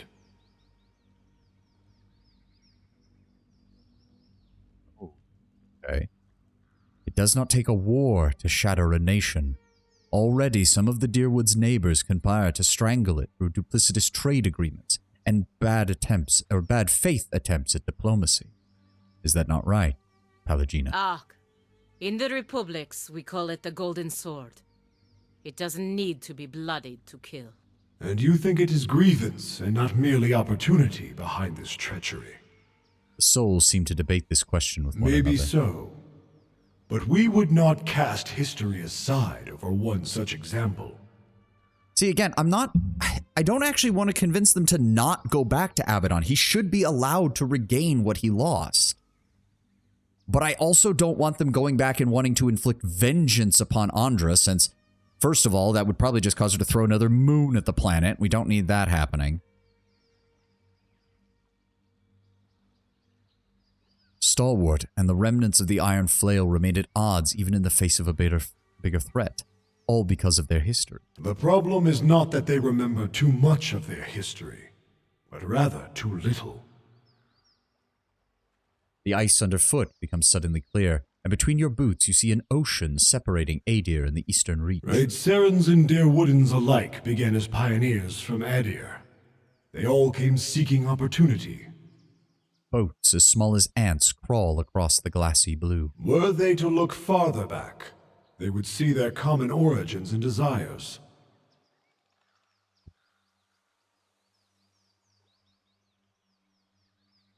While history itself can be objective, the experiences of history are subjective.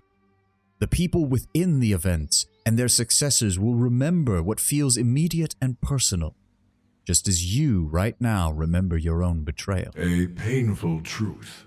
They pause, recalling their own suffering, and you feel it radiate from them like heat. We admit that history can become a hindrance. Even so, we must restore Abidan.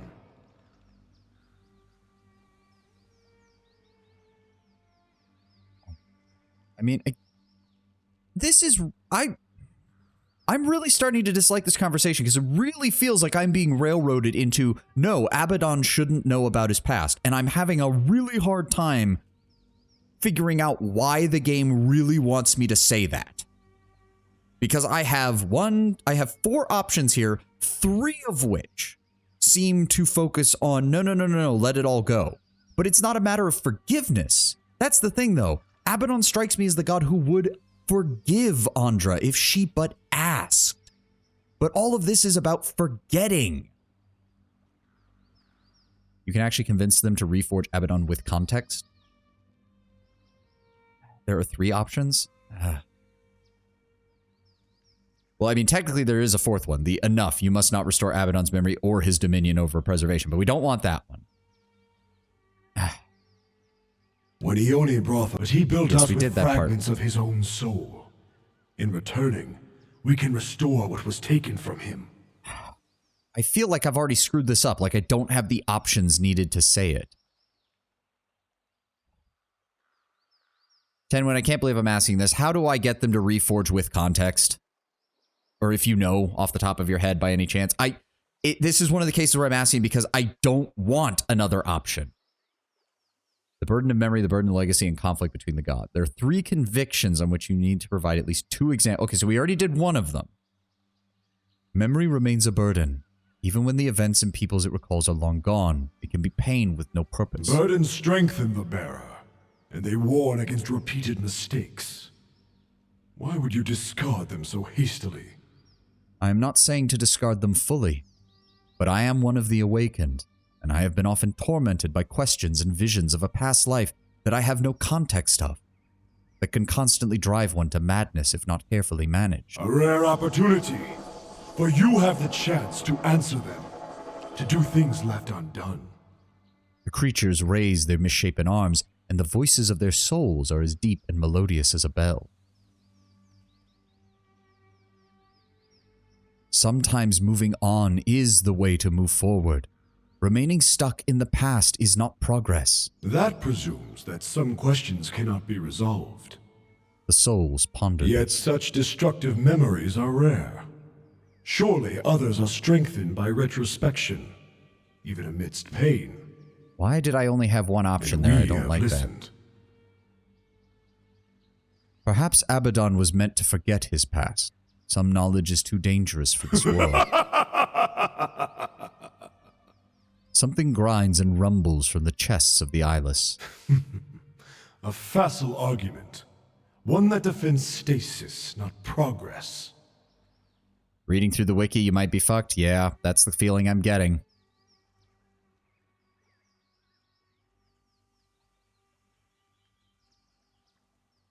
Andra said that Abaddon's memory could threaten the peace between the gods. Just as fire clears dead wood from a forest, struggle makes way for new developments.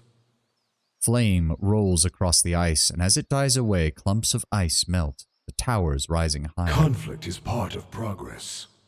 Peace and ignorance is not worth keeping. In order to finish the Burden of Memory, you need to bring up examples of you, Zawa, or... So, they wanted me to bring all of the DLC companions into this place. Okay, I'm gonna say it, that's bad writing. Unless you're gonna enforce me bringing them, my character should be able to bring up something regarding them rather than having to have them in the party. Especially if that's the only fucking option. Ugh. Should have brought Zawa instead of Adir. I should have brought Zawa instead of Adir. Yeah, this ending feels a tiny bit rushed, which is a shame because everything leading up to this was fucking amazing. Because you have to convince them on all three, and I've only going to have enough evidence to convince them of two. Fuck. Aloth, you were part of the Leaden Key. While I cannot abide what Theos has done throughout the ages, even I would admit some secrets need to be kept. I thought I did.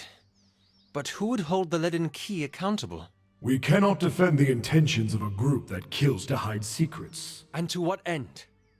To defend the gods? Or themselves? More and more these days, I wonder. I don't like this argument, but I'll take it better than anything, or better than nothing. Animancy continues to make little progress, and its mistakes have been responsible for the Wicks, the Balereach incident, and the unfortunate swindling of innocent, desperate families.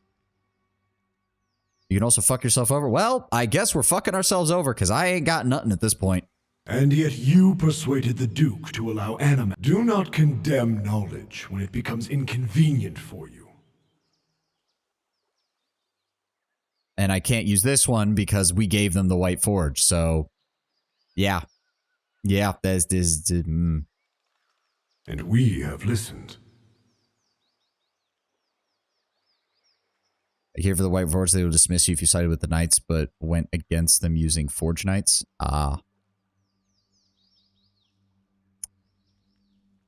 Fine. I guess return to Abaddon and we'll pray to God that Abaddon is as generous and nice as he used to be. Because that's all we've got. We shall see this world in its... A great wind shoves at your back. Your ears pop, and you feel for a moment as if all the air is being sucked from the sky. Suddenly it ends, and you are standing once more in the snow, looking over Charon's scar. The Eyeless disappeared beneath the lake, their bond to Andra finally severed. With this threat ended, hope returned to the White March. Hunters returned to the wildernesses, and travelers to the roads. Tales of the Watcher's bravery replaced stories of monsters in the woods. The villagers of Stalwart busied their hands with work and their tongues with song, eager to seize on the promise of peace.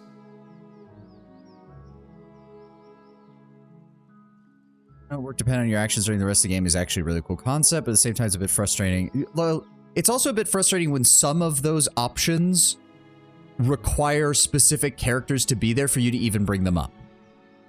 Like, it'd be one thing if that added more weight to your argument. It's another if you just don't get the option. Like, what was the point of doing those things? Why are you forcing me to bring a bunch of characters on something, even though my character experienced what they went through anyways and thus can explain what's going on? Like, the rest of those I get. Like, when I brought up Animancy and they're just like, no, we know for a fact that you didn't agree with that, so don't try to bullshit us on that. Like, fine, fair enough. I did not make that argument correctly. But there's others where it's like, no. Mythic. Additional, even more accuracy and damage. Grants Abaddon's power on critical hit. Grants Echo of the Maker. Frightens all vessels for 3 seconds in a 2-meter radius. Also, I get to keep Ring of the Ancient Forge, which is a massive AoE stun, and Abaddon's Labor. Alright, that's the end of part 2. Most of it anyway. I mean, yeah, we have a few bounties to turn in, I guess, but... Explore the Burial Isle, Master Below, yeah. And then there's the bounty in Brinlod and the Redwater Lagufeth in Whitestone Hollow. Though truth be told, we don't really need the bounties because we've already killed most things. Yeah, there's one in Whitestone Hollow. Anyways, head to Stalwart and rest, and maybe walk to the wall on the western part of Stalwart. Sounds like a good idea, Tenwin. I'm gonna go for a walk. I have a feeling the ogres are gonna show up to give a conversation about how stupid we all were or something.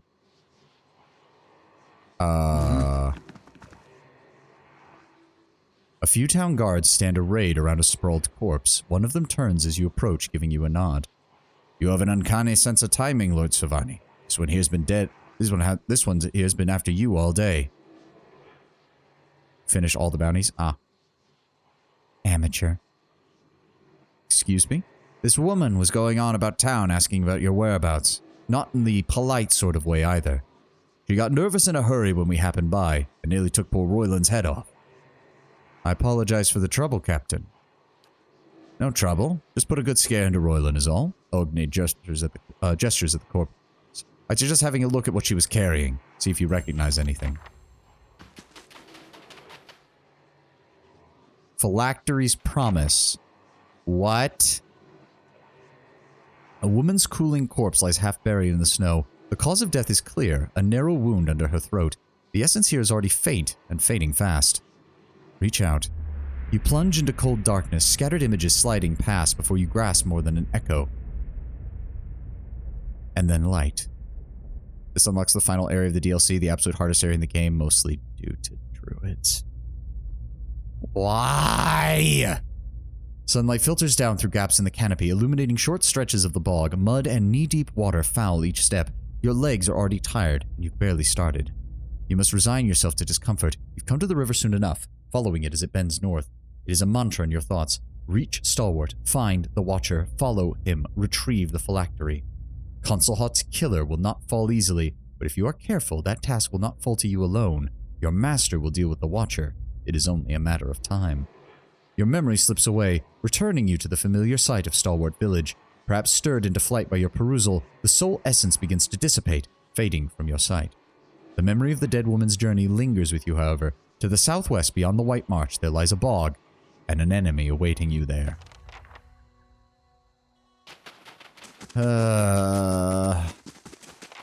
Oh boy, why druids? Why fucking druids?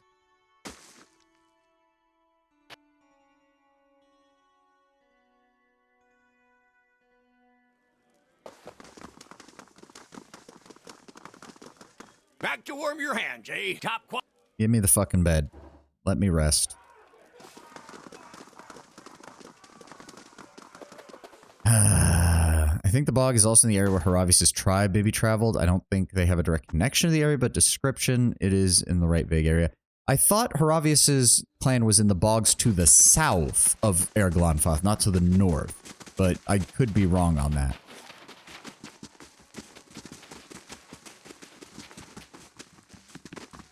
Do you actually have anything else for me? Oh. Okay. Alpine Dragon? Actually, yeah, not a bad idea. We do still need to deal with that. Yep, there they are. Morik Ilan. I mean, it could be them, but again, the way that Haravis described it, I kind of felt like they were more to the south of them than the north, but I could be wrong. Yeah, let's go deal with the dragon. Let's go deal with the motherfucking dragon. Hopefully this fight won't be as hard. Ha. It's just that he talked about bogs and swamps. Oh, yeah. I mean, I get it. It's not, I'm not saying you're wrong, Tenwin. I'm just saying we don't have enough evidence. And the way Heravius was describing it made me think more of, like, to the south than to the north. Though, to be fair, the Fisher Crane are one of the big 6 of the tribe, so it's entirely possible that some of their members are in the north and some are in the south. You know, it could be one of those things where there's multiple bands of them moving over the area, so it's entirely possible.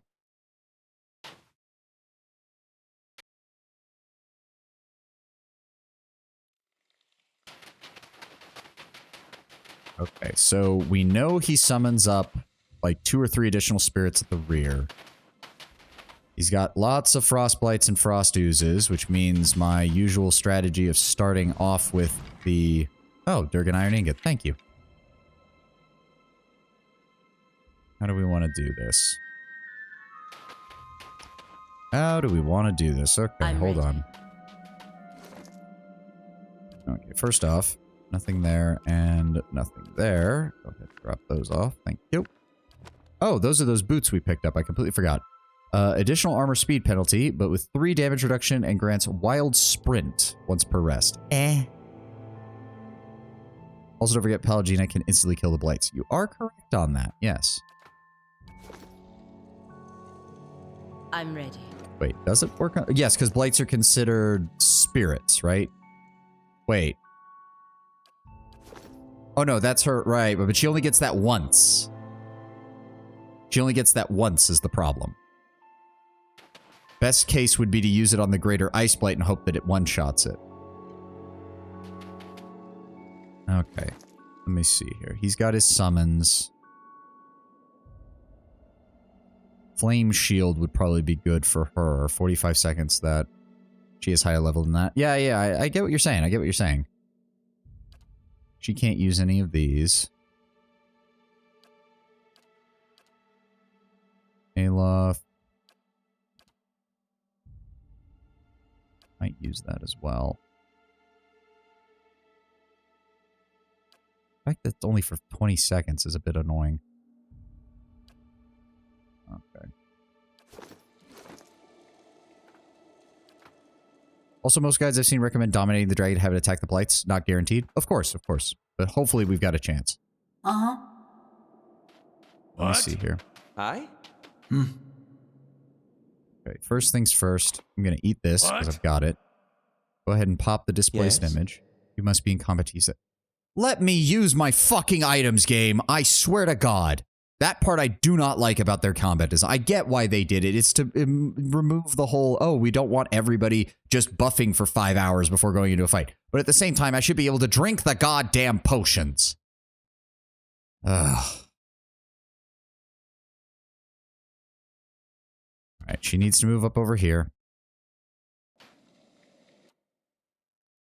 Give me a quick save. Let's see what we can do. Abjuration on the Greater Ice Blight. She missed. Alright, Puppet Master. On the dragon. Hey dear, take the Frost Ooze. Glance at the wiki. In the scripted event at the end of the quest, godlike creatures are suddenly able to wear a diving helmet as an option to escape, even though they are permitted to equip any helmets during the entire playthrough. Save another scripted event with the Wodoka hood. Yep. How may I help? Go ahead and give me... Ooh, that's actually... No, can't cast that very easily, can we? No. Give me...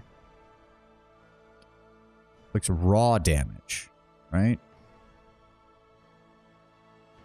And only affects enemies. Okay. Go ahead and cast that on the Frost Ooze. I want to just knock them down as fast as possible on these. Durance, give me AoE buff. There we go. Dominated for 10 seconds. Very nice.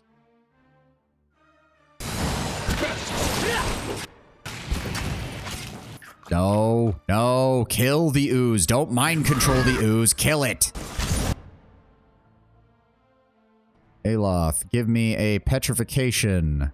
They're not immune to any of that? They're not immune to any of that. Focus it on the eye blight, please. What the fuck? He's supposed to be... Huh?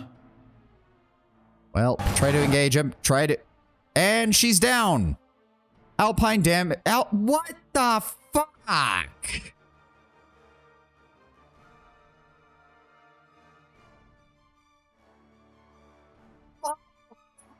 And damage. What in the fuck game?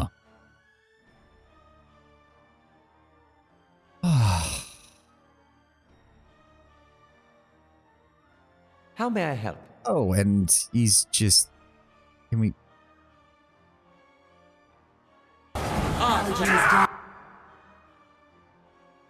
And... Oh, we hit him for 0 damage because he's immune to crush damage. Fuck you! How is he immune to crush damage? He's a living fucking creature.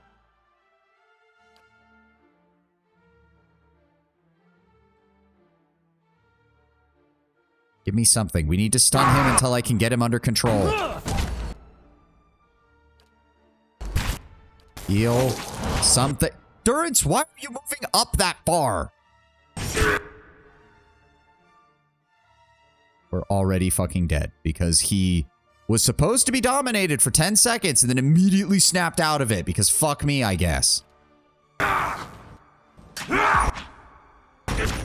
And I'm getting no fucking focus to actually cast the spell. And I'm already stunned and... Can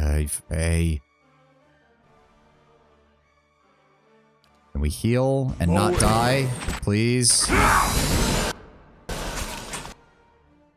Okay, it's on our side. Dominated for 18 seconds. Can we focus on something other than... Please. Please heal. Please heal, Durance. Please, thank you. There we go. Okay. Yep, let him fight those. Let him fight those. There we go. Do not. Why the fuck do I keep getting attacked? Heal, please.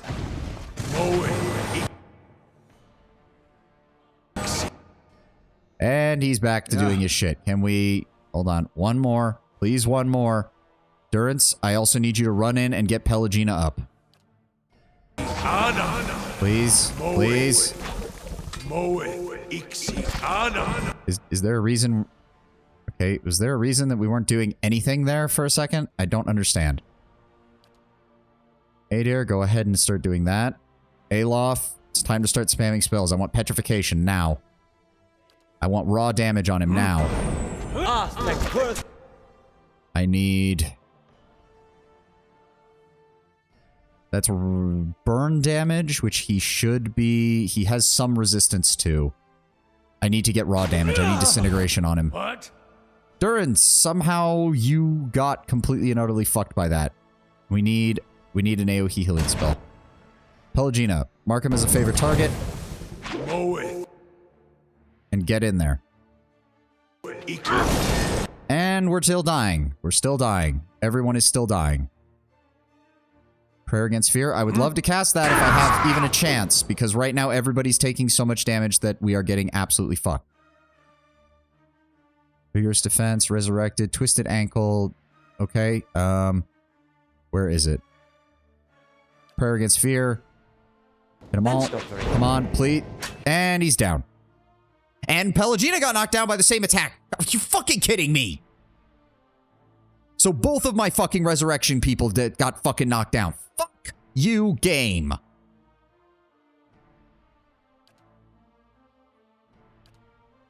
Did that spell even work? It didn't appear to work. Can you please paralyze him?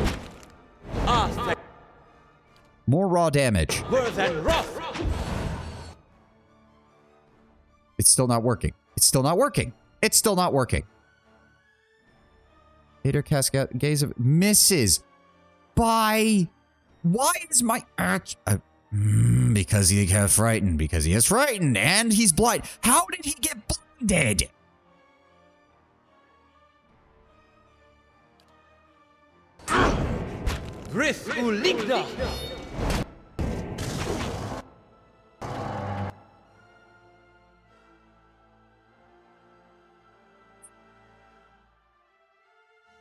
I need Disintegrate. It's the only way I'm gonna... We don't even have him close to dead.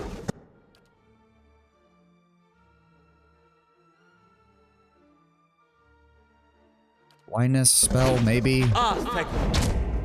No! No! Don't walk into... Oh, this is so fucking useless. Oh, now it wants to paralyze him. Now it wants to paralyze him. Fuck you. Yes, but when he does this, when he gets mind controlled, he walks out of it, which pulls my guys into it if I'm not grabbing him fast enough is the problem. Hit him with the raw damage, please. Hit him with the raw... Please cast the spell. Please cast the spell! Oh, would you look at that? He walked out of it. Paralyze. Something, please.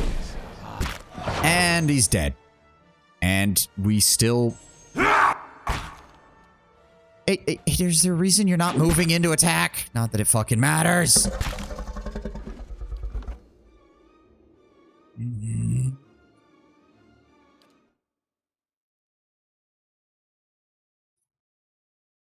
Okay, so apparently you can't stand behind him. He'll just crit you for 600 damage and hit everybody behind him with the stupid fucking tail attack. Real nice to know on that one. Can't stand in front of him because he has a breath attack that'll hit everybody there. Yes? Pelagina, it'd be really nice if you fucking could hit this thing and insta-kill it. That would be great. Can we cast this out of combat? No, of course not, because that would be fucking making sense. You have more stat reduction abilities? I have them here. He's got the Borrowed Instinct, reduces intellect and perception by 35. I could lead off with that, but then I can't mind control him off the bat, is the problem. And if I don't mind control him off the bat, I need him to kill the fucking enemies.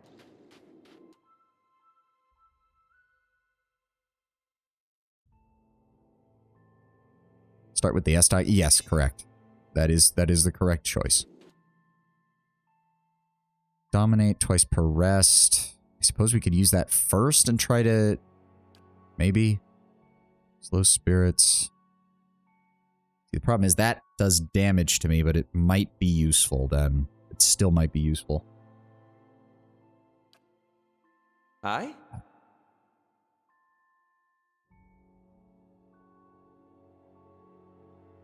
Adir here. Go. Pelagina here. Pelagina, start us off again. Destroyed the Greater Ice Blade. Thank you. Oh. Oh. Oh, now this is interesting. Hold on. Hold the phone. That didn't count as... And it immediately reset because this is once per encounter. Okay, hold on. We're not... We might be safe scumming a little bit with this one.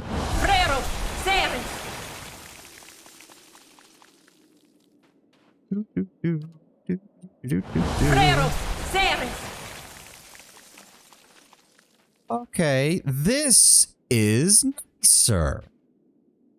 Now, I don't believe... I think the oozes are primordials, so it's not going to work on them. Okay, there we go. There's half of his ads gone. But yeah, the oozes are...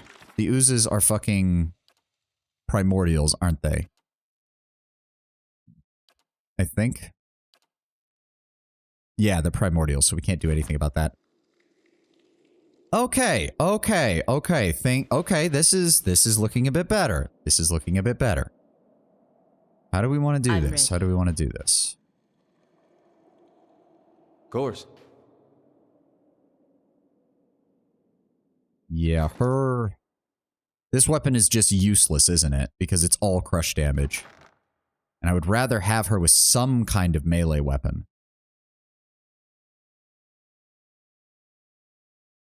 What's our fastest melee weapon we've got?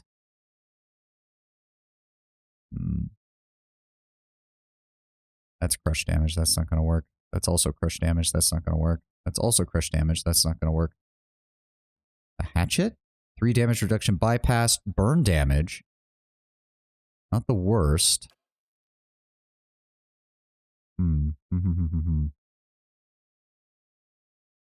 Purgatory. That would keep her alive, and that has a crit damage multiplier. Yes, we're going to go ahead and give her the saber. Pelagina, keep your sword. Adair, keep your sword. Aloth, got that. You've got that. Okay. Okay. I'm ready. Okay. Huh?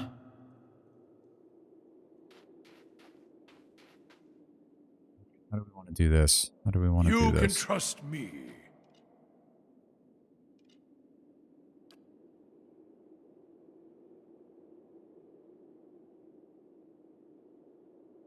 Hold on. Quick save. Quick save. Aloth, move a little bit closer. Right. About. Also, don't forget that Durance has multiple buff abilities that also damage the enemy. Yes, I need to cast more spells with him. Okay. They're attacking.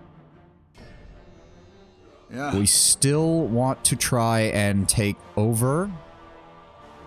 Durance, give me a full buff on everyone. Right here. You attack. You attack. Alpine Dragon, he is dominated for 10 seconds. Good. Alright. Adair, go after the spirit. Oh, holy shit. We got a whole bunch of ads added. Where? Okay, that's more. Okay, so if you destroy those things, he summons even more of them. That's great.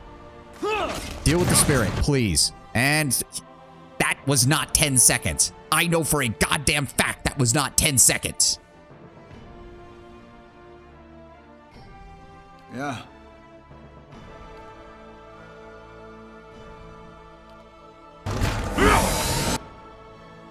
Dominated for 21 seconds now. Okay. What? You know what? While he fights them, we need to buff. Everybody back off. I want... Where is it? Where is it? Where is it? Blessing against fear. On the whole party, please. Breathe. There we go. I don't think Aloth has any arduous motion. That's something that we should definitely consider. Wait. That only affects him, though. God.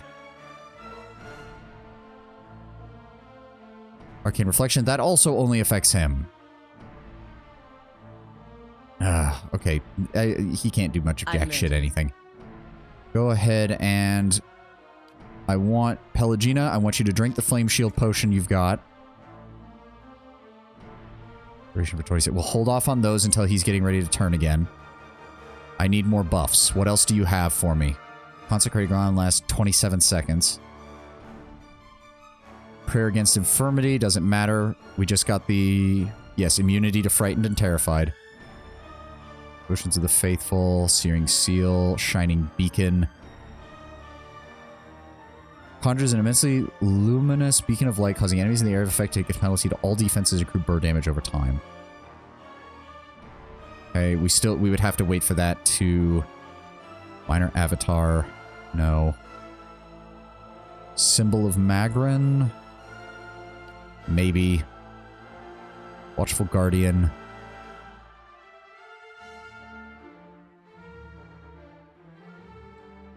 Wait, can I... Hold on. Does that last until it's used? Range 5 meters. Area of effect 7.45 meters base. Friendly AoE. Revive with 93 endurance upon unconsciousness. When an infected ally is not going to... Yes, we want to cast that on the entire party, please. Huh? Please cast. Please cast. Okay, all the targets are down. Begin the attack. Aloth, give me petrification on him. Huh? Devil, I want you using that poison damage immediately. Adair, rush in. I'm ready. Pelagina, sword enemy. Aye? The hammer deals crush damage, I think. Yeah, it's crush damage. It might have a chance to knock him prone, but it won't do any damage. So we'll try that after... Actually, is Aloth casting anything right now? He is not. Actually, yes. No, try petrification first, then we will try... Wait, immune to paralyzed? When the fuck did he pick that up? Okay, shit. Does that mean he's immune to petrification too? Yeah. Shit.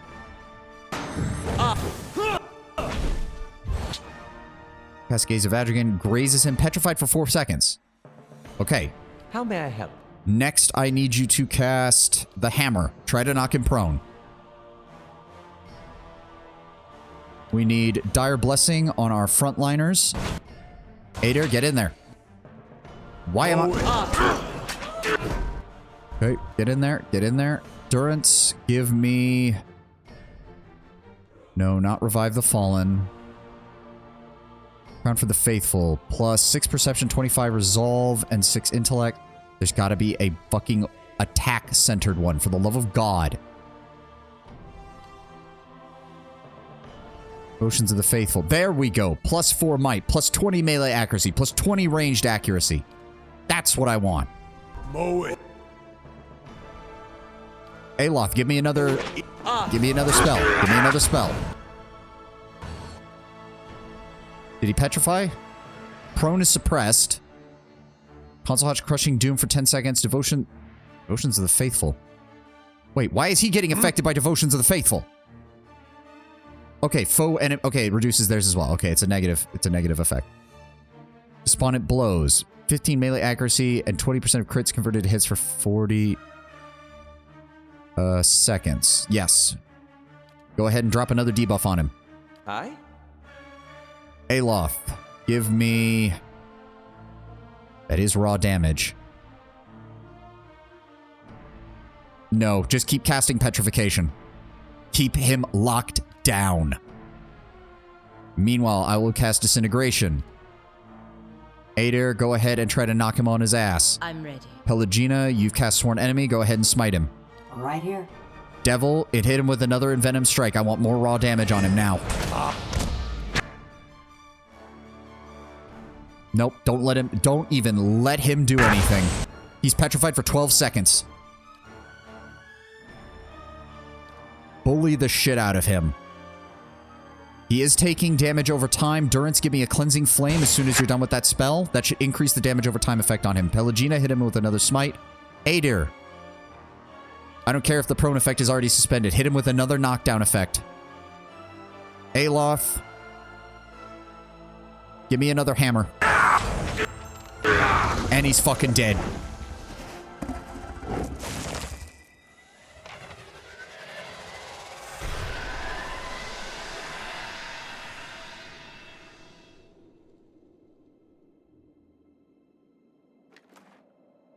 All the dragon meat. All the spiritual residue. I shall be discreet. Now, what was in his nest? We have a diamond, 1200 copper pand, the unique one-handed Black Sanctuary shield, granting withdraw and warding seal when hit by an enemy, a critical hit twice per encounter. Most of those effects are on rest, so that's actually really good. And lastly, Sabra Marae was owned by an archer from the Valiant Republics who fought for Deerwood and independence.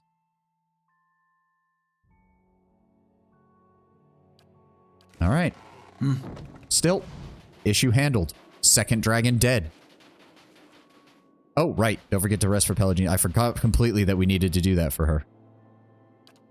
Set that to damage reduction. You know, I'm actually starting to wonder if the heal multiplier might actually be a better choice here. Yeah, that went surprisingly smooth. Once we got rid of those ice things, and I was actually dealing damage on him because I didn't realize he was immune to crush damage. There we go. Always, though, the form of the dragon loomed large in Ryona's mind and haunted her dreams. She succeeded in every effort to help those who were close to the expeditioners she'd sacrificed, and yet peace eluded her. Only then did she come to understand that she would have to face the dragon and see it dead or die in the attempt. She gathered her belongings and embarked on one final journey into the White March, and was never seen again. Well, we finally made up for her mistake. What did I get? It was a one-handed buckler and a bow, as well as a diamond and some money. That was in his nest, as well as a whole bunch of dragon meat, of course. Meant the armor? Oh, you're right. I keep forgetting to actually check the damn thing. Superb damage reduction. Grants Triumph of the Crusaders and grants triggered immunity once per encounter. Immune to slash damage. Very nice. Mm-hmm.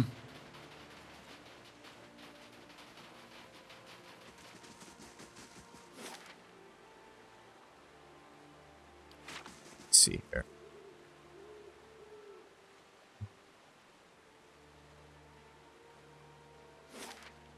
I'm thinking we take a quick break at Caed Nua to grab one of our better resting bonuses that lasts longer, and then we engage with what's going on in the last of the DLC areas. I must say, I'm impressed.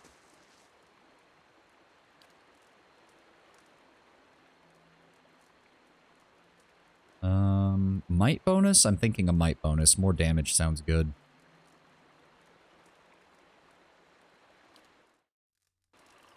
Yep. Mm-hmm.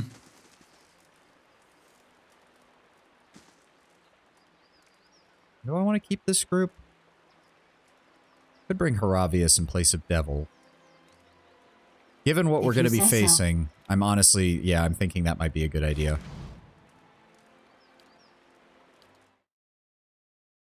Yep, the bogs, the path, and the final battles.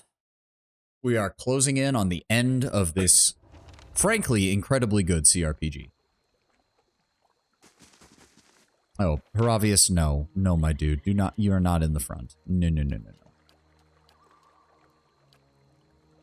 Janky but good. It has its moments. Flame reveal. As large as these mushrooms are, you see far vaster forms dotting the swamp beyond the tree line. Also, let's be honest, this is probably going to be the party that we take into the endgame. I completely forgot that he is not max level. Well, he is now. Oh shit, that means I gotta use these. Oh, fuck. We'll grab, no, maybe. There we go. That uses up his skill points at least. Oh wait. Nope. Nothing I really want there. Dangerous implement maybe? Because his staff... No, it's a quarterstaff, so it wouldn't count for that, would it?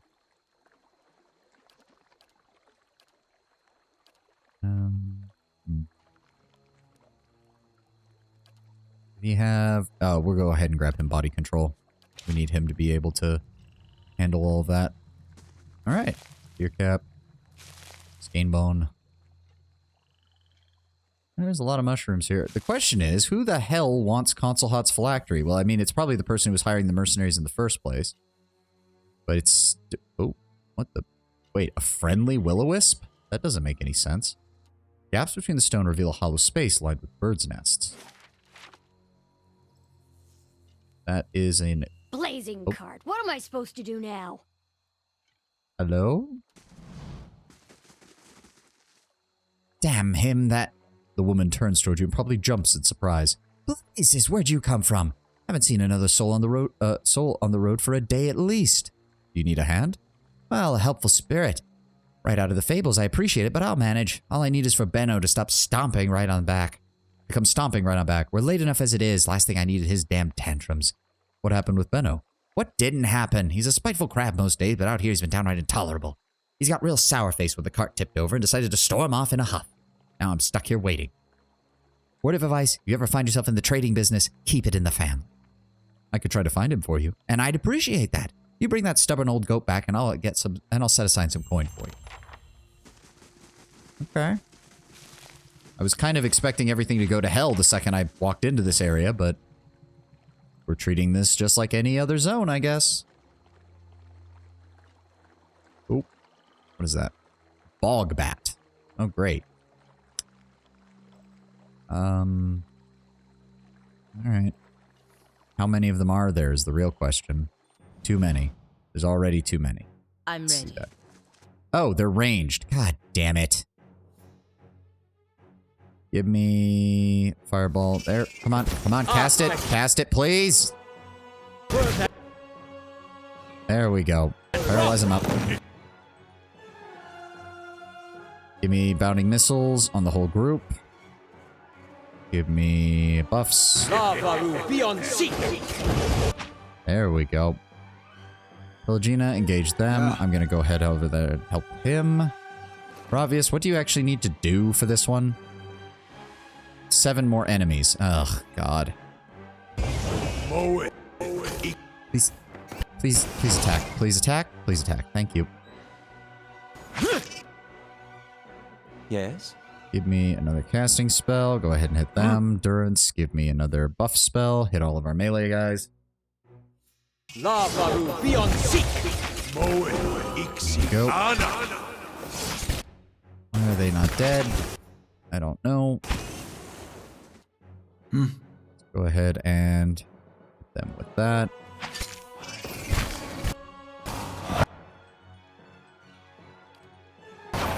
Blind them, please.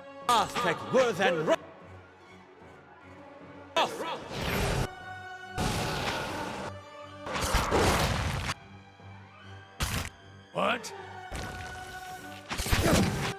Damage. That's it.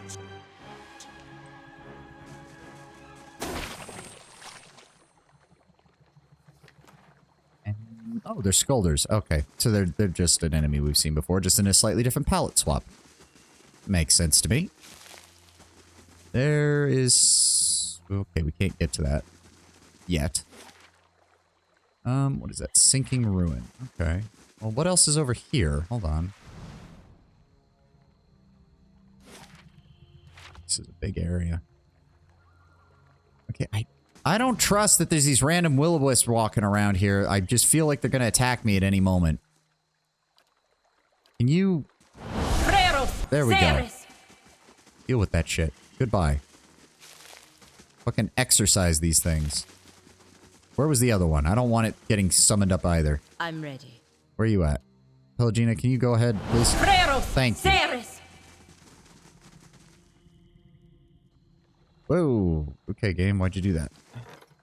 Wreath of Ashes. 2 turns. Remembrancer Ash. Minor item. Okay. In the Valiant Republic of Palminia, a military graveyard has been struck by vandals that burn tributes left for the dead. They're troubling to the Duchess. She has a few local resources to deal with the problem. As the Republic will soon be celebrating the 50th anniversary of the Battle of Legum Pirella, the Duchess will like to have the mystery solved quickly and quietly. Quickly and quietly. Okay, send the devil. We should be able to handle that. Welcome back, Tenwin. Welcome back. So we may as well collect all these. Oh. Hi. That's a spirit. Hold on. Pelagina, if you could please just end that thing. Thank you. Let people deal with Satan. I mean, she's not that bad, but yes, they'll probably wish they hadn't given me an excuse to send her off. Well. Oh, okay, this is a lot of assholes. Hold on. Please move up and cast that. Please give me a paralyzation spell on him. And give me a buff spell. Alright, focus down the rest. Aloth, give me a bounding missile on these jackasses. I thought we... Oh, wait, they're... Oh, wow, they're immune to a lot of shit now. Okay, fuck.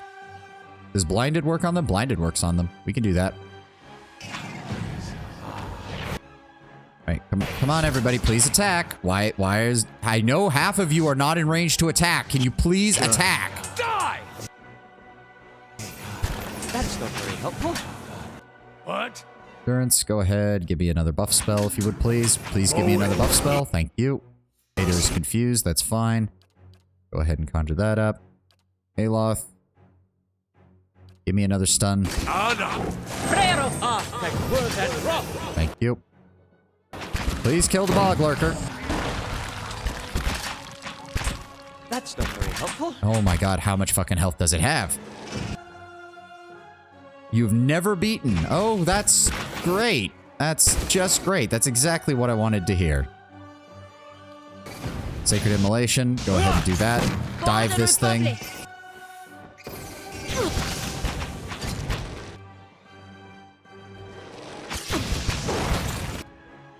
Alright. Forget the last one. Just dive the spore.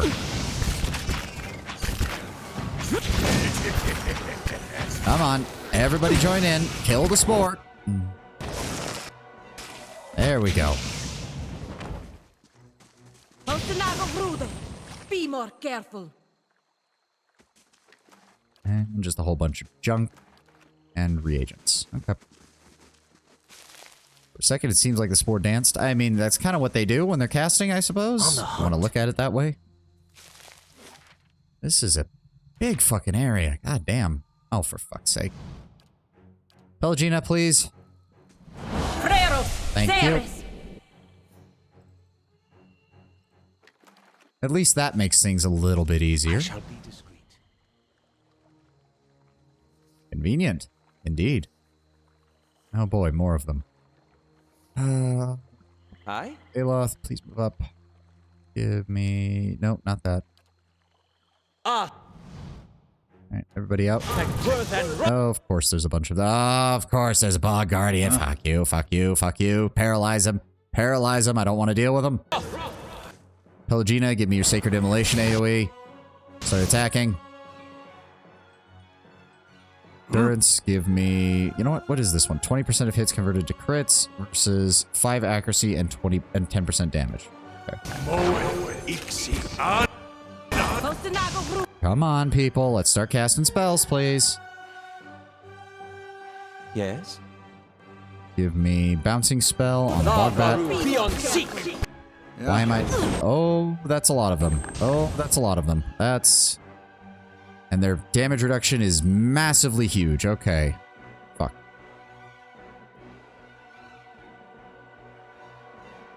For obvious AoE time, you are correct. It's been too long since I've had him in the party. I keep forgetting his spells. Go ahead and give me a heal. No use. I need something strong. It's fine. We killed the druid. That's the important part. Need something? Why am I dealing... I need something stronger. How may I help? Go ahead and give me a blinding spell centered on them, please. Good. Go ahead and give me raw damage centered on him.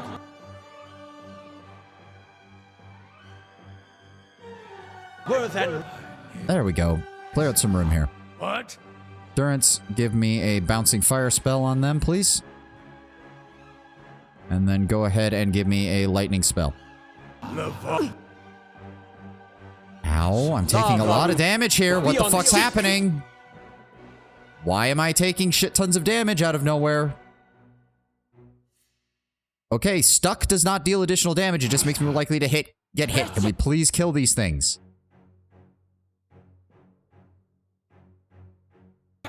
Paralyze spell. Aloth, I know you're already in range. I know you're already in range. Cast the damn spell.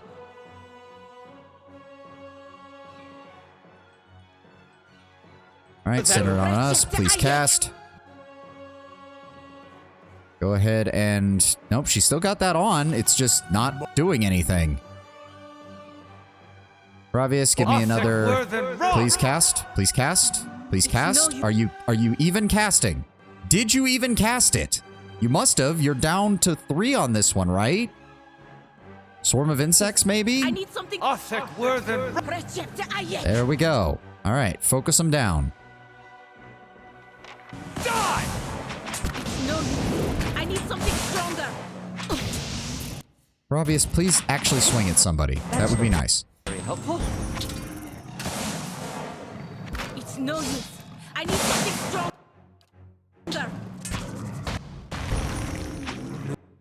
This thing isn't doing the job. Come on, take him down. Take him down, people. Take him down, people. Come on. That didn't work. Need to try something else. Go. One left. Oh. Right. Got prayer against treachery. Critical wound. Ooh. Inside one of the broken crates, a young bat flaps feebly, pinned in place by a fallen plank. Pick it up. You gently lift the plank out of the way and pick up the young bat. It squeaks once, but seems otherwise content to peer out at the world from the relative safety of your hand. Yay! New pet! New pet acquired. My inventory is almost completely full of pets. Oh, I should switch back to the hammer, because I'm pretty sure that does way more damage. 25 to 36 versus 30 to 53. And it increases my fortitude because it's a strength weapon. Yeah, we already got that. Go ahead and pick up the mushrooms. Go ahead and check the body. Boiling spray, confusion. Yes, also more might. Lots of more might. Oh, hello. What have we here? Immune to blinded, dazed, frightened, prone, and terrified. Is that a unique armor? What?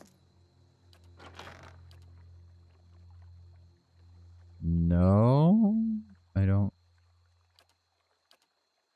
I need to get rid of these robes. No? I don't think so.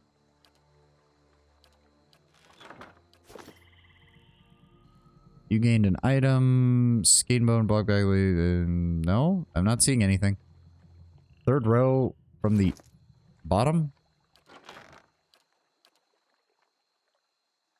Golden scales, Black Warden's breast. I thought we already had this one, maybe? Damage reduction versus corrosion. Accuracy gets... But yeah, we've had that one. Elder Dweir. Nope, we've had that one. No, I'm not seeing anything. Hunter's Mail?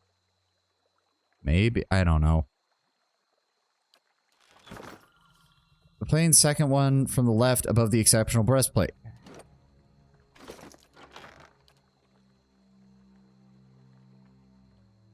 The Hunter's Mail. Okay. I mean, I guess. I don't know. It's a fine one. You get Draining Touch once per rest, and 20% of damage taken converted to healing over time, which is okay if it wasn't on a medium armor, which doesn't have enough damage resistance. Yeah. Alright, let's go after these things. That's it. Got him. Alright, where's... Come on. The other one's in... There we go.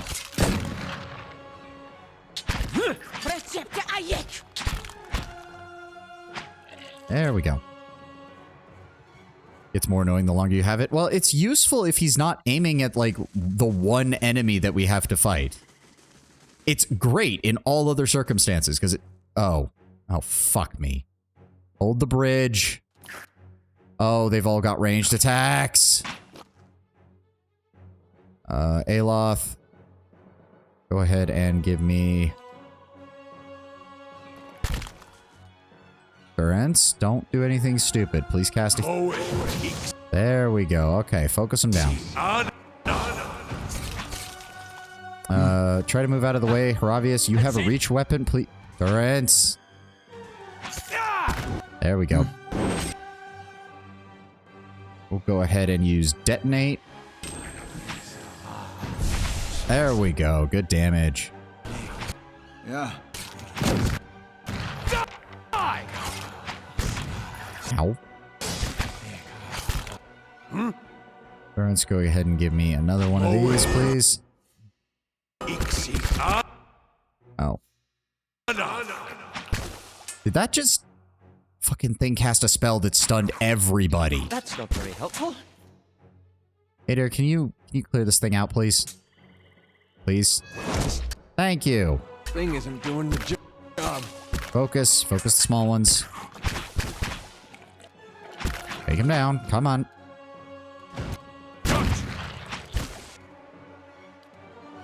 Can we paralyze these things? Yes, we can.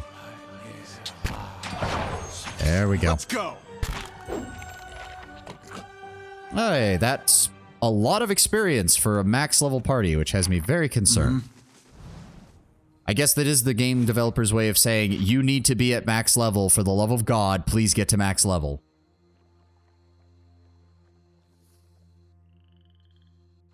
Alright, nothing on this side. That's the upper half of this area. It's... Yeah, it's the upper half of this area explored. So I asked this last stream, but you never answered. Amongst your companions, which is your current favorite? Oh,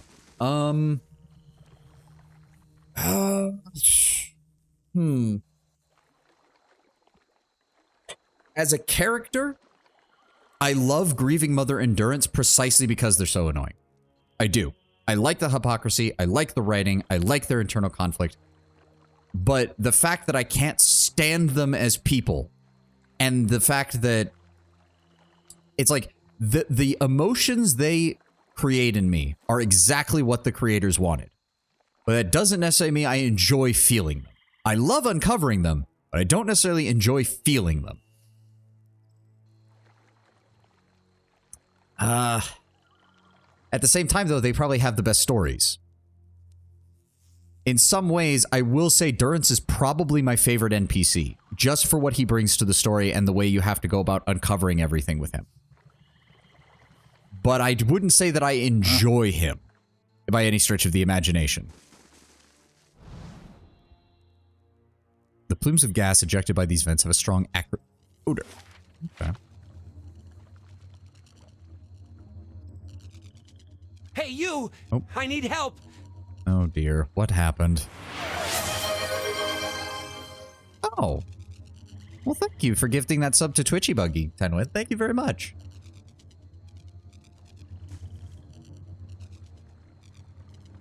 Thank you for doing that. You didn't have to. Please tell me this isn't an AoE. This man is half obscured by the riot of lights and sigils emerging from the mud around him. He brings up an arm to shield his eyes, peering out at you. Now you are number one. Ah, shit. Look, I didn't mean to trespass or anything like that. He trails off, squinting past the lights. Wait, you're no cultist. You're too clean. Are you Benno? What? Yeah, that's me. Did Hairless send you? I knew she couldn't be entirely useless. Look, help me out. I've been stuck in here for ages. This thing's some kind of wall. It's got to be some kind of spell, right? I don't know the first thing about this shitting magic. He presses a palm against what seems to be thin air to demonstrate. Let me take a look. Let me ask you something first. What? What do you want to know? I'm stuck. I'm a captive audience for your questions, I guess. Do you feel any strange effects? Well, no, but... Well, there's this whispering. I thought it was just more of those wizard types. Oh, that just repeats it. I'll have a look around. Great, thank you. You won't regret this. Interesting. We probably shouldn't... Okay, we don't trigger anything by walking near it. That's good. Interesting that there's a ring of mushrooms around it as well. I don't think I need to ask who your least favorite is, but here's a better question. Who's your favorite companion personality-wise? Haravius. Everything he says is pretty hilarious. Kana would be too if we probably had him more, but Haravius is just with that perfect combination of useful and his personality that I like having him around. Pelagina and Kana are probably close seconds. And I wish we'd gotten more from Kana from the game actually being properly functional. Ader a bit too much of a dumbass. He's still pretty high up there. He's just not up there, if you take my meaning. I think we'll have the advantage of having Ader in the second game, because I know he goes into there as well to further expand upon his character. I also just kind of feel like... I suppose this is the best way to say it. I feel like Ader's quest just kind of stops, and that's kind of annoying. I feel like there should have been, like, another set of quests for him to fully come to terms with what happened to his brother. But instead, we just kind of have one vision related to the battle, and then that's it. That's it. It's over. Like, I feel like Ader's quest was left unfinished, and that's kind of aggravating to me. Like, don't get me wrong, I don't mind Ader. I think he's a decent character. I think he's pretty good, and I like that he's one of the few companions who just kind of just sticks with you. Like, he's pretty much on your side from the get-go and from the rest. Like, he doesn't judge you or anything really, and no more than he should, I think. He usually pipes up on those kind of things when he should bring things up. It helps, though, I think, that I'm a diplomatic and benevolent character, so that we're not dealing... I have a feeling if I was cruel and fucking aggressive a lot of the time, Ader would not be nearly as likable to me. Or not be nearly as in favor of me. He's frozen for that long. Let's go ahead and smack him. Come on, keep hitting him. There we go. Oh. Kill him. Thank you. Shows up because it kind of makes sense. Sometimes you don't get the answer to your question. Yeah. Then maybe it's just the way it specifically ended made me, I guess maybe I should rephrase it. It feels like there absolutely was going to be more to his quest, and then they just didn't. I suppose might be the better way to say it. It feels like you were going to get more information and that there was going to be more even after you finish that quest, or the vision quest, and we just haven't gotten anything at all.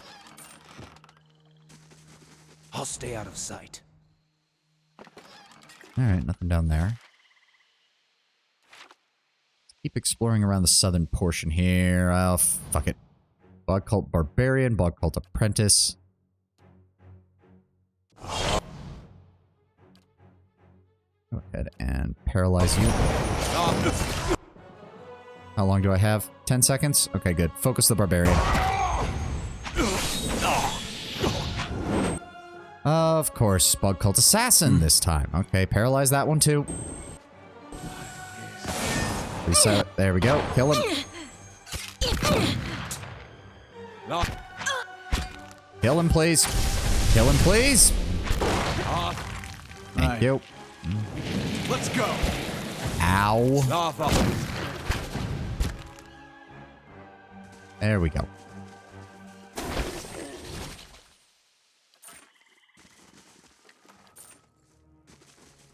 Like, I just feel like we, to get back to Adair, I just feel like there would have been a second part where we maybe find a survivor from Midsaris or somebody who knew his brother or something like that. And just something that told us a bit more. Like, it just felt like maybe they were going to write that, and then they decided to go with the, well, sometimes you don't get all the answers you want, and just ended the quest. So maybe it's just a matter of my interpretation of the writing more than anything, but I'm not sure. There's a lot of dudes here. And that is a dead body.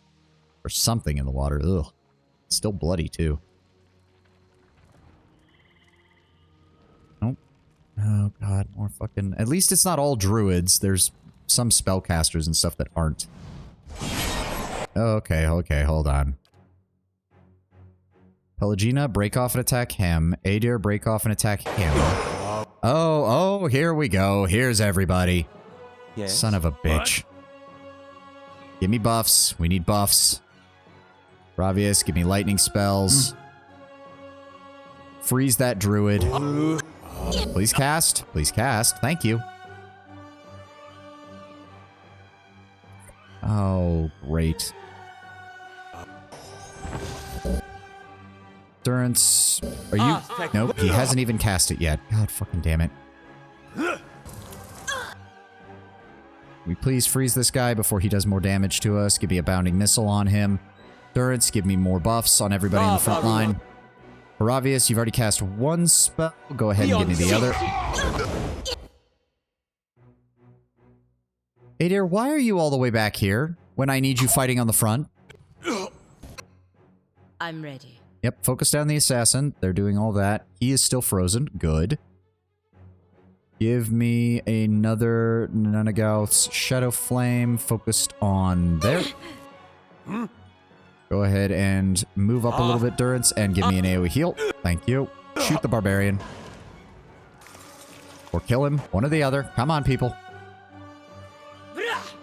Okay, why am I dancing? Why am I dancing? There we go. Give me a standard fireball. Focused on that summoner. There we go. Now go after the assassin. Sound effects are really bugging out right now. Holy shit. Alright, kill the acolyte. Is he dead? I can't even tell what's going on. Kill the summoner. And now kill the apprentice.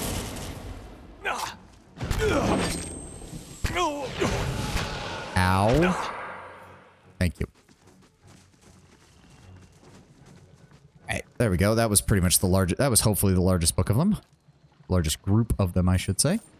Give me all your money. Doesn't really matter, but give me it anyways. Why did that not pick that up? Okay, apparently there was nothing on his body. That was weird. Honestly, less druids than I thought. I don't do this very often due to being late game, so I only vaguely remember it. I don't think it's helped that they all look like they would be druids, but it turns out they're not. Like, they all wear those greenish kind of robes and have quite a few spellcasters in their ranks. So it'd be easy to get confused or misremember the area as having way more druids than it actually did. Wouldn't be surprised. Oh, we can't use that. That actually isn't a pathway. Okay, fine. Oh, god damn it. How many of you are there? Alright, go ahead and freeze that one. Please freeze him. Thank you. Alright, focus fire on that one. Then we'll kill the paralyzed one. Thank you. Adair? Did I... Adair, please... Oh, that is a raised platform. I thought it was just a piece of wood. I didn't realize we were on a raised platform. There we go. What the fuck happened to my health? Guess we're resting. Payday. Whoop-de-doo. Yeah, we'll go with the heal multiplier. Also, the area looks druid-esque. Yeah, as I said, fair enough. I shall be discreet. Okay. Yep, standard shit from them. Hold on. Back off. Let's figure out what's up here. Light, flame, and sound. We'll keep to ourselves. We're gonna keep going this way. We've got about 30 minutes. Well, I'm definitely gonna add some additional time while we're doing this. That's for damn sure. Found something. Ah, trap. Of course. Please disarm. Okay, how many? Ooh, that's two different groups. Two different groups. I don't like that. I don't like that one bit. We could go back around to get to him. I do not want to aggro them both. Well, too bad. Oh no, I think it's just the one. Everybody, no, no, no. I don't want him mind controlled. Kill him. Let's go. There we go. So we have this bog, the old pass, and the battle for the Yenwood. Then we also have the reading the bestiary, going through item descriptions, and then the burial isle and the final ending of the game. I did promise to go through the bestiary at some point, didn't I? That's going to be a lot of reading. Oh, God. Shh. Oh. Alright, try to sneak past this guy. It's another assassin. What's he guarding, and how many of them are there? What you do best. I do indeed. I am very grateful that everybody finds my voice so soothing and fitting for a lot of this stuff. Come on, hit him.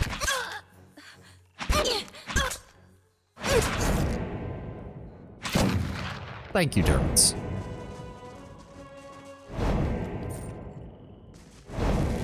Your cap. What is up here?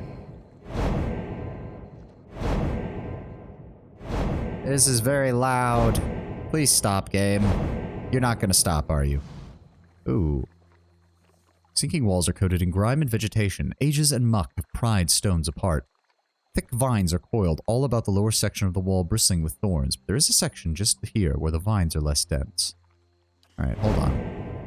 Have you seen Arcane Season 2? I have not even seen Arcane Season 1. I do not play League of Legends, and I had no interest in their story, so I didn't really hear anything aside from everyone gushing about how great Season 1 was. And I don't have Netflix, so I don't really care. Light. I'm sorry, I just...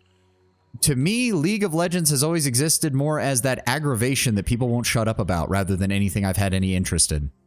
Story's completely separate from the game? I mean, I know that, but I know nothing about it. I know nothing about their world building, their universe, their nothing. Like, would I like, I don't know, it's just something, like, again, I don't have Netflix, so I've never felt the urge to go buy a month of Netflix to watch it or anything like that.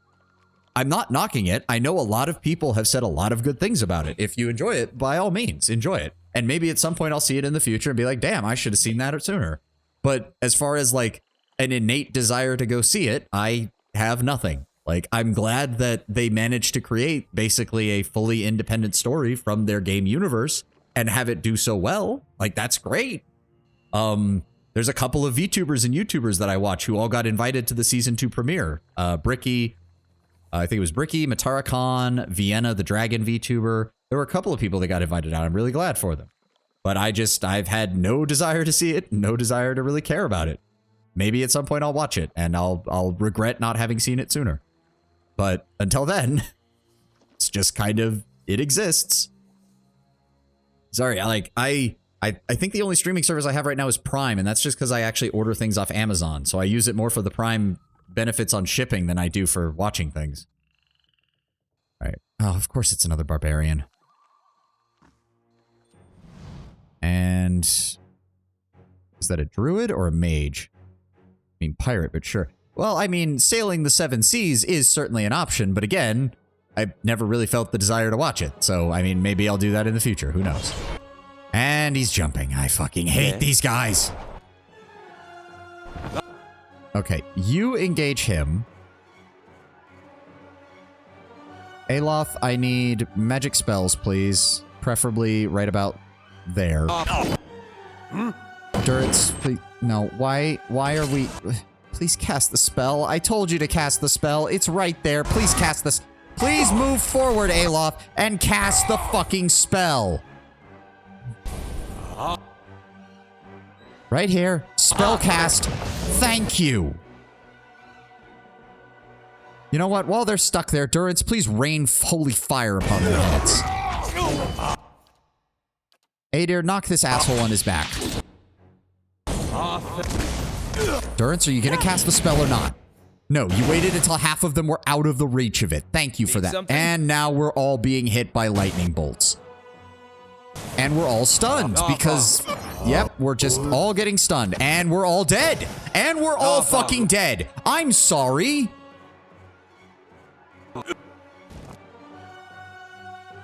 Where did I last save? Where did I last save?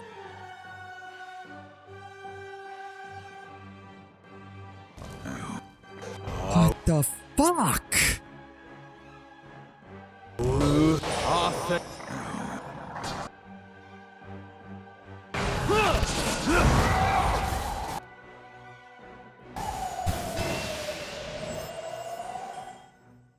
Where did I last save?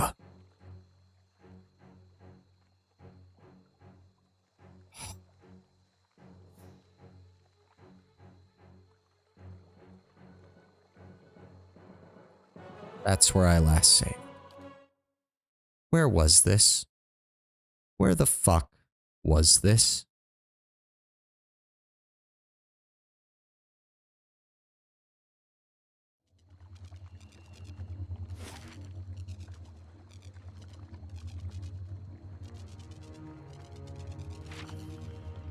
Mm-hmm. Blah, blah, blah, blah, blah. Don't care. Are you trapped? I don't fucking care. I'll have a look around. I don't fucking care.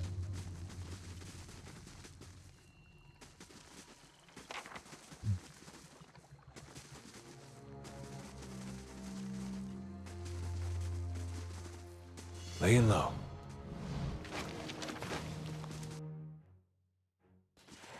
All right.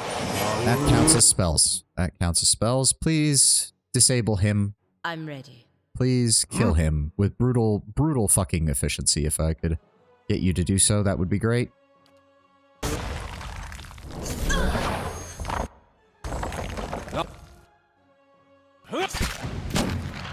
Let's go. I'm usually so good. I'm usually so good about quick saving at pretty much all times. And I fucking forgot for like 20 fucking minutes. Quick save.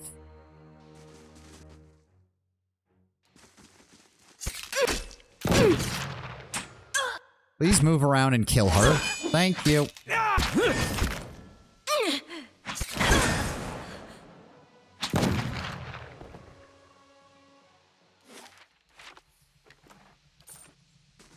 Quick save. So that we don't have this happen again.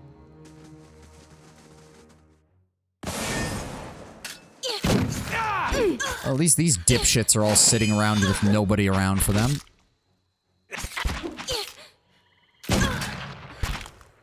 Come on, kill him. Thank you. Grab that. That leads up to the little storybook event, so... Quick save.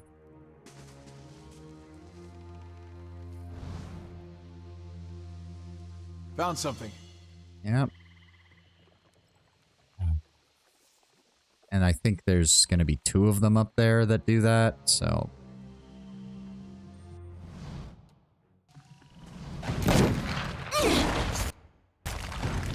Well, I mean, if they manage to avoid having to attack them, that'd be great. And Ader is in the way of everybody.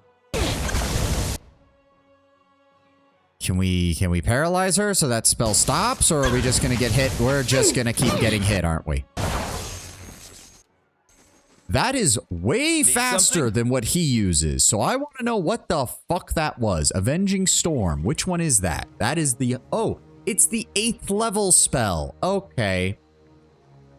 Ah, so if you hit them, it immediately deals damage to them. Foe characters hit by the applies the same effect as foe characters. Okay. Okay. So that was what probably completely fucked me over. Because they ran their druid right into the middle of my formation. Everyone struck the druid. Everyone immediately got slaughtered by the druid. Okay. Be cautious. Be constant. Well, slight problem. Can we draw them to me instead of the other way around? Yes.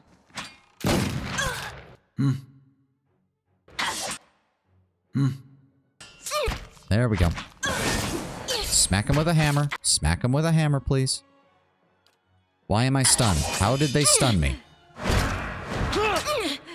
No. Why did you go back? Why did you do that? You were standing next to her. Well, Ader's somehow just taking damage out the wazoo with this. Okay, how do they keep healing? They're assassins. What fucking healing spell do they have? Thank you. Alright. Break that up. Quick save.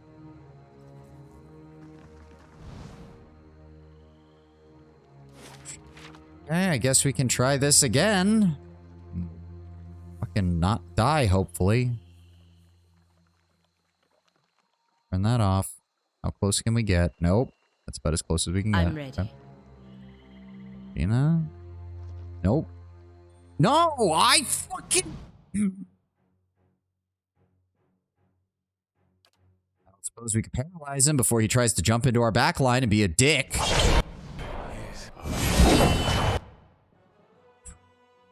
What? Okay, Ayla, or... not Ayla, fucking Durance. I want you to preemptively put a massive fucking AoE over here. Pelagina, past him.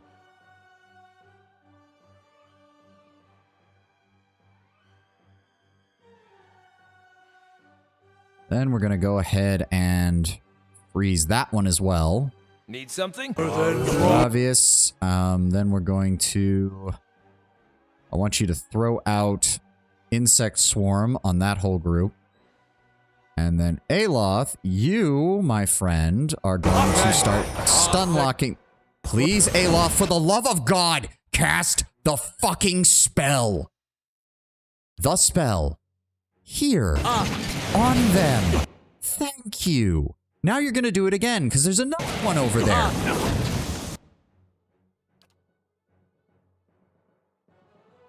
And then Durance, you're going to throw out this.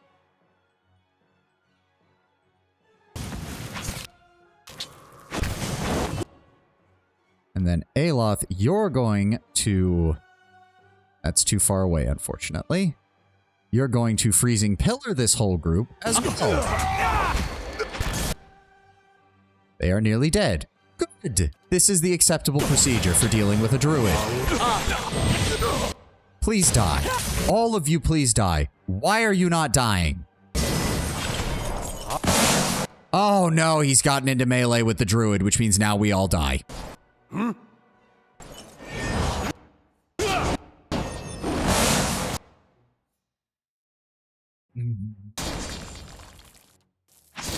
Everybody mind standing up, please? Can we please stop the druid? Can we please stop the druid?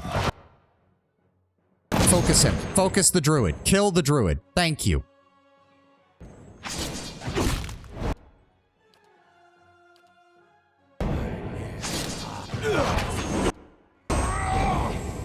Let's go. Please kill him. Please kill him.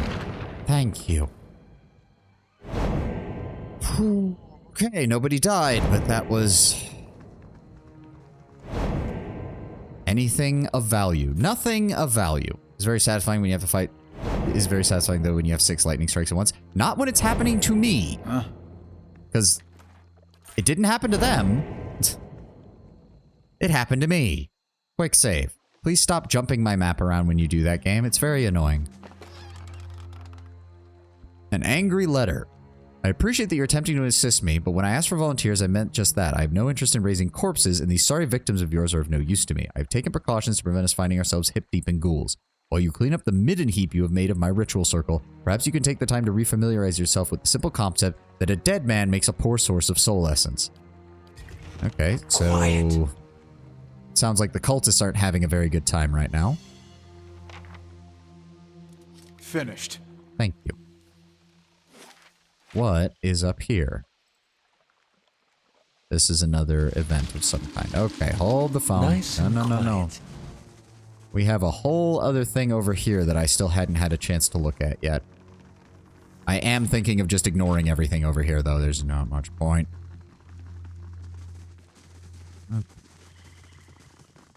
Behind that event is a boss. I'm not surprised. I want to know what's down here, though.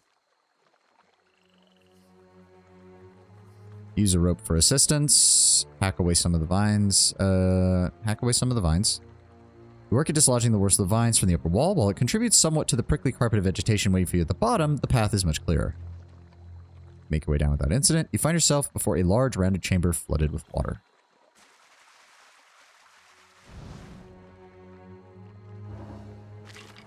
That is Akun Giamas. 25% chance to cast Spell Steal on hit or critical hit. Okay. Funnily enough, if you're a melee wizard, that's probably actually really useful on a melee weapon. Having the chance to just debuff your enemy's spellcasting slots is quite good. And a unique two-handed Morningstar, yeah. Appears to be of Ingwithan make and likely owes its long survival to having been protected against the elements in the peat bog. Few Ingwithan weapons have been found in any kind of usable condition since the Deerwooden expeditions began searching their ruins, but this Morningstar is a rare exception. And baseline superb, indeed. The weapon is composed of a bronze shaft and a head of living Adra. The grip is wound tightly with copper, and the spikes in the head are also made from copper. I mean, that sound... I should have fucking known. I'm ready. I should have fucking known. Okay, well, first off, can we hopefully kill one of them right off the bat? Secondly, can we paralyze? Yes, we can. Thirdly, Adir, rush this one down. There we go. Go for the shade. Go for the shade. Take her down. Take her down. Take her down. She's near death. Take her down. Thank you.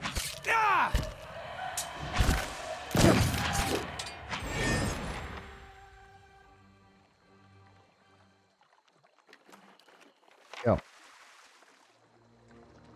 Bricks around these bars have crumbled away over the sectaries, forming a sizable gap. Squeeze through. Hoist yourself up onto the ledge. The stones wobble underfoot, but hold it barely. You make your way past the bars and out. Thank you, game. Most kind of you. I feel like there should be more to that tower because it's even marked on the map as an ancient tower, but it doesn't appear to actually be anything. Yes. No, you're correct. This is the kind of area where we need to quick save. I still don't know what to do about this guy, but it's probably that we have to kill the cultist boss or whatever. Would be my guess. Alright. We should also rest before we go deal with whatever it is going on over there. You. Get everybody healed up.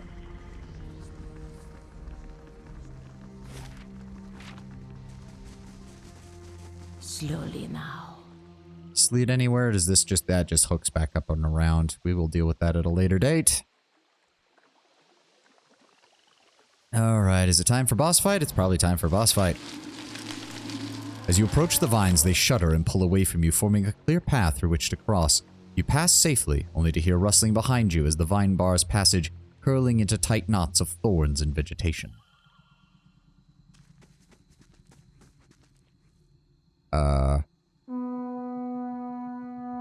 You notice movement up ahead. A robed figure rushes forward, stumbling through the muck. He blows a single piercing tone on a signal horn. The sound carries through the bog, echoing off the cloistered trees and ruins. Beneath it, you hear an ominous rumble, and the murky water to the north begins to bubble and pitch. A slick, scaly snout crests the water's surface. It is the only warning you receive before a massive beast rises from the bog in a shower of mud and bog water. The dragon shakes vegetation from its horns, then lowers its head to set a keen eye upon you. Wave. The dragon inclines its head. You think you spy a glint of amusement in its saucer-sized eyes. You notice a small, dark shape in the distance. You feel a sudden, buffeting gust of wind from above as the shape grows, and a winged silhouette descends swiftly upon the clearing. As the second dragon comes into the heavy landing, you take note of a figure upon its back, a woman with sweeping horns garbed in flowing robes. She slides from the dragon's back in one graceful movement.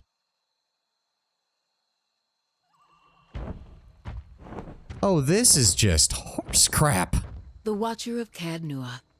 I expected you'd find us eventually. Can I just give you the phylactery and we call it even? I'm a little more surprised to find you're still carrying that abomination around. I imagine Consulhalt is better company without his tongue. I will admit I'm getting used to having him around. Haven't really had a chance to use his combat ability because I keep forgetting about it. You could do better, I have to say. But I'm getting ahead of myself. I am Lengroth. I thought Lengroth was a man. As was my predecessor. He too lives on in me. We are all, you see, Lengroth. Lengroth knew something Consulhalt did not. The brevity of life should be embraced, not feared. Each generation brings with it renewed strength and saves us from stagnation. When his time came, Lengroth was willing to let go, to leave his memories and body behind.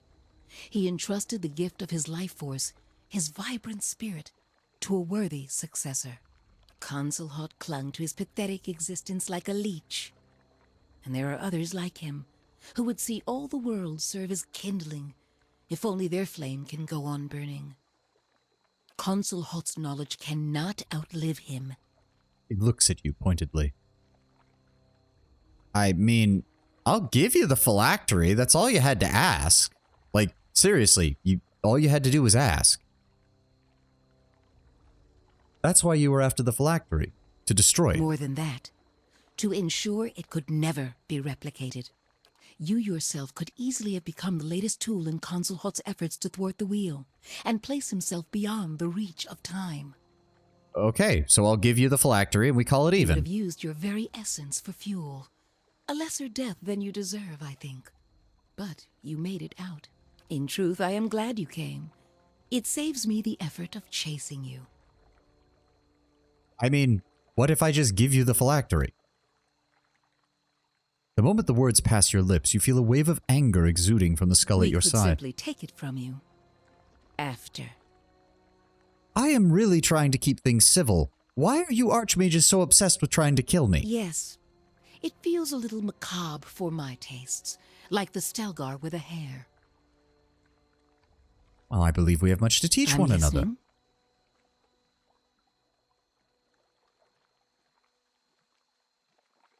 I'm a watcher. There must be something I can teach you. Careful.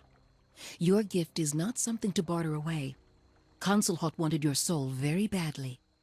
Then you'd be foolish to waste the opportunity that I offer. I begin to see why Consulhalt was so interested.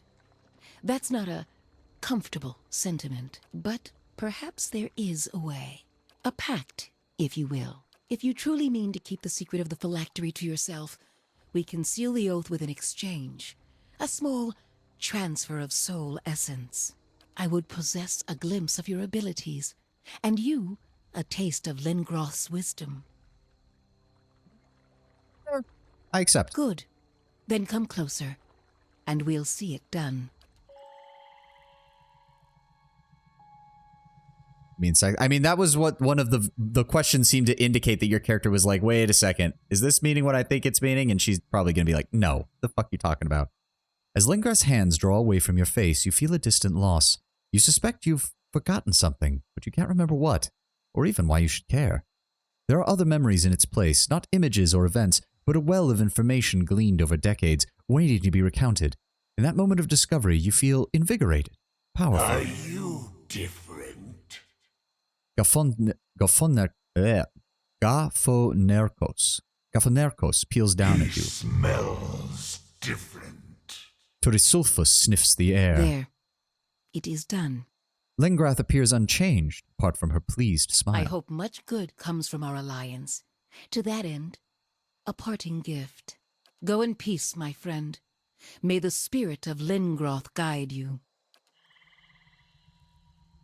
Finally, an archmage who wasn't a total asshole. I mean, don't get me wrong, you did send a fucking murder assassin after me at the very beginning, but at least you were willing to talk.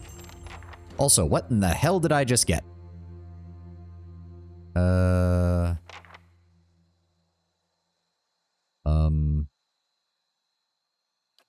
Still a Visage of Consulhot on our side. Divinate, Evidence Labor, Echo of the Maker.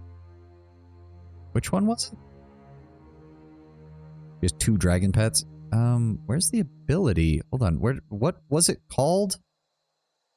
Training Ground, Second Skin, Random's Embrace, Ring of Thorns, Ring of Changing, Heart, Needham's Finger.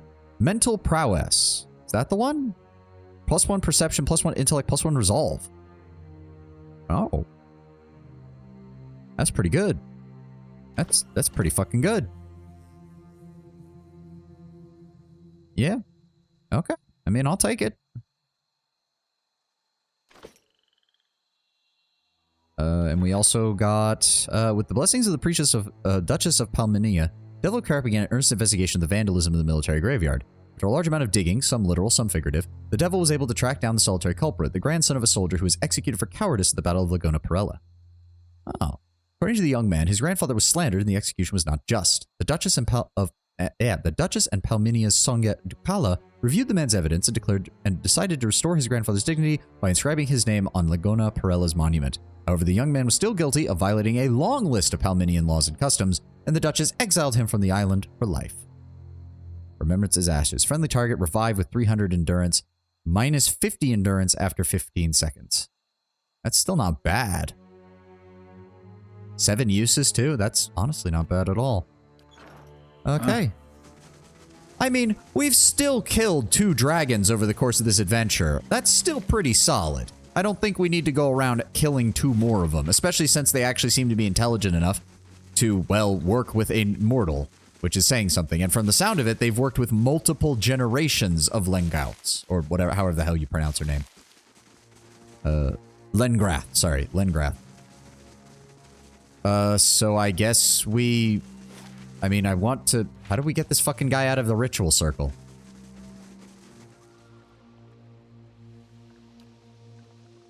I mean, that would make sense. I suppose if you could get a dragon under control while it's a worm, that would be a hell of a lot of an easier time to get them trained and properly managed. But in all seriousness, what the fuck do I do to get this guy? Hold on. We're gonna walk back here. Why is Consulhot's skull still floating here? What the fuck? Okay, whatever. To unlock it, you need to find a chest near the Arcanist Badrin and collect his notes from inside. They contain the solution to his predicament. A wizard watcher with lore at least 8 may skip this. Skull's a bit glitchy. I have noticed that, yes. That means we have to deal with all the shit that's over here, don't we? Back. Wait, you already got this? I mean, we found his notes, but it didn't seem to indicate anything that would actually be useful in getting him out, but we can check.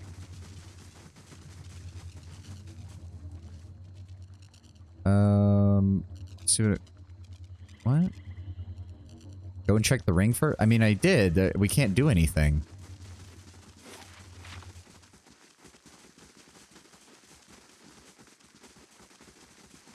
Oh, they even gave me 2 Bog Dragon scales, so I can't actually upgrade one of the pieces of armor. Let's see here. Nice and slow. Guess we'll deal with these assholes. Oh, wait. They're friendly now? Hi? Lengrath saw something in you that earned her trust. Don't be— Oh, okay, we're friendly with them. Oh, okay, okay. Excuse me, good sir. Keep clear of the ritual circle out to the east. I haven't cleared the wards. There we go. This wreathed piece of parchment holds a series of nearly illegible notes and what appears to be some kind of diagram. A series of symbols lines the periphery of a crudely drawn circle. One particular set of 5 symbols is repeatedly circled. Hold on, before we grab that, quick save. And make sure that me grabbing this doesn't lead to him attacking me. There we go. Okay, so I only... Whoop, fuck! Please, yeah. Okay, that wasn't so bad. That wasn't so bad. It's fine. It's fine. See, and you guys can go right back to your usual stuff. Nobody has to die. See, isn't this nice? We're all getting along.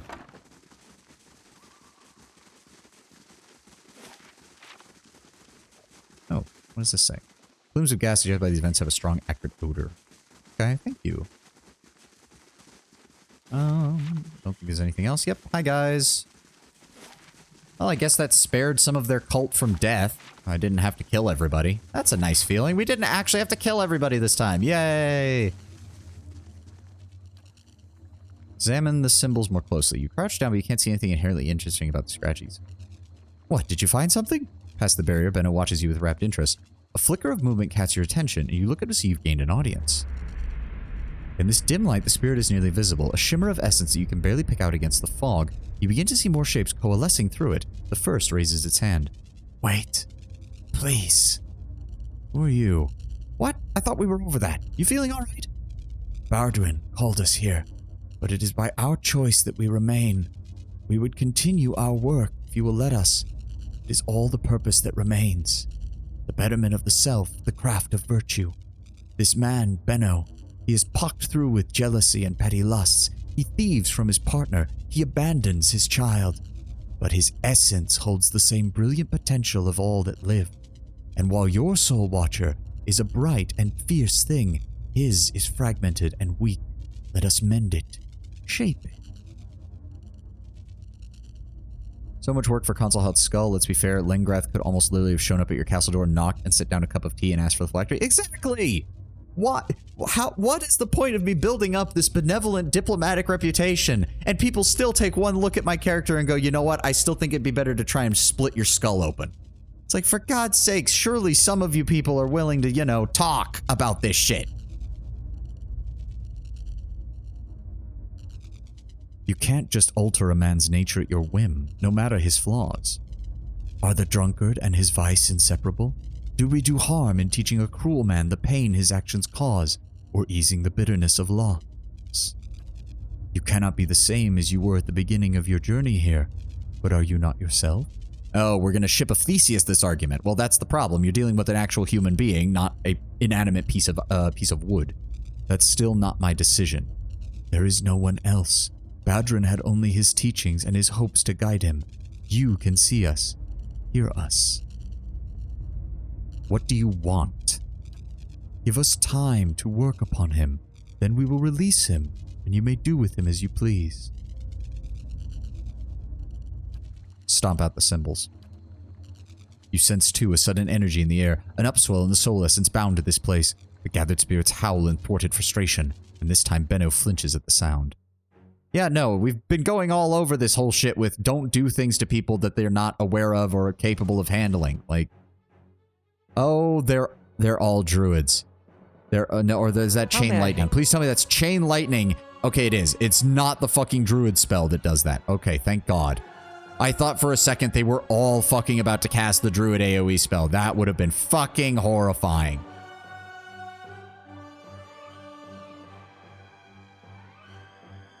Give me a bounding missiles on him. I'm ready. Pelagina, you're over here. Go after him, please. We're going to paralyze you. Adir, go ahead and keep moving. Aravius, give me AoE spell, please.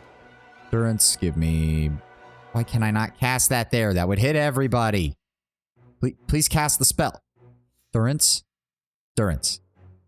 The spell. Why do I have... The spell. Cast the spell. Cast the spell.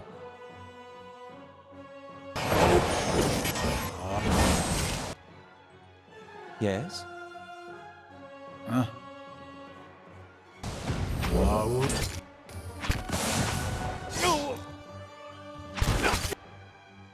I don't even... Oh, they just conjured up those. That's fine. fact, give me a petrification centered on them, please.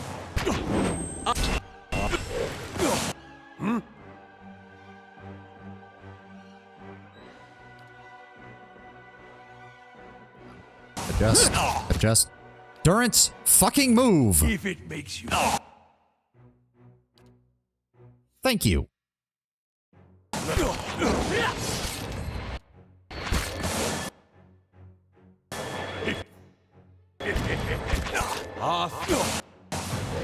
Yep, just keep stunning him. Just keep stunning him.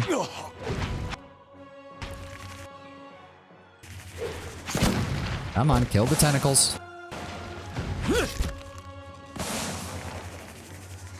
There we go. To be fair, you're a scary motherfucker. That should not override my fucking diplomatic reputation that I've been trying to build up with everybody. You did it. I'm free. Erla, where are you? Whew. Huh?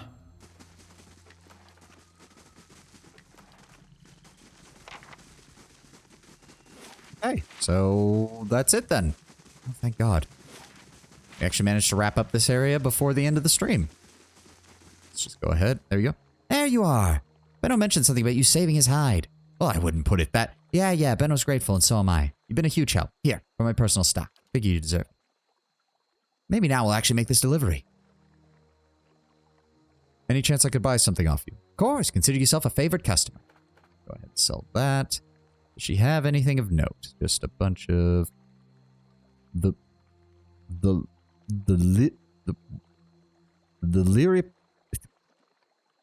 Liripipe of thinking. Bleh. This long-tailed hood is associated with scholars and tacticians, for it is often seen upon the brow of all who live by their wits rather than their physical prowess. Ninagalth does not make any appearance, so there was... Here I was, thinking that they would show up. Like, I thought they would. I honestly did. Sell all that, sell all these. Get them all out of my inventory. Didn't want to spoil it. No, I mean, thank you. Thank you. That's exactly what I wanted. I'm just honestly shocked. They left a Chekhov's gun and then we're like, nope, not actually going to happen. Go ahead. Yeah, we'll just send off all these. There's no point. There's no point.